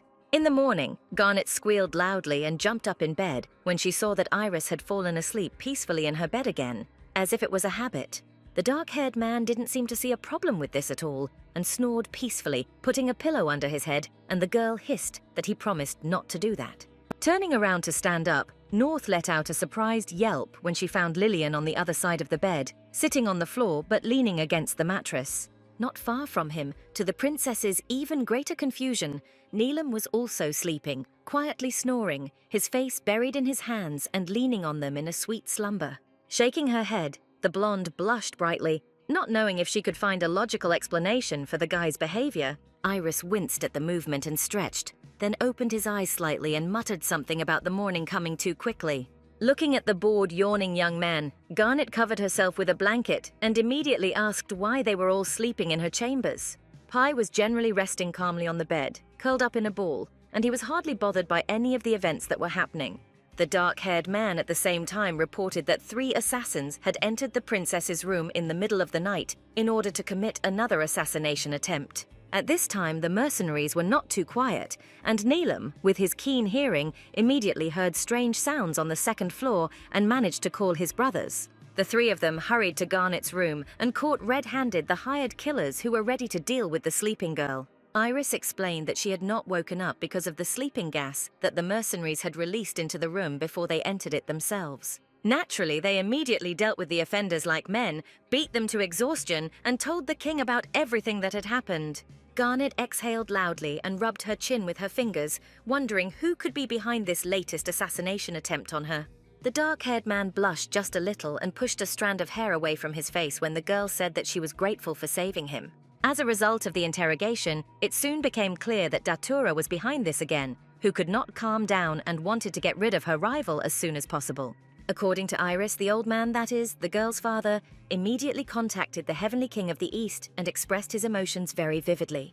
The ruler of the neighboring state was clearly not aware of what his daughter was doing, and therefore, upon hearing this, he became truly furious. Quite unexpectedly, the girl learned from Iris that as punishment, the princess was stripped of her title and then completely expelled from the royal palace. The blonde held her breath in fear, thinking that such a plot definitely shouldn't have been in the original game. Iris added that she was allowed to finish her studies at the academy and live in a dormitory, but immediately after graduating from the educational institution, she will find herself on her own. Garnet realized with a shudder that Datura had suffered the same fate as she herself should have suffered according to the plot of the original game. Noticing North's clearly sad and worried expression, Iris asked if she was okay and said that she was worried about what happened that night. The princess blushed slightly again, feeling the pleasant care of the young man who always took care of her, and replied that she was fine. The dark-haired man approached the heir to the throne, looked into her bright pink eyes, and said nothing, but his gaze revealed a lot. Garnet suddenly remembered her main problem, namely the almost maximum level of pumping relations with favorites. As Lillian and Nalem stirred, Iris wished her older brother good morning, and the girl looked at each of them, thinking about her own. North blushed brightly, closing her eyes and waving her hand at herself, mentally deciding that she needed to think about all of this alone. The little animal only opened one eye, because he knew that his mistress was safe, and besides, a new interesting day was about to begin. In the evening, Datura was the only person in the entire female dormitory of the Demon Academy. Sitting on the floor in the corner of the room, the dark-haired girl thought that it was all over for her, because her own father had kicked her out of the house, and in addition to that, deprived her of her title. West hugged her knees, not understanding why all the bad things were happening only to her when she was only trying to protect her story. When the girl was reborn as a beautiful character from her favorite game, she was absolutely happy and remained delighted. Looking in the mirror and lovingly gazing at her reflection, she thought that even though she was not born the main character, she could still live differently.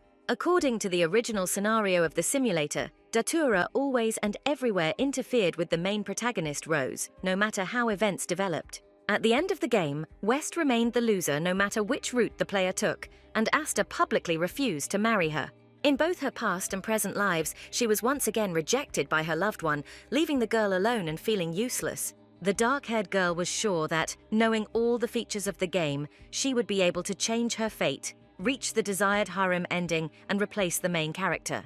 In addition to all the endings, the game had a secret harem ending, available at maximum affection levels for the love interest. Then she was sure that despite the fact that the game had just begun and it was unclear how to do everything for her goal, Datura was confident in her goals. She had to follow the rules of this game and correctly raise decisions, because now there were no such convenient load and save buttons. And yet, thanks to her knowledge of the plot, the girl clearly understood what she would have to do first of all for her successful future. She was supposed to play the role of Datura, the perfect and smart villain, the future queen of the West, but no matter how hard she tried, it turned out so-so. Nothing worked out because Garnet suddenly appeared in her path, who, unlike her game version, was able to become an heir. North was able to befriend all possible love interests, and Asta even broke off an engagement because he wanted to take the Princess of the North as his wife. West desperately wanted to be in her place, but she could only watch from the sidelines as her rival's circumstances developed beautifully. Datura was ready to do everything to take the place of this spoiled girl who did not deserve any of this. A feeling of revenge and a fear of loneliness that engulfed her whole body at the mere thought of how everyone treated North took possession of her soul. After some time, Iris was walking around the capital's shops with Garnet and then decided to bring her to the Monster Hunter Guild. Looking around the huge room with high ceilings and several floors inside the space, the blonde smiled enthusiastically. Iris asked the princess for forgiveness for coming here because he needed to talk to his boss, but the girl seemed only glad. The head of the guild himself came down to them, bowed, placed his hand on his chest, and greeted the crown princess of the North. The man winked at her and said that North had done a great job recently, killing 2 monsters on her own. Waving her palms, the blonde said that she did not cope with the monsters alone. Her friends came to her aid. The man didn't pay attention to this and said that it was especially difficult for lower demons to fight such horror, and she also ended up on the territory of the academy. Garnet was a little surprised to receive the guild leader's praise, and then heard from him that there were rumors that she was planned to be the bride of the future lord. Suddenly, Iris hugged the girl and asked the chief not to talk nonsense because the king made her his heir, and there was no talk of marriage. The man folded his arms across his chest and agreed that Garnet would make a fine queen of the north, but reminded her of her 2 brothers who could take her place if necessary.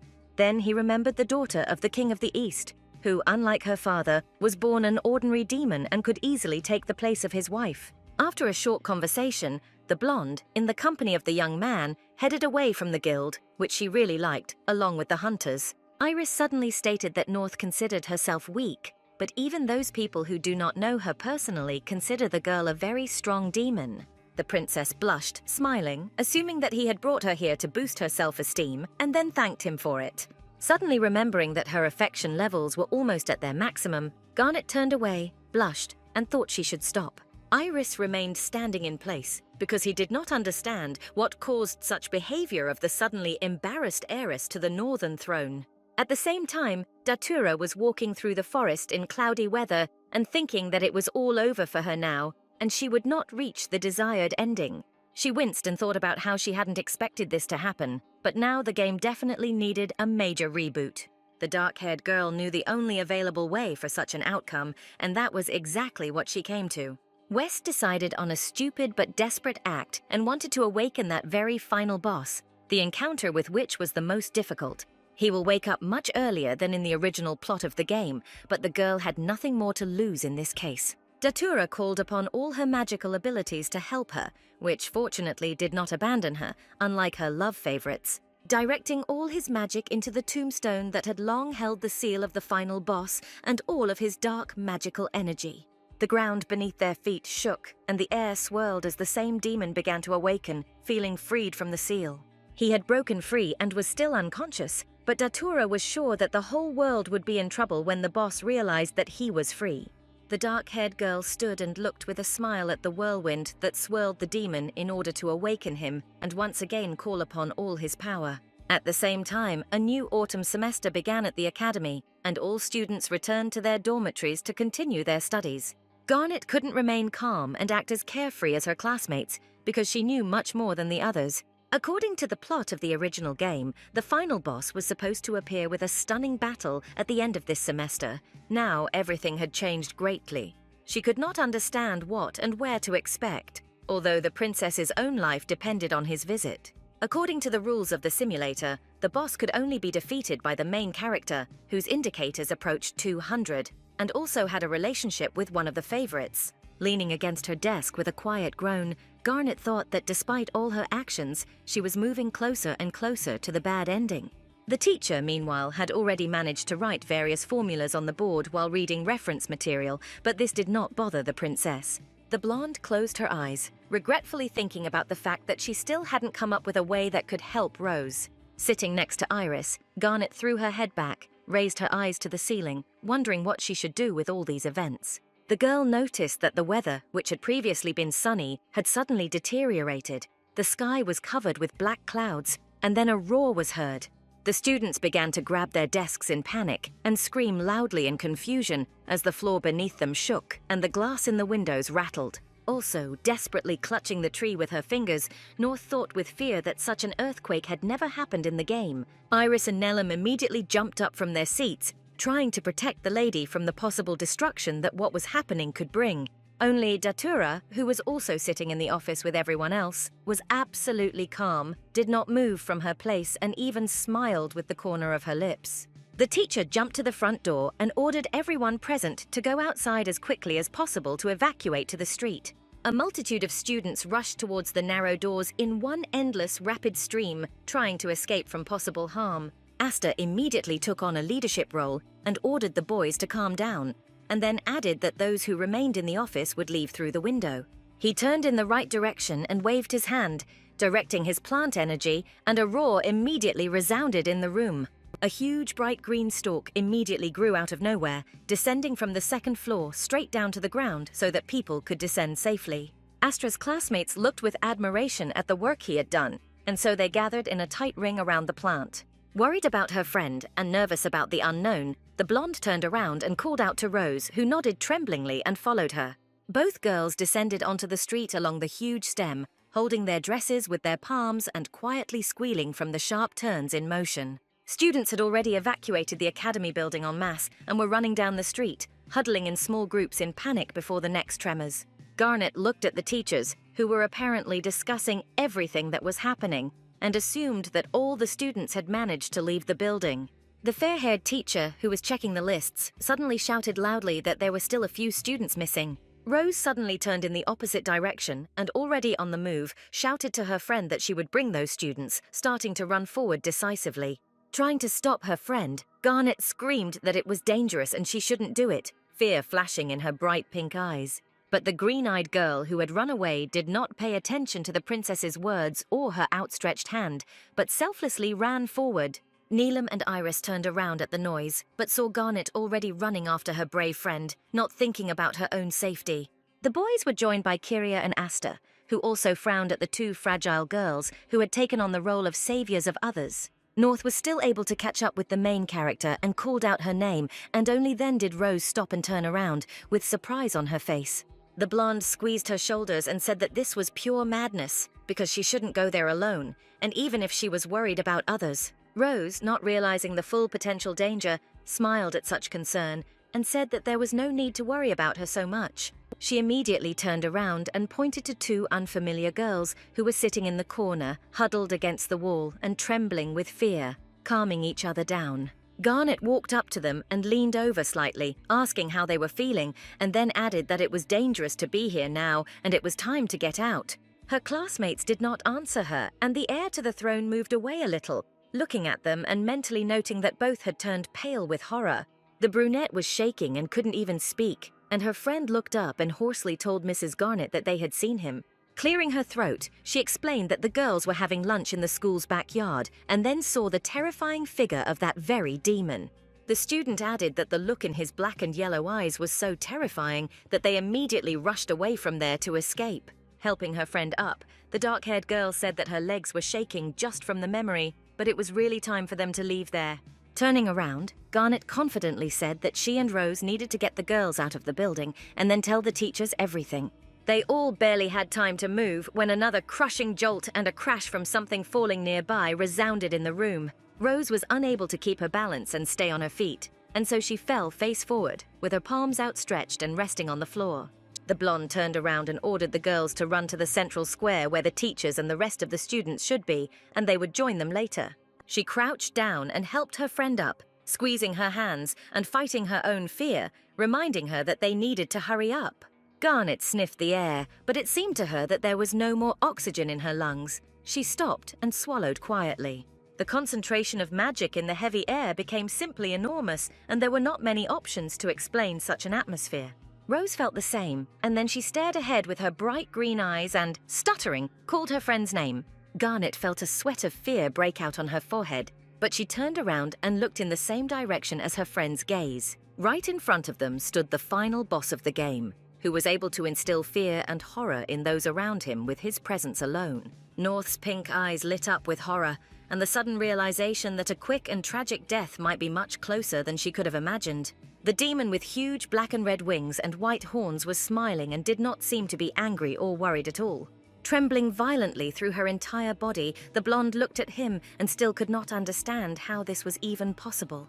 The final boss of the original game was named Kurama. He was a former emperor of an empire who desired unlimited power, causing him to lose his way and become a tyrant. The current emperor managed to defeat and seal him, but in the story, the seal broke, returning him to the world, but this happened later. Garnet thought in horror that at this rate, and incomprehensible leaps of events, she could end up in the very death she feared. Kurama's strong hand squeezed her fragile throat, squeezing it so tightly that air stopped entering her lungs altogether. As the demon lifted her off the ground, still squeezing her neck with his long fingers, the heir to the throne began to cough. Rose was still nearby and called her friend's name in panic, but she could only hoarsely ask her to get out of here quickly. Kicking her legs in the air as the lack of oxygen burned her lungs, the blonde panicked as she thought about giving her time to escape. Garnet's bright pink eyes filled with crystal clear tears as she thought about the fact that she wasn't going to die. Swinging her arm with all her might and summoning all her physical strength, North broke free from the boss's tenacious grip and kicked him hard. Flying back from her own blow, the girl suddenly felt joy from the fact that she was able to fight back against such a strong character.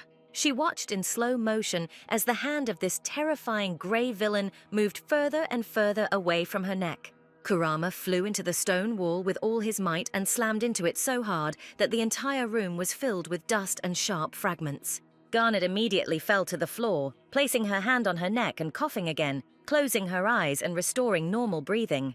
Lifting her friend by the hand, Rose screamed that they needed to get out of here as quickly as possible to tell the teachers about this suspicious demon. North nodded, and they both rushed forward, because all the people had to be taken away from the academy grounds, because even the teachers were not able to deal with Kurama. The girls simultaneously felt the shadows around them thicken and the air become heavier again, and this was not a good sign at all. The final boss, who appeared behind them, seemed to be only amused by the students' behavior and declared that these ladies were really slow. Rose and Garnet flew away from each other as the demon's magic struck between them with force, wanting to attack with renewed vigor. Kurama stated that it was a very interesting attempt at a so-called attack on him, but it was certainly not enough to deal with the ruler of the underworld. Extending his hand to the girls, who were hugging each other and trembling with horror, the demon, with a predatory smile, asked how the emperor, whom he had not seen for a long time, was doing. Kurama was one of the first rulers of the empire, but a rival sealed him in that stone long ago, and many centuries have passed. The one the final boss was looking for had long since died, and the current ruler was the demon lord, Astra's father, who in turn was the heir apparent. In the original story, when Kurama learned that his sworn enemy was already dead, he vowed to wipe the entire empire off the face of the earth, building a new kingdom on its ruins. Garnet thought about how she had to stop him somehow, but at the same time she knew that a minor hero couldn't defeat the final boss. Mentally asking for forgiveness from the current Demon King, the blonde thought that she would simply take Kurama to him as the emperor. Iris and Lillian suddenly appeared in the corridor, calling out to Garnet one after the other because they had gone after the girl without waiting for her return. Turning to them as her only hope for salvation, the blonde screamed joyfully and even smiled. Rose also turned to them and quickly explained that the demon introduced himself as Kurama, one of the first rulers of their empire. Lillian stroked his chin, wondering with interest if that same evil demon had been sealed over 300 years ago. Iris lit a bright flame on his palm, carelessly declaring that he didn't care at all who was in front of him, Kurama or some other person. The dark-haired man added with a smile that attacking defenseless girls was the most despicable act of all. Watching the young man's bold behavior with interest, Kurama smiled to himself and muttered that this boy was quite curious. Nilam ran up to the girls and heard the demon say that before visiting the emperor, he agreed to have a little fun with all of them. When Garnet wanted to say something, the blonde-haired man put his finger to his lips and shook his head, urging her to remain silent. Hugging his mistress from behind, the young man pointed the girls to the far corridor so that they could move there and not be harmed during the battle. Iris and Lillian waited for this moment and together attacked the demon, calling on hellishly burning flames of various kinds to help. Kurama backed up a little, but the fire didn't seem to harm him as the final boss seemed to absorb everything that was directed at him.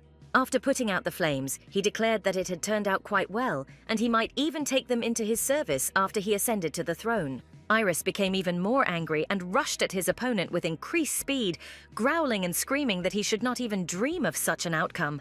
Asta and Kiria came running to the noise and found the two brothers already fighting with an unknown creature and attacking it from different sides.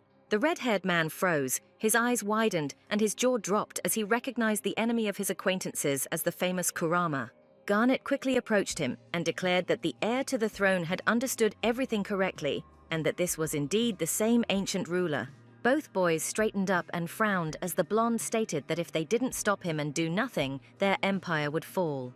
Tired of the attacks of the impudent youths, the demon stretched out his hand forward and caused the stone pedestal in front of him to break into many pieces. Directing all his power downwards, the final boss caused the floor to collapse right down to the feet of the fast teenagers who dared to resist. Lillian and Iris were thrown back, both stunned by the heavy and deafening energy of Kurama, who, as expected, was not giving in to them.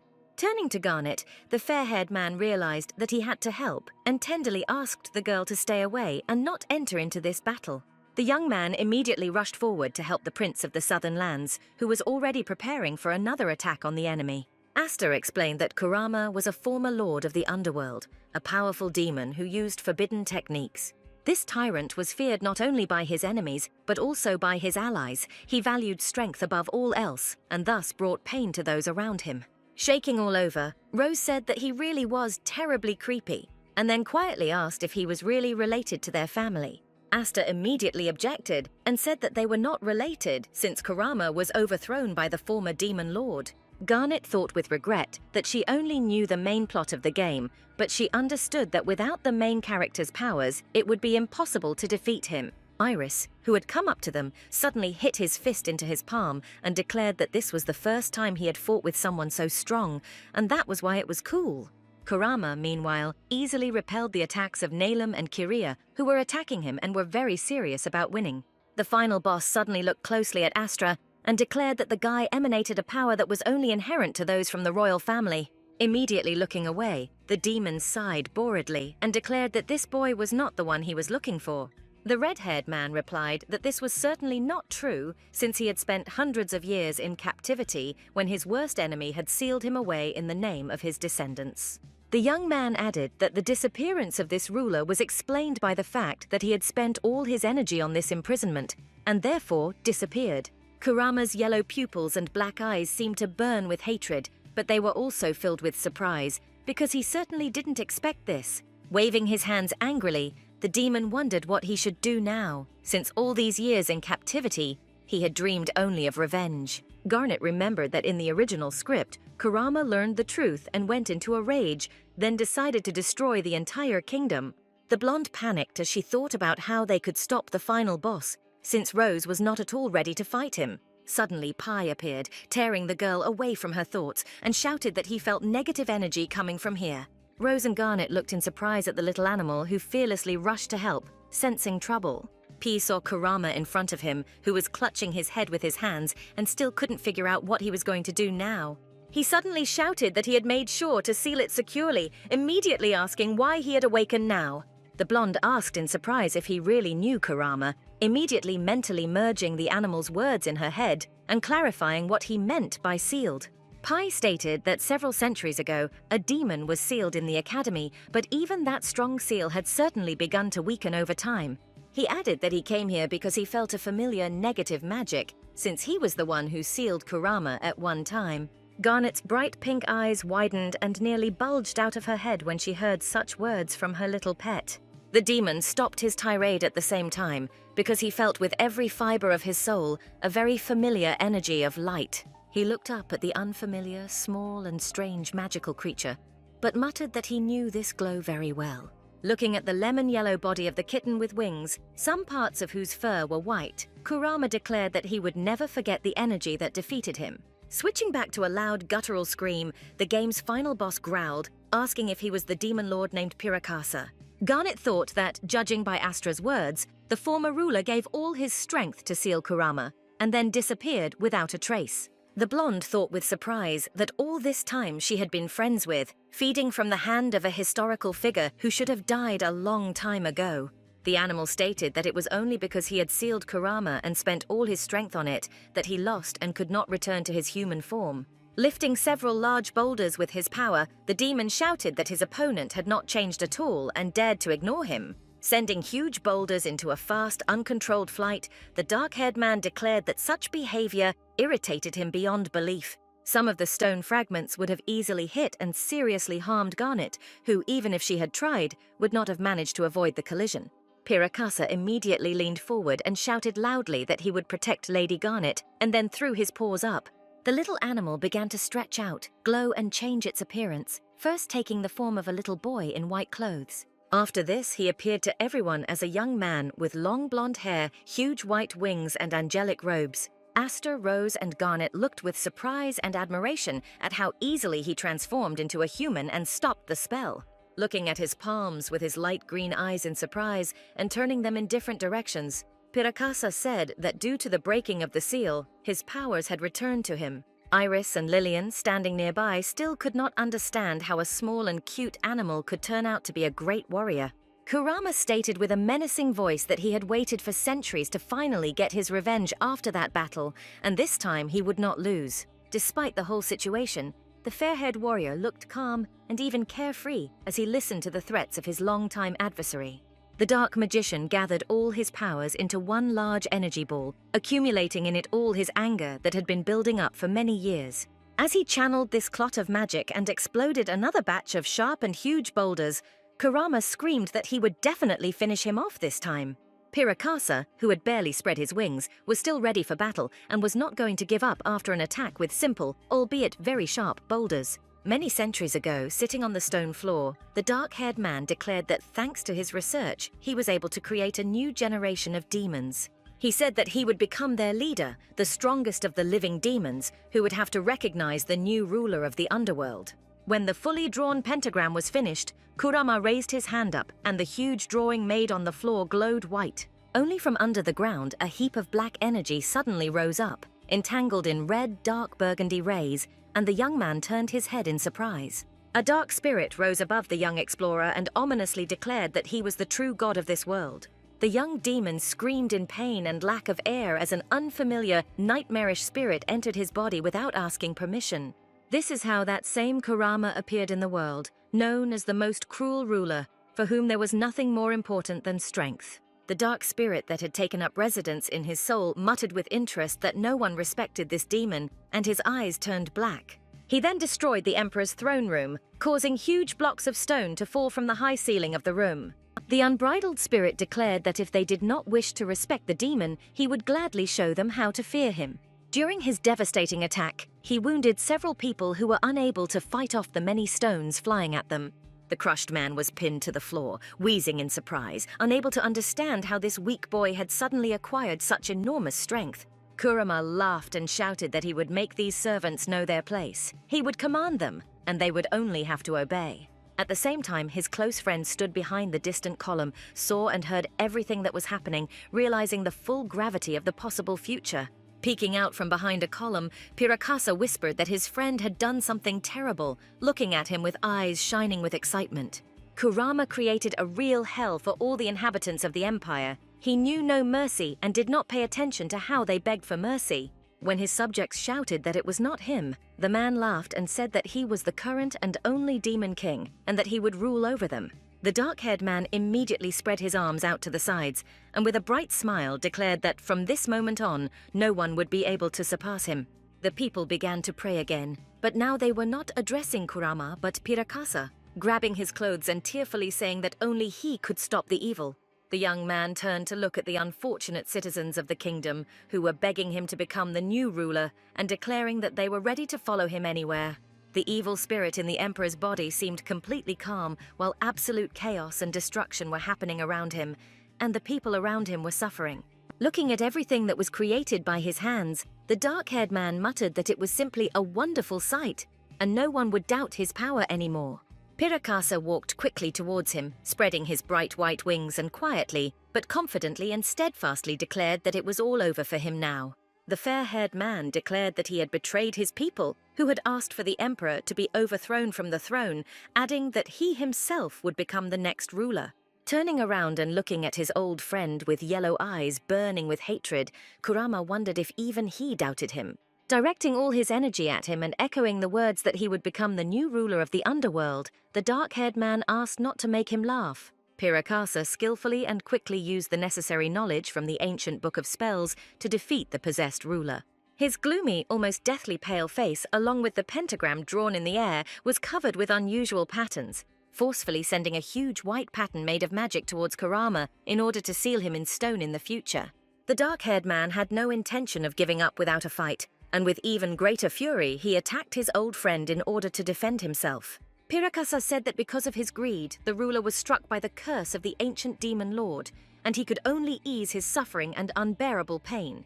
Directing his light magic towards his old friend, the young man said that as his friend and the new demon king, he would seal his rival right there on the spot. The emperor growled and squinted hard against the blinding bright light as he was almost completely encircled by the sparkling magic of the Pirakas. Eventually, one ancient magic lost to another, and the dark demon was pulled straight underground, sealing his magical power in stone.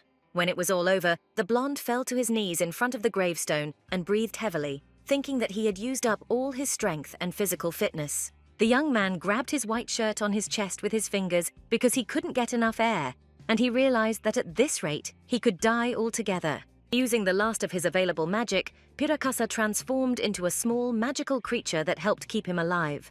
Curling up on the cold floor, the hero of this battle thought that he would have to stay in this body for a little while to survive this moment.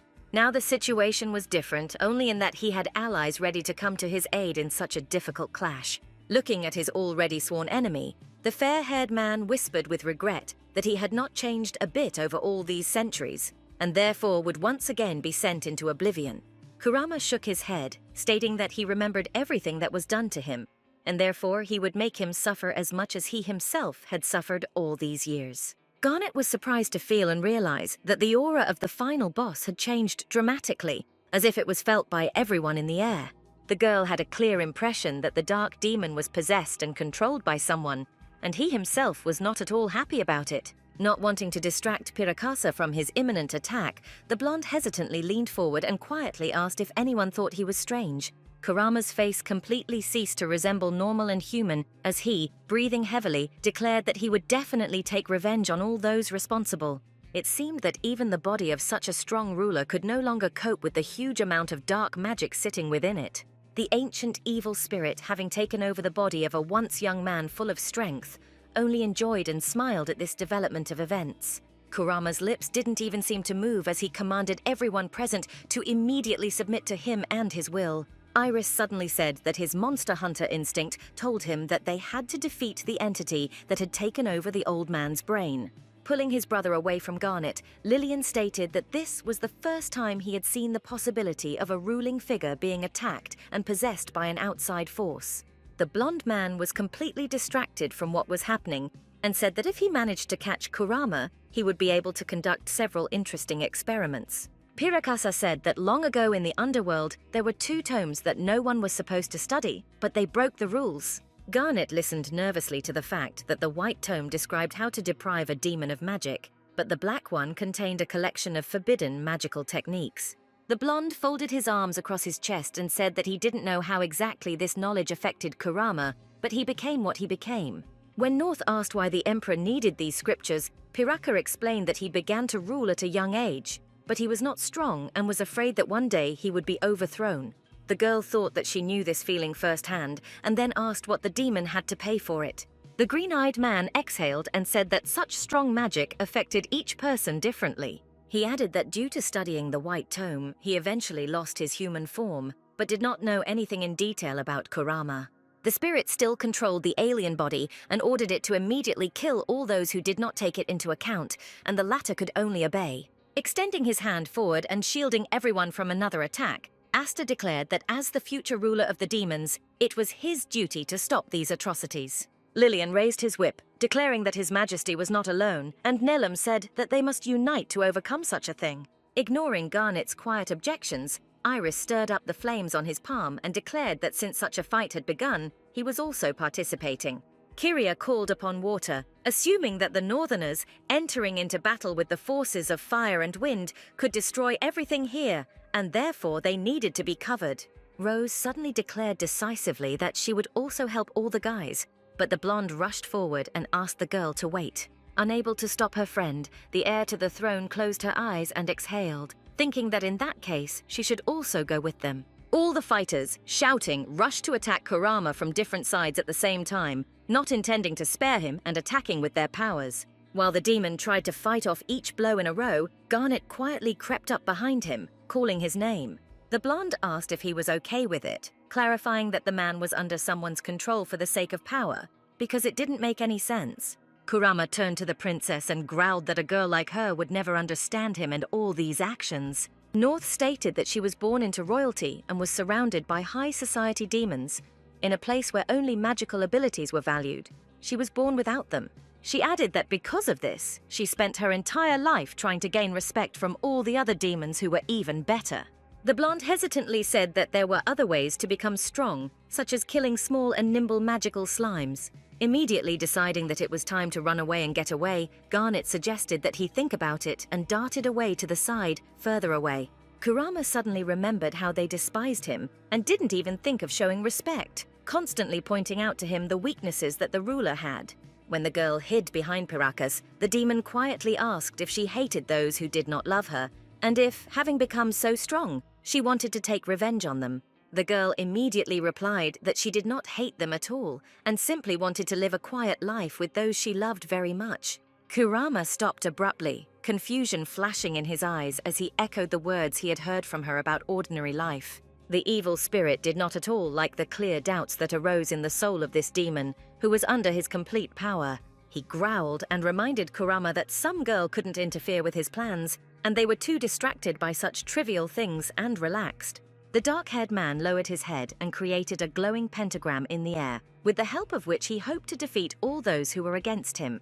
Kurama froze when he realized that he couldn't move at all, no matter how hard he tried to jerk and raise his hands, or at least move his fingers. The girl standing behind the warrior explained with a bright smile that this was happening to him because she had cast her paralysis magic on him.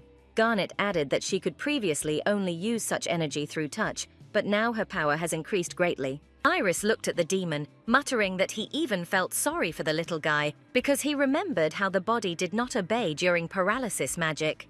Kurama couldn't move, breathing heavily. He only growled angrily and then released a black-blue, choking smoke from his fingers. Kiria and Asta looked in amazement as the strange substance rapidly spread through the air and created a dome. Piracasa immediately and loudly ordered no one present to inhale this smoke because this magic could enslave their minds. The young men, who had managed to inhale the dark magic, sat down on the floor, trying to cough and hold their breath at the same time. Turning around in the black and blue smoke, Garnet shook her head from side to side in panic and tried to make out Rose, who was not next to the guys. The blonde saw her friend behind the demon, behind his back, and she was clearly about to do something very bold and very stupid right now. With all the light power she had, the green-eyed one struck Kurama in the back to stop him from poisoning the air with the vile magical smoke. The dark-haired man screamed loudly that he was blinded by the bright magical light sent by Rose and covered his eyes with his hand and black sleeve. Garnet clenched her fists resolutely and immediately thought that this was their only chance, so she grouped herself and quickly moved forward. The princess cried out that he was finally opening himself up for attack and pushed off from the half-destroyed stone floor, jumping. Kurama, who had just opened his eyes, looked in surprise at the warlike girl who was already on top of him, ready to attack him. Suddenly there was a deafening roar, and everything around was covered in a thick layer of dust raised into the air and stones broken into small pieces. Garnet's blow didn't hit its target because an unknown substance suddenly grabbed Kurama by the wrong leg, protecting him at the last moment. The blonde froze in surprise and fear, looking at the incomprehensible creature and trying to understand what the hell was holding her in the air. Smiling, the demon said carelessly that although she was very, very strong physically, there was not a penny of magic in her actions and aura. The unclear substance abruptly threw the girl onto the destroyed floor, disgustedly declaring that he had never met such demons before, and it was creepy. Directing his energy at the enemy, Piracasa stated that Garnet may not have magic, but everyone else does, and that's enough. Neelam turned to the corridor, calling upon his wind magic, and firmly stated that he would block all his escape routes, just in case. Lillian shouted that he shouldn't be killed, because he should use this opportunity for experiments, and Iris muttered that his brother was still talking about his own things. Aster was silent, seemed focused, and at the command of his hand, a huge stem of a plant burst from under the ground, completely subordinate to its master. Kurama froze in surprise and amazement when his entire body, wings and all, found itself in the steel bonds of the all-powerful plants. Kiria directed a power he had never shown anyone before at his opponent, and large and small snowflakes flew through the air in a fast whirlwind. The fair-haired Piracasa clasped his hands together, and the pentagram he had drawn began to glow with a bright light directed at the dark spirit. Kurama, along with the one controlling him, both screamed in pain, suffocation, and blinding light as they were attacked all at once. The spirit desperately thought that if it did not leave this body right now and find another refuge, it would simply perish under the influx of such power. He saw through the window several white birds who were sitting carefree on the branches of a tree, not paying attention to the battle. The dark spirit growled desperately and even broke out of Kurama's body, wanting to escape, because otherwise he definitely wouldn't be able to do anything. As thick black and blue smoke spread throughout the room again, Pirakasa coughed and thought about how he was struggling to get out. Attacked by the same smoke, which seemed to destroy all the air in its path and pressed on her temples, Garnet coughed and screamed in discomfort. Iris appeared nearby and loudly shouted the girl's name, immediately picking her up in his arms, laying her on the floor and covering her from the black magic with his back. The dark-haired man asked excitedly if she was okay, and North exhaled loudly, blushing a little, and nodded her head several times. Pirakasa realized that the spirit that had possessed Kurama all this time had disappeared because his old friend had fallen and surrendered under the onslaught of the alien force. The warrior stood in the middle of the destroyed corridor, realizing that they were saved now. But in the future, this could play a cruel joke on everyone. The bird that had been sitting on a branch and watching what was happening had to take on all the dark power of the evil spirit. Asta turned around a few times, asking how it was possible that he had just managed to escape, and Kiria immediately supported his words. Lillian said in a disappointed tone that he was not at all interested in the vessel of the ancient demon, and Nelum declared that at one word from the mistress, he would make sure that he would never wake up again. Pirakasa leaned over his old friend, looking at him with worried eyes, and asking if he had finally become what he used to be. Sitting on her knees on the floor of the destroyed corridor, Garnet breathed heavily, but could not believe her luck because she managed to avoid her death. Meanwhile, the students continued to drown themselves in the courtyard of the academy, wondering what was going on inside and why they were not allowed in. Datura heard words about some students seeing a very frightening demon within the walls of the academy, and the rest wondered who he was. The three teachers rushed inside because they knew perfectly well that there were still students left in the building and hoped that they were all okay. Watching the men walk inside, the dark-haired girl mentally declared that any actions they took now would be absolutely useless. According to the game's plot, the only demon capable of repelling Kurama's attack was the main character, but without sufficient points she could do nothing. The aftermath of the battle was very, very devastating. The stone floor was destroyed, and heavy boulders fell from the high ceiling. Kurama breathed hoarsely and opened his eyes, which had completely lost their black color and now seemed ordinary and normal. Pirakasa sat down next to him, and his gaze expressed all the sympathy and pity that was glimmering in his soul, and muttered that his friend had woken up. Turning away from him, the dark-haired man said that he had lost his strength, and had fallen so low that he could not even move. He closed his eyes and asked Pirakas how it would all end, and whether he would get rid of him, just like he had done centuries ago. The fair-haired man exhaled and said reverently and calmly that he did not want to do any of this and, moreover, did not intend to do any of this. Kurama's yellow eyes flashed with surprise as he turned to look at his old friend. The comrade picked him up and said that he suffered because an evil deity took advantage of his hatred, and then asked for forgiveness for not noticing this for so many years. The dark-haired man immediately remembered the moments when his old friend supported him, taught him to have fun, or simply spent time next to him. It seemed to him as if he had suddenly regained his sight, and only now, several centuries later, could he see clearly through transparent crystal tears. Garnet turned around at the sound of footsteps and shouts as teachers ran towards them, asking if the students were okay after all the destruction. Pirakasa froze, holding the exhausted Kurama in his arms, knowing what kind of reaction the appearance of a famous ancient evil would cause in people. The blonde didn't understand what they should do now, and how they could explain to the teachers in a few words the appearance of a demon who was no longer evil. As Pai jumped out the window with his friend in his arms, spreading his wide white wings, the princess put her hand to her chest and sighed in relief. Lillian sang a lot of things to the teachers, plausibly claiming that this was how the attacker escaped, but they managed to escape without injury. North was glad that everyone believed the young man's lie, but she had too many questions and they needed to be discussed with others as soon as possible.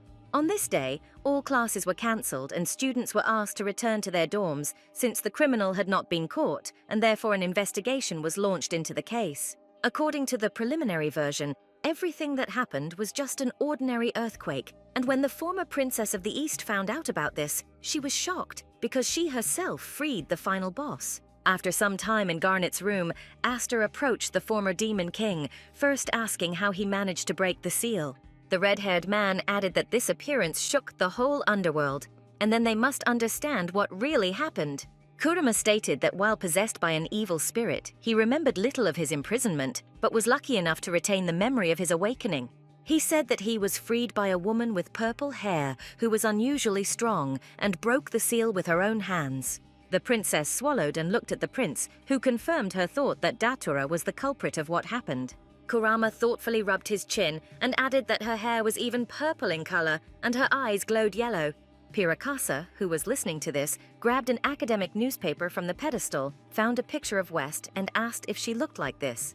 When the dark-haired man confirmed this, Asta seemed to growl with hatred, declaring that he knew it because no one else could have thought of such a thing. The red-haired man opened the door and declared that if Datura had helped release such a demon, he should immediately inform his father about it. As the young man quickly disappeared, slamming the door of the room behind him, Garnet turned around and asked Kurama what really happened to him. The dark-haired man put his hand to his chest and said that it was difficult to explain, but it was as if another personality was sitting in his body which controlled everyone. He stated that despite his clouded consciousness, he still wanted to take revenge on Pirakasa and destroy the current demon world. Looking at his worried friend, Kurama quickly assured that thanks to his comrade, he realized that this wish no longer made sense. Closing his eyes, the man quietly said that so much had happened to him that he felt like a real squeezed lemon. He added that he was very tired and went straight to Garnet, getting up from his chair and asking if that was really her name. Gently hugging her and pulling her towards him, Kurama calmly explained that he wanted to find healing for his tired and wounded soul in the girl. The blonde blushed brightly and dropped her jaw, unable to understand why the final boss of the game was suddenly hugging her. What happened surprised everyone, and of course the two demon brothers and Nalem, who were closest to the girl, did not like it. Pirakasa nervously waved his arms and ordered his friend to let go of Garnet, who was clearly uncomfortable, but he refused, humming some tune. The dark-haired man said that he had met such an interesting lady for the first time. She was the first to understand him, and therefore he did not want to let go of such a wonderful treasure. Feeling his entire being burning with anger from jealousy, Iris lit a flame on his palm and ordered him to immediately remove his hands from the girl. Ignoring his words, Kurama remembered that he was a strong boy with fire, immediately asking if he wanted to serve under him. Turning to his older brother, the dark-haired one asked if this demon had always been so terribly strange, and he asked for time to think. Lillian replied that while Kurama's intentions were caused by himself and not by an evil spirit, his strange feelings for Garnet were pure from the start. The demon smiled a little too happily, and the princess squealed quietly in horror when Lillian added that, if anything happened, North would become the queen of the demons. Pirakasa ordered his friend to stop because he can no longer become the ruler of the underworld since Astra's father is now the emperor. He added that Garnet is the future queen of the North, and therefore the ruler, as a caring father, will not marry her off to just anyone. Kiria folded his arms across his chest and stated that he understood everything, but now they had more serious problems to discuss. Tearing Kurama away from the girl and thus breaking their awkward, long embrace, the blonde-haired man agreed with these words. A little later, the great warrior was already standing in front of the students and telling them the whole story from the very beginning, starting from the distant past. He explained that he and Kurama were former rulers, but because he was attacked by an evil spirit, Pirakasa chose the seal and lost his human form. Time passed inexorably, the seal weakened, and he, in the form of a small animal, began to look for allies for further battle with the enemy. The warrior added that the evil spirit was still at large and could return with renewed vigor, and then suggested that they all unite and deal with it. Time passed, and now before going to school, the blonde instructed them to sit in the room and not attract any more attention to themselves. The heir to the throne ran down the corridor of the girls' dormitory with her briefcase so as not to be late for important classes. Kurama and Pirakasa first listened attentively to all the girls' instructions, and then simply waved goodbye to her with smiles. Walking along the cobblestones of the street, the princess hoped that the two strongest demons she had left in her room would not destroy her. Studies continued, although the academy had suffered damage, and they now studied in buildings that had not been damaged by the so-called earthquake. North reflected on how the plots had changed dramatically, especially her personal storyline, and was glad that her life was not over. Now she walked down the corridor and for the first time allowed herself to admit the thought that she was no longer in danger, since the main danger had retreated. The blonde even turned pink with happiness when she realized that she would now be able to fully and without any fear enjoy her school years. An enthusiastic picture of a pleasant rest on a soft bed with delicious sweets and women's magazines immediately appeared in her head. She thought that she would very much like to be able to save herself for that moment, and she wished that she could have done so when her friends greeted her. Having looked at all her acquaintances and chatted with them about this morning, Garnet noted with surprise that only Datura and Astra were not in the office. The blonde sat down at the desk, thinking that at their last meeting, the young man was heading to his father and hoped that he was okay now. The teacher, who entered the room to give a lesson, was clutching a book, and his appearance distracted the princess from her thoughts. The man stood behind his desk, picked up some papers, and announced that 2 new students had suddenly transferred to their academy for training, and then asked them to come in. Kurama and Pirakasa, having hidden their huge wings, passed for ordinary teenagers, dressed in their usual school uniforms. The teacher introduced the new students to the entire class, and then expressed the hope that the young men and women would be friendly with them. Garnet's pink eyes flashed with surprise as she looked at the whole scene with confusion, not understanding what they were doing here. The young men, who were complete opposites of each other, seemed not to see any problem in what was happening and waved to the girl. Suddenly, decisively pointing his finger at the seat next to Garnet, Kurama calmly and confidently stated that he wanted to sit there. Iris asked him sternly to repeat what he had said, and Nellum also straightened up in displeasure, declaring that they could try. The boys ended up taking seats on either side of the blonde, and Iris and Neelam were forced to move down a row and sit next to Rose. The teacher pressed his palm to his chest and took a breath, thinking that he would definitely not get bored with these children. At the same time, Asta was in the Demon King's castle, telling his father in detail about everything that had happened just recently. Datura knelt before the Demon King, looking at the father and son with hatred, guarded by 2 impressive knights. The red-haired man stated that he never thought that Datura would be capable of stooping to such a level and breaking the ancient seal that had nearly caused the death of many demons. The Emperor said that he was very sorry for Lady West, but he could not close his eyes to everything that the girl had done of her own free will. The man announced that as punishment for this act, she would be expelled from the academy and would be forced to live and work with the lower demons. The girl's yellow eyes lit up with fear as the man added that he would have to seal Datura's magical abilities to avoid problems. The girl hysterically leaned forward and screamed that no one could do this to her, declaring that she had done nothing to deserve such a fate. The dark-haired girl squealed in horror, not understanding why she always got the punishments and wondering what was wrong with this game. The knights grabbed West as she began to struggle and pinned her arms behind her back to prevent the hysteria that was starting to set in. The father and son watched in silence as the guards dragged the struggling girl away from the main hall, closing the doors behind them. Calling out to his son, the ruler asked him what information and news there was about the reborn former demon lord.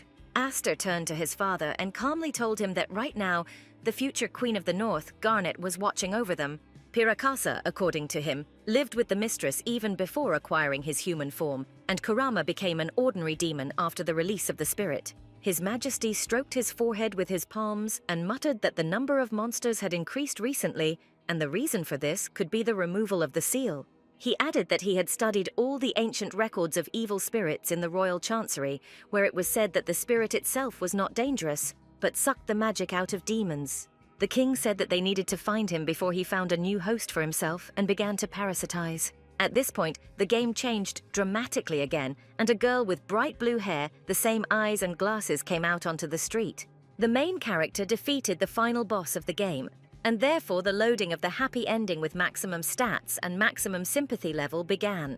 Thanks to the work of the main character, according to the original plot of the simulator, true peace and quiet should have reigned in the world of demons. Suddenly, a glitch occurred, and the awakening of the main character was not completed, and the final boss was again not marked as defeated, and the loading of the ending was suspended. The game stopped due to a system error, followed by a forced reboot and a new storyline loaded. The creation of a new rival and final boss in one person was completed, and then the forced reboot was completed. Now in the game, due to the change in the storylines and the characters' histories, a perfect villainous character has been automatically created. The girl opened her eyes and tremblingly declared that the system was not satisfied with this ending, and this time she appeared in the simulator. The new heroine looked very innocent and sweet, but said that she was ready to ruin the life of the main character, and no one would reach a happy ending. After another hard day of school in the evening, Garnet, still in her school uniform, fell onto her bed and exhaled loudly. She rubbed her forehead with her hand and thought about the fact that according to the original plot of the game, defeating Kurama was considered the official end of the game. Tossing and turning on the bed, the blonde wondered if she could relax now that the bad ending was behind her and she had escaped death. Turning around at the noise, the girl noticed Piracas standing near her nightstand, sipping the same delicacy he loved in the form of an animal. The young man rustled the wrapping and turned around when Garnet asked him with a grin what he had forgotten in her room. The blonde reminded him that he was now officially a student and had been given his own room in the dorm. Looming over her, the boy said that he had lived here all this time and then asked how the princess could kick him out after what they had been through together. North tried to argue that he was just a cat back then, but Piracasa loomed over her and said that this room was his second home. The fair-haired man immediately froze and moved back a little when he heard the whistle of sharp blades very close to his head. Standing behind him, an angry Neelam, who was in a very, very belligerent mood, ordered him to immediately move away from his mistress. Taking out a new blade and threatening the guy with it, the personal butler snorted and irritably called Piracas an ordinary pervert. The young man's green eyes sparkled with amusement as he reminded Neelam that he was constantly and closely watching the princess, asking if this was true. Telling him to shut up, he blushed and replied that he was only looking after his mistress, since she could be attacked at any moment. Garnet heard a knock on the door, and then when Kyria asked if she wanted to try some of the cake he had made, she said yes. The Prince of the Southern Lands entered the room with a cake in his hands and asked what was going on here, watching the guys squabble, and she replied that everything was as usual. The prince placed the cake on the table and began to cut it, then said that Kurama had been defeated, so they could all rest in peace. The three of them sat down to dessert and finally calmed down, and Neelam said hopefully that he hoped that school days would be just as peaceful. None of the group of friends knew that from the street through the window, they were already being watched by that same new and unknown villainess. Early in the morning, the blonde yawned and wished all her friends good morning as she entered the office, and they responded in kind. Rose smiled brightly and noted that her friend had arrived on time today, and North laughed, agreeing with her barbed words. A girl with short, bright blue hair entered the office and walked forward with a smile, descending from the upper stands to the lower ones. The unknown lady waved and winked at everyone, wishing them good morning, and her cheeks were pink with joy and a positive attitude. Iris raised his head and said hello, and Neelam greeted Lady Lobelia with a smile as if she were an old friend. Looking at the completely unfamiliar face, which definitely wasn't in any of the storylines of the original game, Garnet realized that she didn't know who it was. The blonde was very surprised that this stranger was talking to all her friends and family as if she had known them for a long time, but this was not the case. Noticing the two friends entering the office, the blue-eyed girl clasped her hands behind her back, smiled, and greeted Piracas and Kurama. Unexpectedly for the princess of the Northern Lands, even these demons, the strongest of all present, also wished Lobelia good morning. North's pink eyes sparkled with surprise, and so she opened her mouth, not understanding at all how it could happen that she didn't know them. Kyria also responded with a smile, placing his hand under his cheek, and the heir to the throne began to feel like she was not herself. The blue-eyed girl sat down next to Astrum as if she did this every day, and then began to chatter with the heir to the main throne with a smile. Frightened by what was happening, Garnet turned even paler than usual and could not understand at all what was happening here and for what reason. The girl sat down in Datura's place, and no one was surprised at all by the fact that she sat there without even choosing, as if she had always sat there.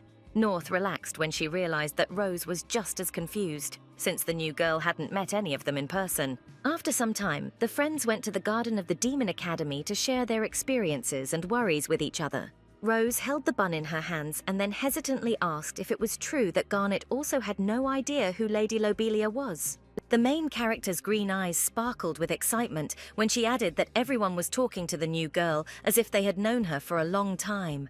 The blonde pushed her lunch away from her face, stopped chewing, and nodded, saying that everything that was happening was very strange and even frightened her. The princess added in confusion that Lobelia sat down in the same place where Datura had been sitting all this time, as if the place belonged to her. Rose suddenly froze and looked away when Garnet added that even the teacher had not announced or introduced the new girl. She suddenly jumped up from her seat and pointed her finger to the side, and her green eyes became even more confused when she asked her friend to look. Lobelia was very nice to Lillian, whom she shouldn't have known, since he was in high school, unlike their group. North stood up from her seat with determination because she was very concerned about the sudden appearance of a completely new character, accompanied by strangeness. She asked why they should guess about it, smiling, and added that they could ask everything in person, and Rose agreed. The girlfriends immediately hurried to the young couple who were still chatting emotionally with each other, standing in the shade of a street canopy. Lillian turned around when a familiar female voice called his name and was distracted from the conversation, and at the same time the girl fell silent. The young man turned around and greeted Garnet and Lady Rose with a smile, whom he had not yet seen due to different activities. He asked what he owed to this visit, and the blonde hesitantly said that she had several very important questions. Gathering her strength, Garnet tried to look as friendly as possible and nodded towards Lobelia, asking how everyone knew the girl. The young man asked her, puzzled, what she meant, since Lady Lobelia, like all the other people, had studied with them since the very first semester. The two friends looked at the high school student in surprise, because they were absolutely sure that this was impossible, because everything was not like that. Lobelia said with tears in her eyes that this behavior was very cruel on Garnet's part, because they were friends and had been through so much together. The blonde thought about how she had only recently allowed herself to relax and no longer look for a catch in every event of the game. She couldn't even imagine why this girl suddenly called herself her friend, since they had just met for the first time this morning. Without hiding her tears and sobbing, Lobelia said that Garnet hated her, because from the first day she did not want to get along with her, but pretended that she did not exist. North said, confused, that she didn't even know anything about her, and Rose supported her, saying that her friend didn't mean anything like that. Lillian suddenly looked sternly at the princess and declared that she was going too far and should not make fun of Lady Lobelia because she did not like it. The blonde seemed to feel like she had been plunged into cold water and stepped back, saying that she didn't mean to upset anyone. The blue-eyed girl was still pretending to cry, although she herself looked at the girl and did not show any sincere tears, but was only pretending. Garnet thought that she didn't understand anything because even in the game such a character didn't exist, and something was clearly wrong here. In the evening, after classes and serious shocks, the heir to the throne sat on her bed and tried to understand how she should act now. After all, it was simply impossible that only she and Rose knew nothing about the new Lobelia, while the rest thought that they had known her for a long time. Pirakasa suddenly looked into her room without knocking and said with a bright smile that he wanted something tasty again, and that's why he came today. Garnet sighed and leaned over, asking how many times she had to tell the boy that this wasn't his room anymore, and he couldn't barge in like that. Taking a sealed cat treat out of the nightstand, the blonde added that normal people don't eat such delicacies. The boy's green eyes lit up as he said that he had been in the cat's body for too long and could no longer return to human life. She suddenly remembered that the characteristics of the ancient demon Pirakasa said that he was familiar with the characteristics of all demons. Looking at the happy young man who was already chewing the treat he had received, North thought with a victorious mood that now she would find out the truth. Taking a polite step towards the guy, the Princess of the North asked if he really knew the truth about every demon. After chewing the delicacy, Pirakasa replied that it was so, and that he had received this knowledge from the white tome that he had studied earlier. In the game world, there were black and white folios, and initially the boy simply showed the affection points of love interests, but the developers came up with this. Looking at the thoughtful expression on the blonde's face, the guy asked why she was asking this and who she wanted to know information about. Hearing the answer, Pirakasa said that he was ready to tell the truth about Lobelia, but it was unlikely that she would learn anything new, since he already knew everything about the girl. The boy replied that Lobelia was their classmate, the niece of the Demon King, and the daughter of the Demon King's younger brother. Garnet thought that the game files contained information that the Demon King had a younger brother, but he never appeared in the game, and there was no information about his children.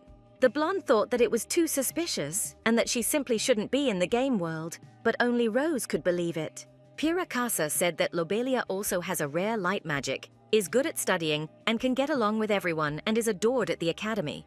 The Princess of the North suddenly realized very clearly that this entire description perfectly suited the type of canonical Rose from the original game. Garnet asked her friend to also show her Lobelia's affection scores with her love interests, and he nodded, beginning to cast his spell. He displayed the levels with a hologram, which with all possible favorites equaled a good 800.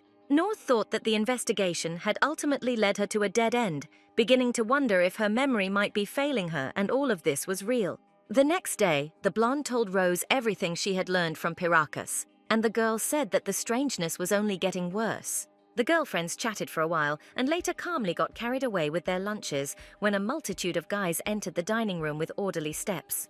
They all seemed to come into the dining room like a real squad of warriors, and the atmosphere emanating from them was extremely unfriendly. Garnet looked up and asked what was happening, and Rose followed her gaze and quietly muttered that she didn't know.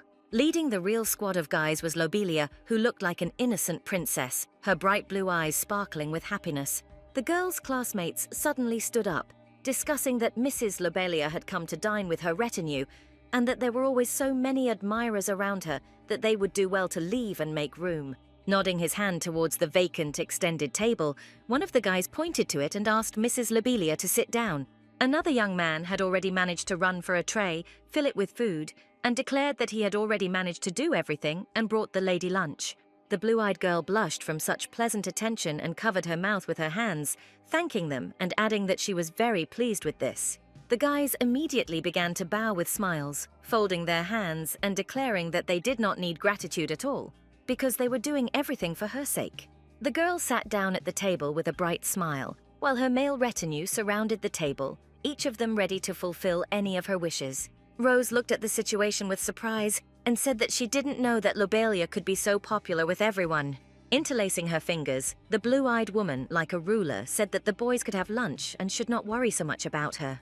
The boys began to shout as if they had won some very important victory, shouting over each other that the lady had allowed them to have lunch and that she was very caring. The friends froze and felt something very unkind and even threatening in the sudden and very intent gaze of Lobelia, who turned towards them. The blue-eyed girl rubbed her chin with her fingers and greeted the girls who had also decided to have lunch here. Garnet and Rose did not know whether to respond to these words, and it was unclear what could be said in response to a simple affirmative message. Smiling menacingly, the girl said that everyone in the cafeteria knew the rule that if she came inside, everyone had to vacate their seats. Lobelia looked at them as if expectantly, and North could not understand what she meant at all and why she thought she could behave like this. She reiterated that it was an unspoken rule of the academy, and if a girl came anywhere, everyone had to vacate that place immediately. The girls looked at each other in fear when the blue-eyed one added that Uncle King doted on her and promised to make her the next queen. Lobelia said clearly, and with a smile, that it was precisely because of this fact that the offspring of all 4 heavenly kings were obliged to know their place. The entire male retinue of the blue-eyed girl immediately surrounded the girls' table with an obvious threat and were not going to leave them alone at a simple request. The boys suddenly shouted that even the daughters of the heavenly kings should know the limits of insolence and demanded that they leave so as not to insult the lady. Rose stood up and leaned against the table, then screamed that such behavior was unacceptable because the cafeteria belonged to everyone. Garnet looked at Lobelia and thought that since she really was the niece of the heavenly king, she could easily turn the situation to her advantage. Once again summoning her insincere tears, the blue-eyed girl sobbed and declared that she was very scared because Rose was angry. The girl's green eyes flashed with worry when Lobelia asked why she was yelling at her loudly for no reason. With her head down and busily wiping away her tears, the ruler's niece declared that she was very sad, and therefore it was worth complaining about her impudent behavior to the teachers. The boys began to discuss with anger and irritation that the princesses had brought the mistress to tears, and after that, they should definitely be punished. Garnet thought that absolutely everyone had gone over to Lobelia's side, and before she arrived, there had never been such a strict hierarchy at the academy. The academy was attended by children of the heavenly kings, such as Aster and Kyria, but they treated themselves and others as equal ordinary students. Shaking her head, North couldn't understand how a girl who came out of nowhere could gain 80 affection points with the minions. The blue-eyed girl continued to cry insincerely and wipe away her tears, and the guys, her henchmen, seemed to be completely out of their minds. Helping her friend get up from her chair, Garnet said that it was time for them to leave here because there was absolutely no point in arguing over trifles. The girls had almost managed to leave, but they froze in surprise when Lobelia greeted the teacher and was glad that he was also here. North mentally squealed loudly and annoyed, not understanding how they could have managed to call the discipline teacher at all.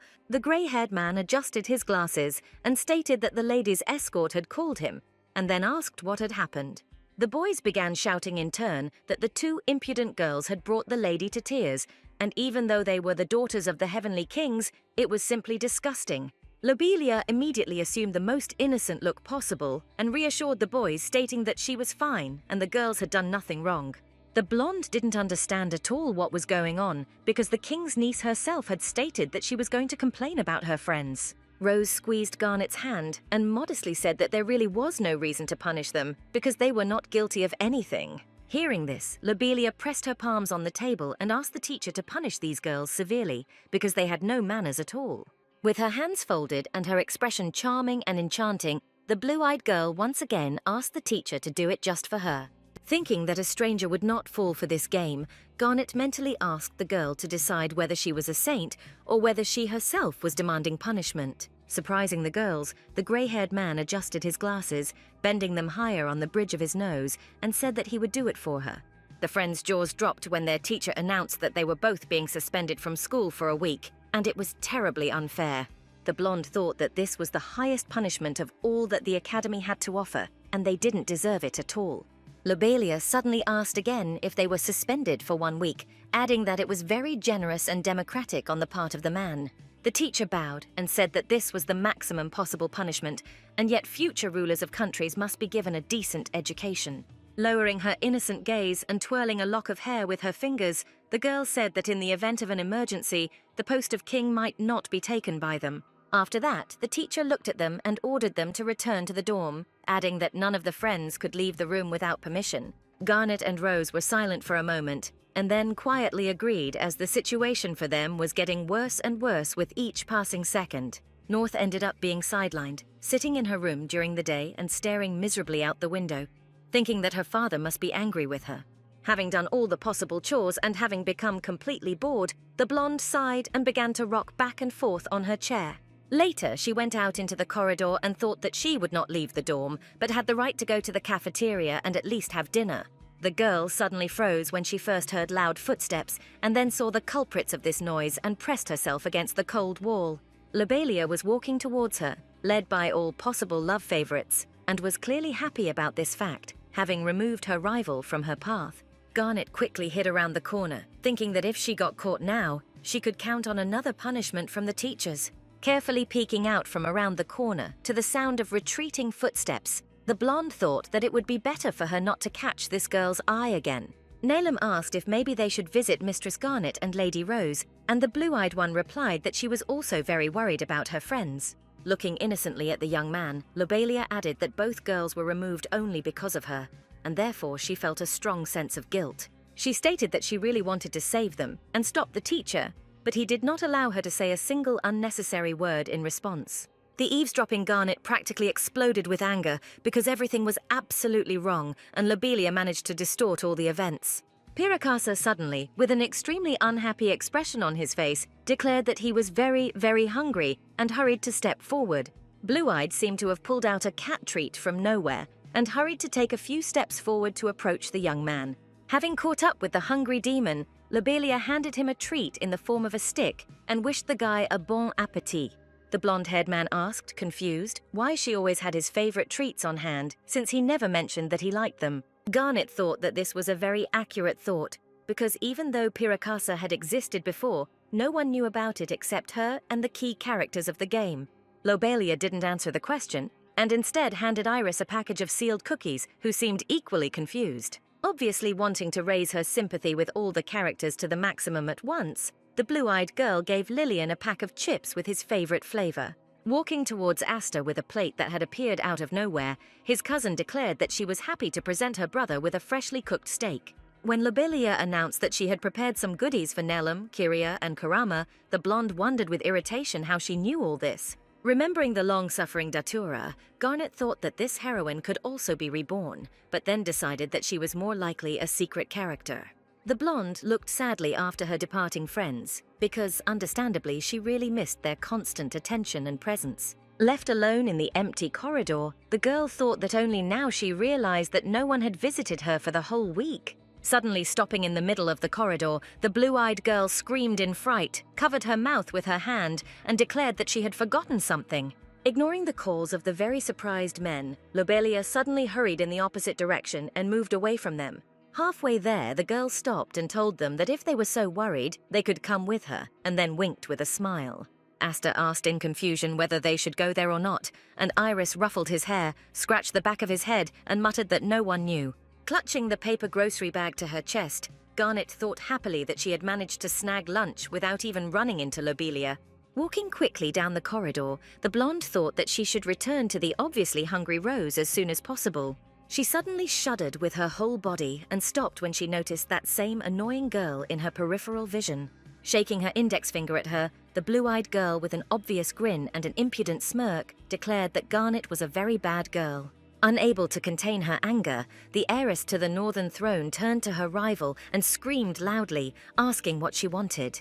Lobelia, with a sincere laugh, calmly and sarcastically stated that she was very afraid of the princess's voice, filled with threats. The girl suddenly fell silent and very quickly, sharply leaned back and fell, screaming and hitting the lower part of her body on the cold floor. Clutching the bag of groceries tighter than before, the blonde asked why she had suddenly just fallen down on level ground. Sitting on the floor, Lobelia replied that everything was wrong, and Garnet pushed her hard to the floor because she hated her from the first day of being at the academy. By that time, the guys came running. Asta asked who was screaming, and Kyria confirmed that they heard the noise and clarified what happened here.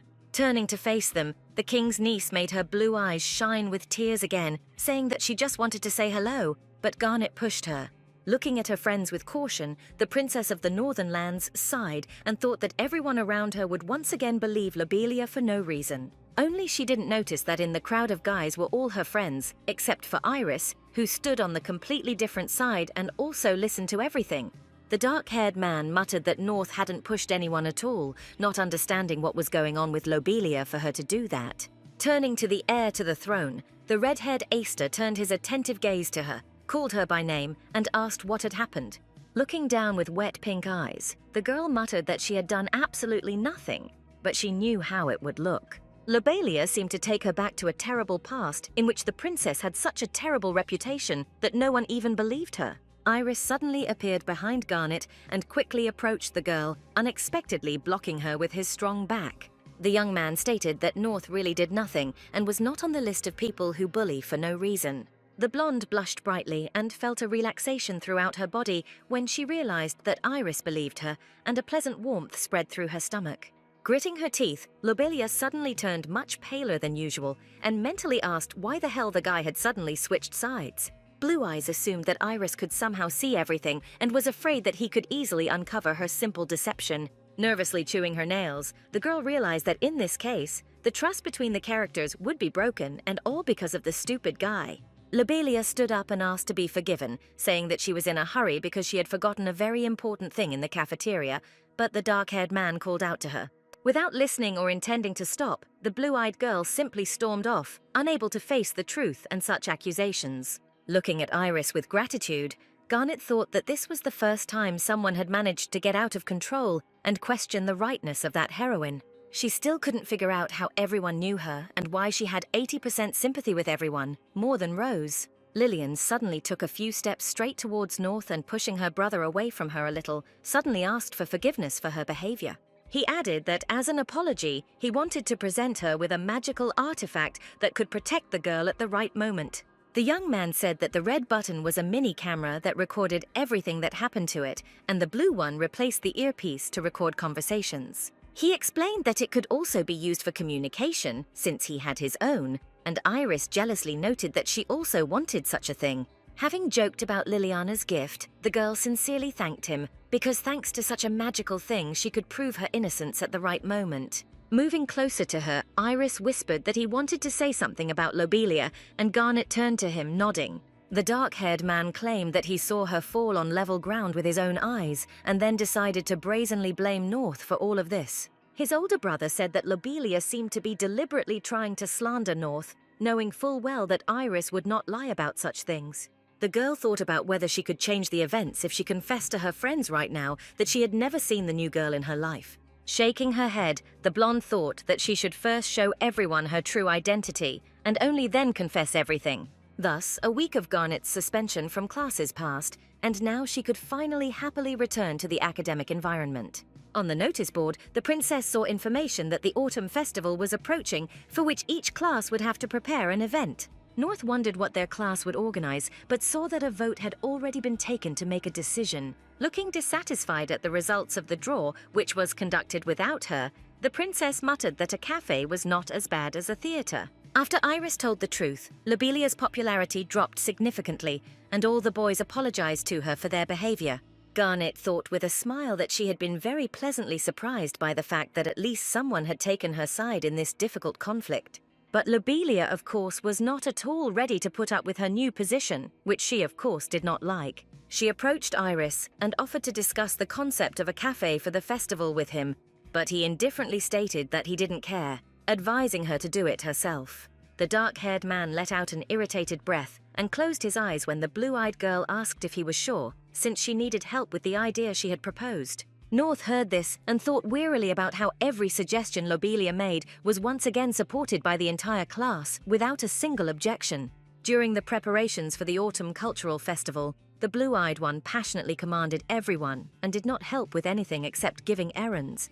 The blonde was silent, but she puffed irritably and thought about the fact that, as expected, she was assigned to carry heavy loads on par with the guys. Soon came the first day of the Cultural Autumn Festival, during which the Academy opened its doors to everyone. Their planned cafe, which was fully prepared according to Mrs. Lobelia's instructions, was getting ready to open very soon. Standing in front of her subordinates, the blue-eyed girl clenched her fists and wished each of them good luck in their future work. Suddenly, comically mangling the girls' names into diminutive forms, Lobelia called them over to her, and the friends stepped forward.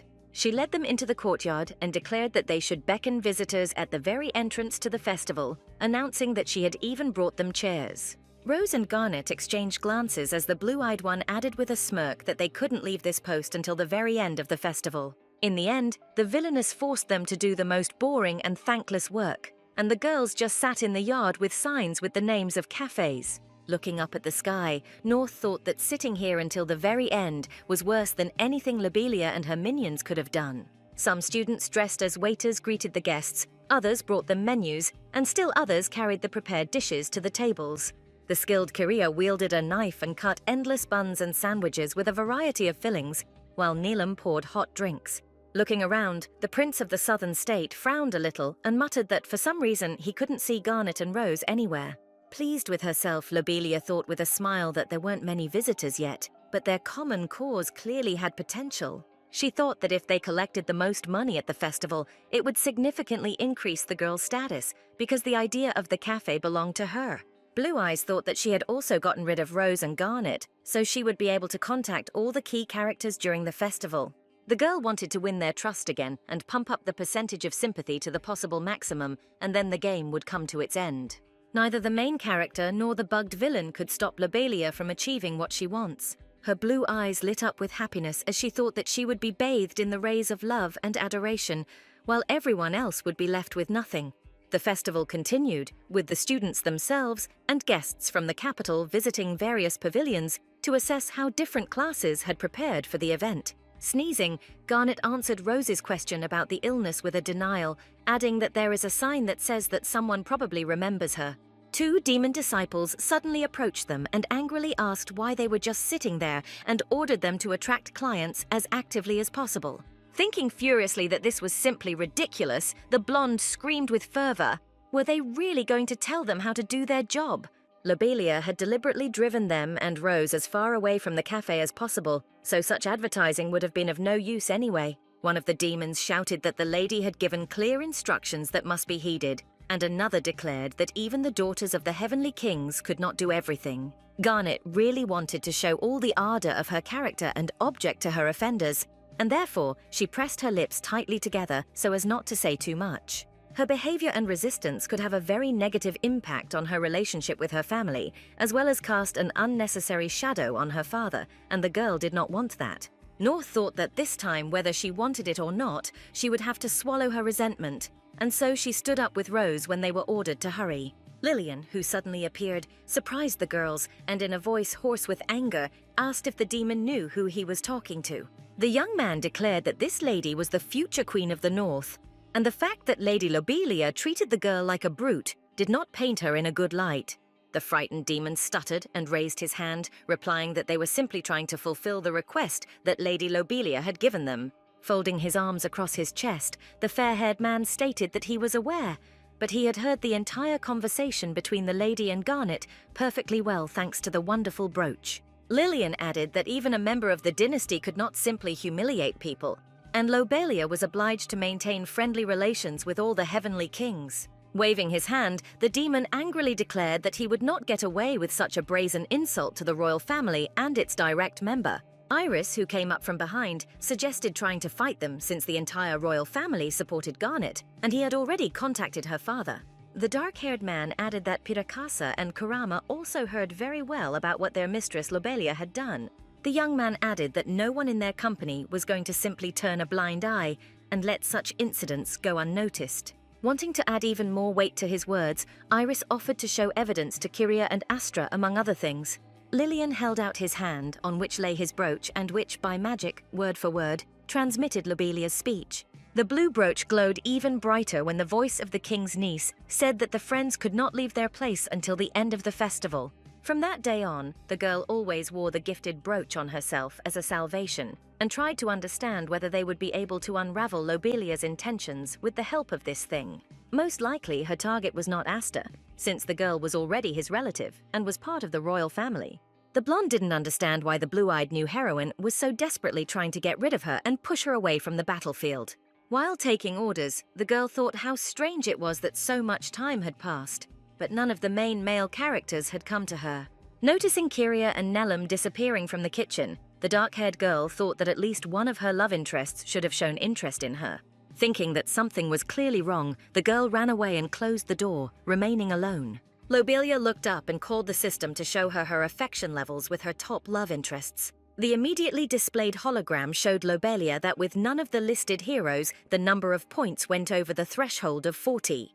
The door suddenly swung open with force, the hologram disappeared, and one of the demons said with a smile that they had finally found Milady. He majestically declared that he had carried out all her instructions, and the blue-eyed girl thought that, to be honest, she didn't give a damn about any of those present. The behavior of the guys around her was explained by the fact that the system gave her a boost to improve people's relationships, but they were quite average. She had to raise them to the maximum on her own, using the same love potion that worked perfectly. Later, in her room, Garnet thanked the brothers for saving her from Lobelia's fans, asking if they had any instructions from the girl. Iris casually threw his hands behind his head and said that he was responsible for building the cafe and that he had no other assignments as such. Lillian, who was older, explained with a smile that his class had been putting on a play, but that it had ended that morning. North chuckled softly as the brothers got into a small squabble over who had it easier or harder preparing for the events. The fair-haired man suddenly said that when he heard Lobelia's words addressed to the princess, it was as if he had woken up from a dream and asked if she had always been like this. Iris replied that the girl had always seemed normal to him as well, so he became friends with her on the first day of entering the academy.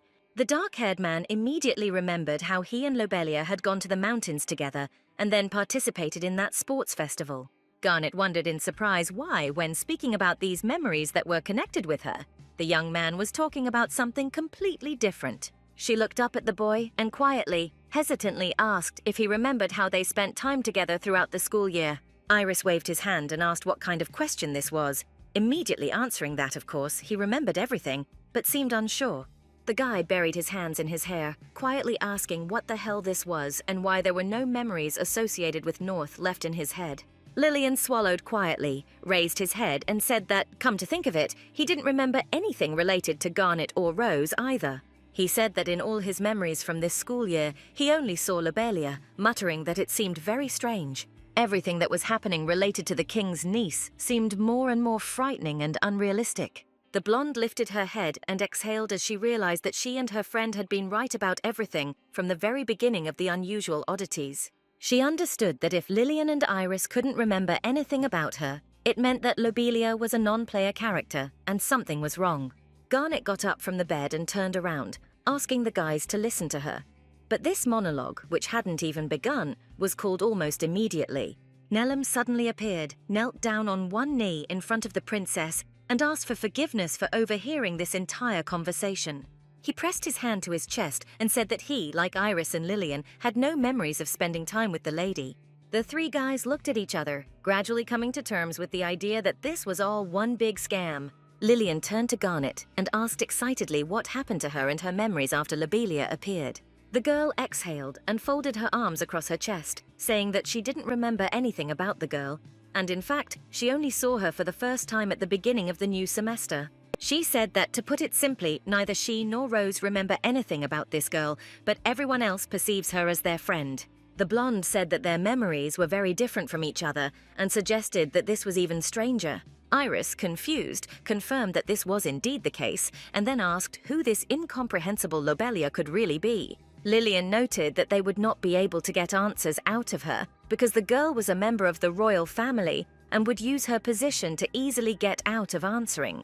Embracing his mistress, Nelum softly said that they would need to go to the Demon King's castle themselves to get the answers. Garnet's eyes widened in surprise, and she immediately loudly objected that they couldn't do that because no one would even listen to them there. If everyone in the Demon King's castle was also, as expected in Lobelia's place, then they could simply be executed as traitors to the Empire.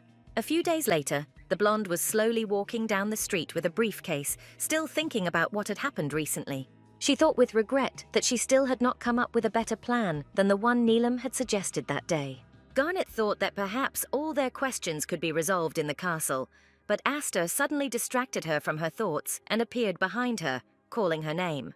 The princess turned back in surprise when she heard a familiar male voice and stopped to talk to the boy. The redhead excitedly asked for forgiveness for everything she had to endure because of Lobelia, adding that Lillian had told him everything.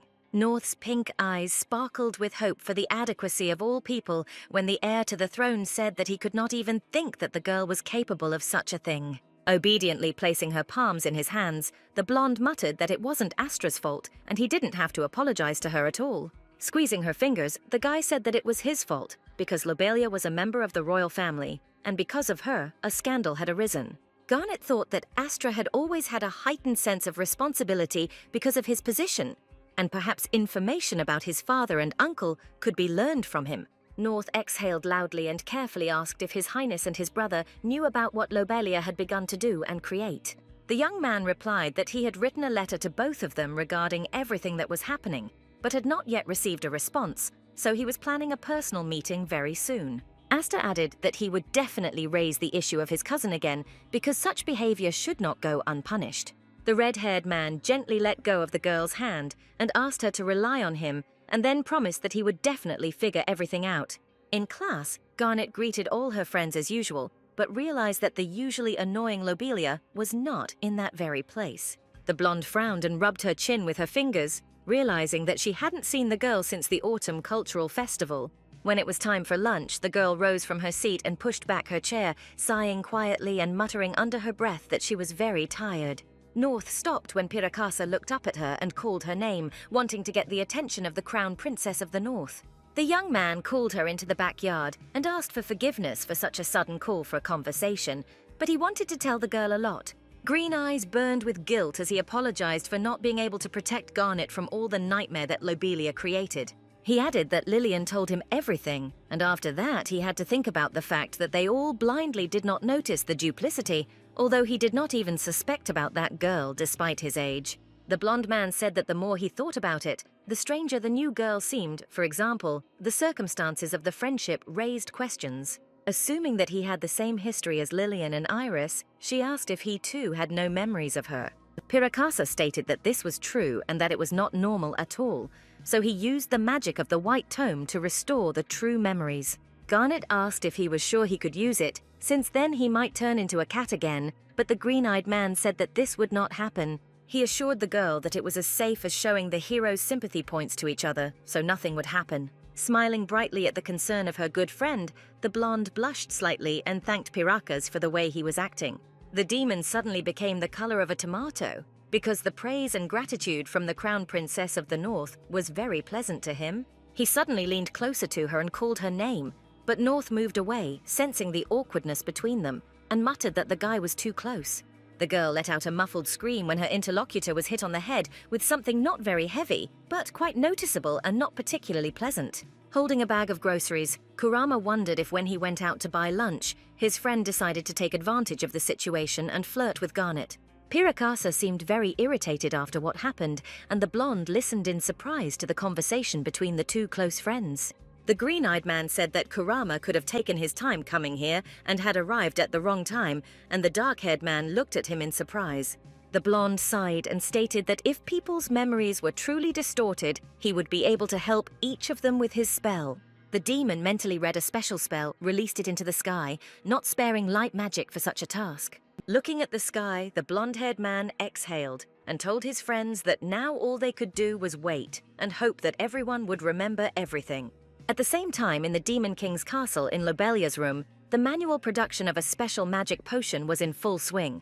Blue-Eyed muttered that it was very convenient to be a relative of the king because all the servants were ready to immediately bring everything necessary for making the most powerful potions. This secret potion was practically inaccessible, but thanks to the game's system, the girl knew its subtle and complex recipe.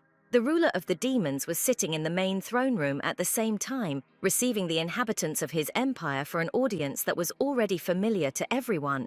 Waving his hand towards the exit, His Highness sighed and muttered that they could all go free. When all the citizens had left the room, the monarch told the Prime Minister that there was much more work than last year, and he agreed. Suddenly, both men were hit by a beam of Piracas' spell, which was intended to awaken all memories and return people to sanity. The Prime Minister and the ruler looked at each other, not really understanding what had happened, although they both felt noticeably better. The blue-eyed girl looked into his office and announced that she had finished all her business, and therefore could return back to the academy dormitory. Both men turned to look at a completely unfamiliar child, who, for some reason, self-confidently called His Majesty his uncle. Lobelia froze in a moment of disgusting, sticky fear when the king straightened up and asked, not without irritation, who she was. The girl walked forward, chirping that such jokes were not funny at all, because she was his sweet and most beloved niece named Lobelia. The new heroine's blue eyes widened in confusion when the man said that he had never had a niece. Running up to His Majesty's throne, the girl, in a desperate hope of rectifying the situation, repeated again that this was not funny at all. Looking at the girl with disdain, the red-haired ruler clearly stated that his younger brother did not have and never had children. Roaring with rage, the king accused her of altering everyone's memories and daring to pretend to be his relative, asking who she was. Blue-Eyed froze when the man added that it didn't matter, because such a criminal couldn't be allowed to roam freely around the kingdom anyway. Lobelia couldn't understand what was happening, because both the ruler and the Prime Minister close to him looked at her with obvious distrust. The system could help her with increasing sympathy and replacing memories only once, but then she would have to figure it out on her own. The monarch looked at the girl and asked if she could somehow answer for her crime committed against the royal person. The blue-eyed girl laughed nervously and said on the go that she would probably go, since it was time for her to go now. The king shouted a loud command for her to stand still, and as Lobelia ran forward, a barrier of stones rose up from under the floor in front of her. The girl thought with despair and fear that in such a fight, she herself would never be able to defeat the real ruler of the underworld. She thought that even if she tried to hit him with magic and tried to escape, the relationship with him would be completely ruined. Blue Eyes thought in confusion that she must have at least one way to deal with her opponents. She suddenly froze and dug deeper into the pocket of her dress, feeling for the flask of love potion that she had brewed the day before. The king approached her, imperiously extended his hand to the girl, and declared that she should not move, otherwise everything that was happening would get worse. Lobelia had no intention of giving up and losing everything the game had given her, so in a few quick movements she pulled a glass flask out of her pocket, pouring the potion over him. The ruler tried to protect himself from the pink substance of unknown origin with his sleeve, but he didn't have time, and the nastiness got all over his body. The Prime Minister realized that something might happen to the monarch and shouted, jumping up from his seat like a loyal subject to help him. At the same time, his aristocratic friends were bringing news to Astra's attention that was related to his father, standing in the corridor of the academy. The red-haired man listened in surprise to something he had no idea about, unable to distinguish between invented and shameless rumors and the truth. Garnet and Kurama were spending their lunchtime in the cafeteria at the same time, finally replenishing their food supplies and lifting their spirits a little. The blonde asked how long the guy would have to choose food, and he replied that he couldn't decide because he wanted to smoke all the cakes. After that, the girl thought about Piracas, who, although he was brave, declaring that everything would be fine with him, nevertheless, after such a powerful spell, he had to regain his strength. She, of course, wanted to visit her friend, but on the way to him she met Kurama, who said that the princess needed to have lunch and took her to the buffet. After that, when the sun was already setting behind the horizon and leaving pink traces of the sunset, the two of them returned to the dormitories to rest. Asta was standing next to the exit, clearly dressed not for an evening stroll but for a trip, and besides, all his companions were already with him. Assuming that the heir to the throne had just returned from a trip to the royal castle, Garnet stepped closer and called out his name. The redhead immediately turned around at the call of a familiar female voice and reverently muttered North's name, turning fully towards her. Asta said that he was actually just heading there because his mother had sent a message asking him to return home as soon as possible. The blonde wanted to find out more about who his mother was and what happened, but the young man suddenly said that he was in a big hurry. He promised that he would ask his father and uncle about what was going on and would definitely find out who the mysterious Lobelia really was. The girl turned her attention to Kurama, who was thoughtfully looking down and quietly, echoing, uttered words about a trip to the royal castle. The dark-haired man suddenly looked up and declared that, if the heir to the throne allowed it, he would like to go with him because student life was getting boring. Garnet indignantly stated that he couldn't get tired of anything because the guy did nothing but eat heaps of all kinds of delicious things every day. Kurama immediately waved the girl away and with genuine delight declared that he would very much like to meet the current Demon King in person. Asta exhaled, awkwardly apologized and said that things were very unsettled in his father's castle right now, and there was no place for outsiders there. The dark-haired man asked if the crown prince really had any problems, and then, without waiting for an answer, he said that as a former ruler he had to help him. North thought with a smile that despite everything that was happening, Asta still seemed to respect the authority of Kurama and Pirakas. Shaking his head and exhaling, the red-haired man agreed, then turned to the crown princess of the north, asking what about her. The blonde hesitated a little and thought that if she was honest with herself, she would understand that she had absolutely nothing to do in the king's castle. Kurama suddenly said with a bright smile that Garnet would definitely go with them, and she looked at him in surprise, asking what he wanted. After some time, Asta was already standing next to a small, unremarkable carriage and waiting for his two companions, who had to get ready very quickly. Turning around, the red-haired man saw in front of him a princess dressed in a festive pink dress, and Kurama in full attire. The prince explained that they wanted to get to the castle without causing unnecessary noise, and so they chose the most unremarkable carriage, which might be a little cramped. The dark-haired man began to get into the vehicle and stated that if anything happened, Garnet would simply sit on his lap, and the girl objected. The cabbies and attendants waited until the prince and his companions had settled in, and then the carriage left the courtyard of the academy. The guys spent most of the journey in awkward silence, barely trying to figure out what and how exactly they could talk about now. Kurama propped his face up with his chin and wondered what was so terrible that the queen suddenly sent messengers to her son. The red-haired man closed his eyes and exhaled loudly, shaking his head and asking to keep everything he heard a secret. Garnet froze and opened her mouth in surprise when Asta suddenly, quietly but firmly declared that his father had truly gone mad. The young man added that he had no idea exactly how or why this happened, but his mother was seriously concerned about her husband's behavior, which suddenly began to behave spontaneously. He suggested that Lobelia might be to blame for everything, as she had been absent from classes for several days and could have been in the castle the entire time. All three looked at each other, realizing that His Majesty could be in danger from the influence of this incomprehensible girl. Asta said that given Lobelia's ability to distort memories, she could easily have clouded her father's mind. When the carriage was already approaching the castle and driving along the main streets of the capital, the young man declared that if there were serious problems with His Majesty, then the entire empire was in danger. They arrived at the royal domain as the sun was setting, and Garnet thought she had come here with her father a couple of times before the rebirth. The butler greeted the crown prince with a smile and expressed his joy that he had visited this palace and honored it with his presence. Asta asked excitedly how his mother, that is, the queen, was doing, and the man bowed and replied that Her Majesty was holding up well.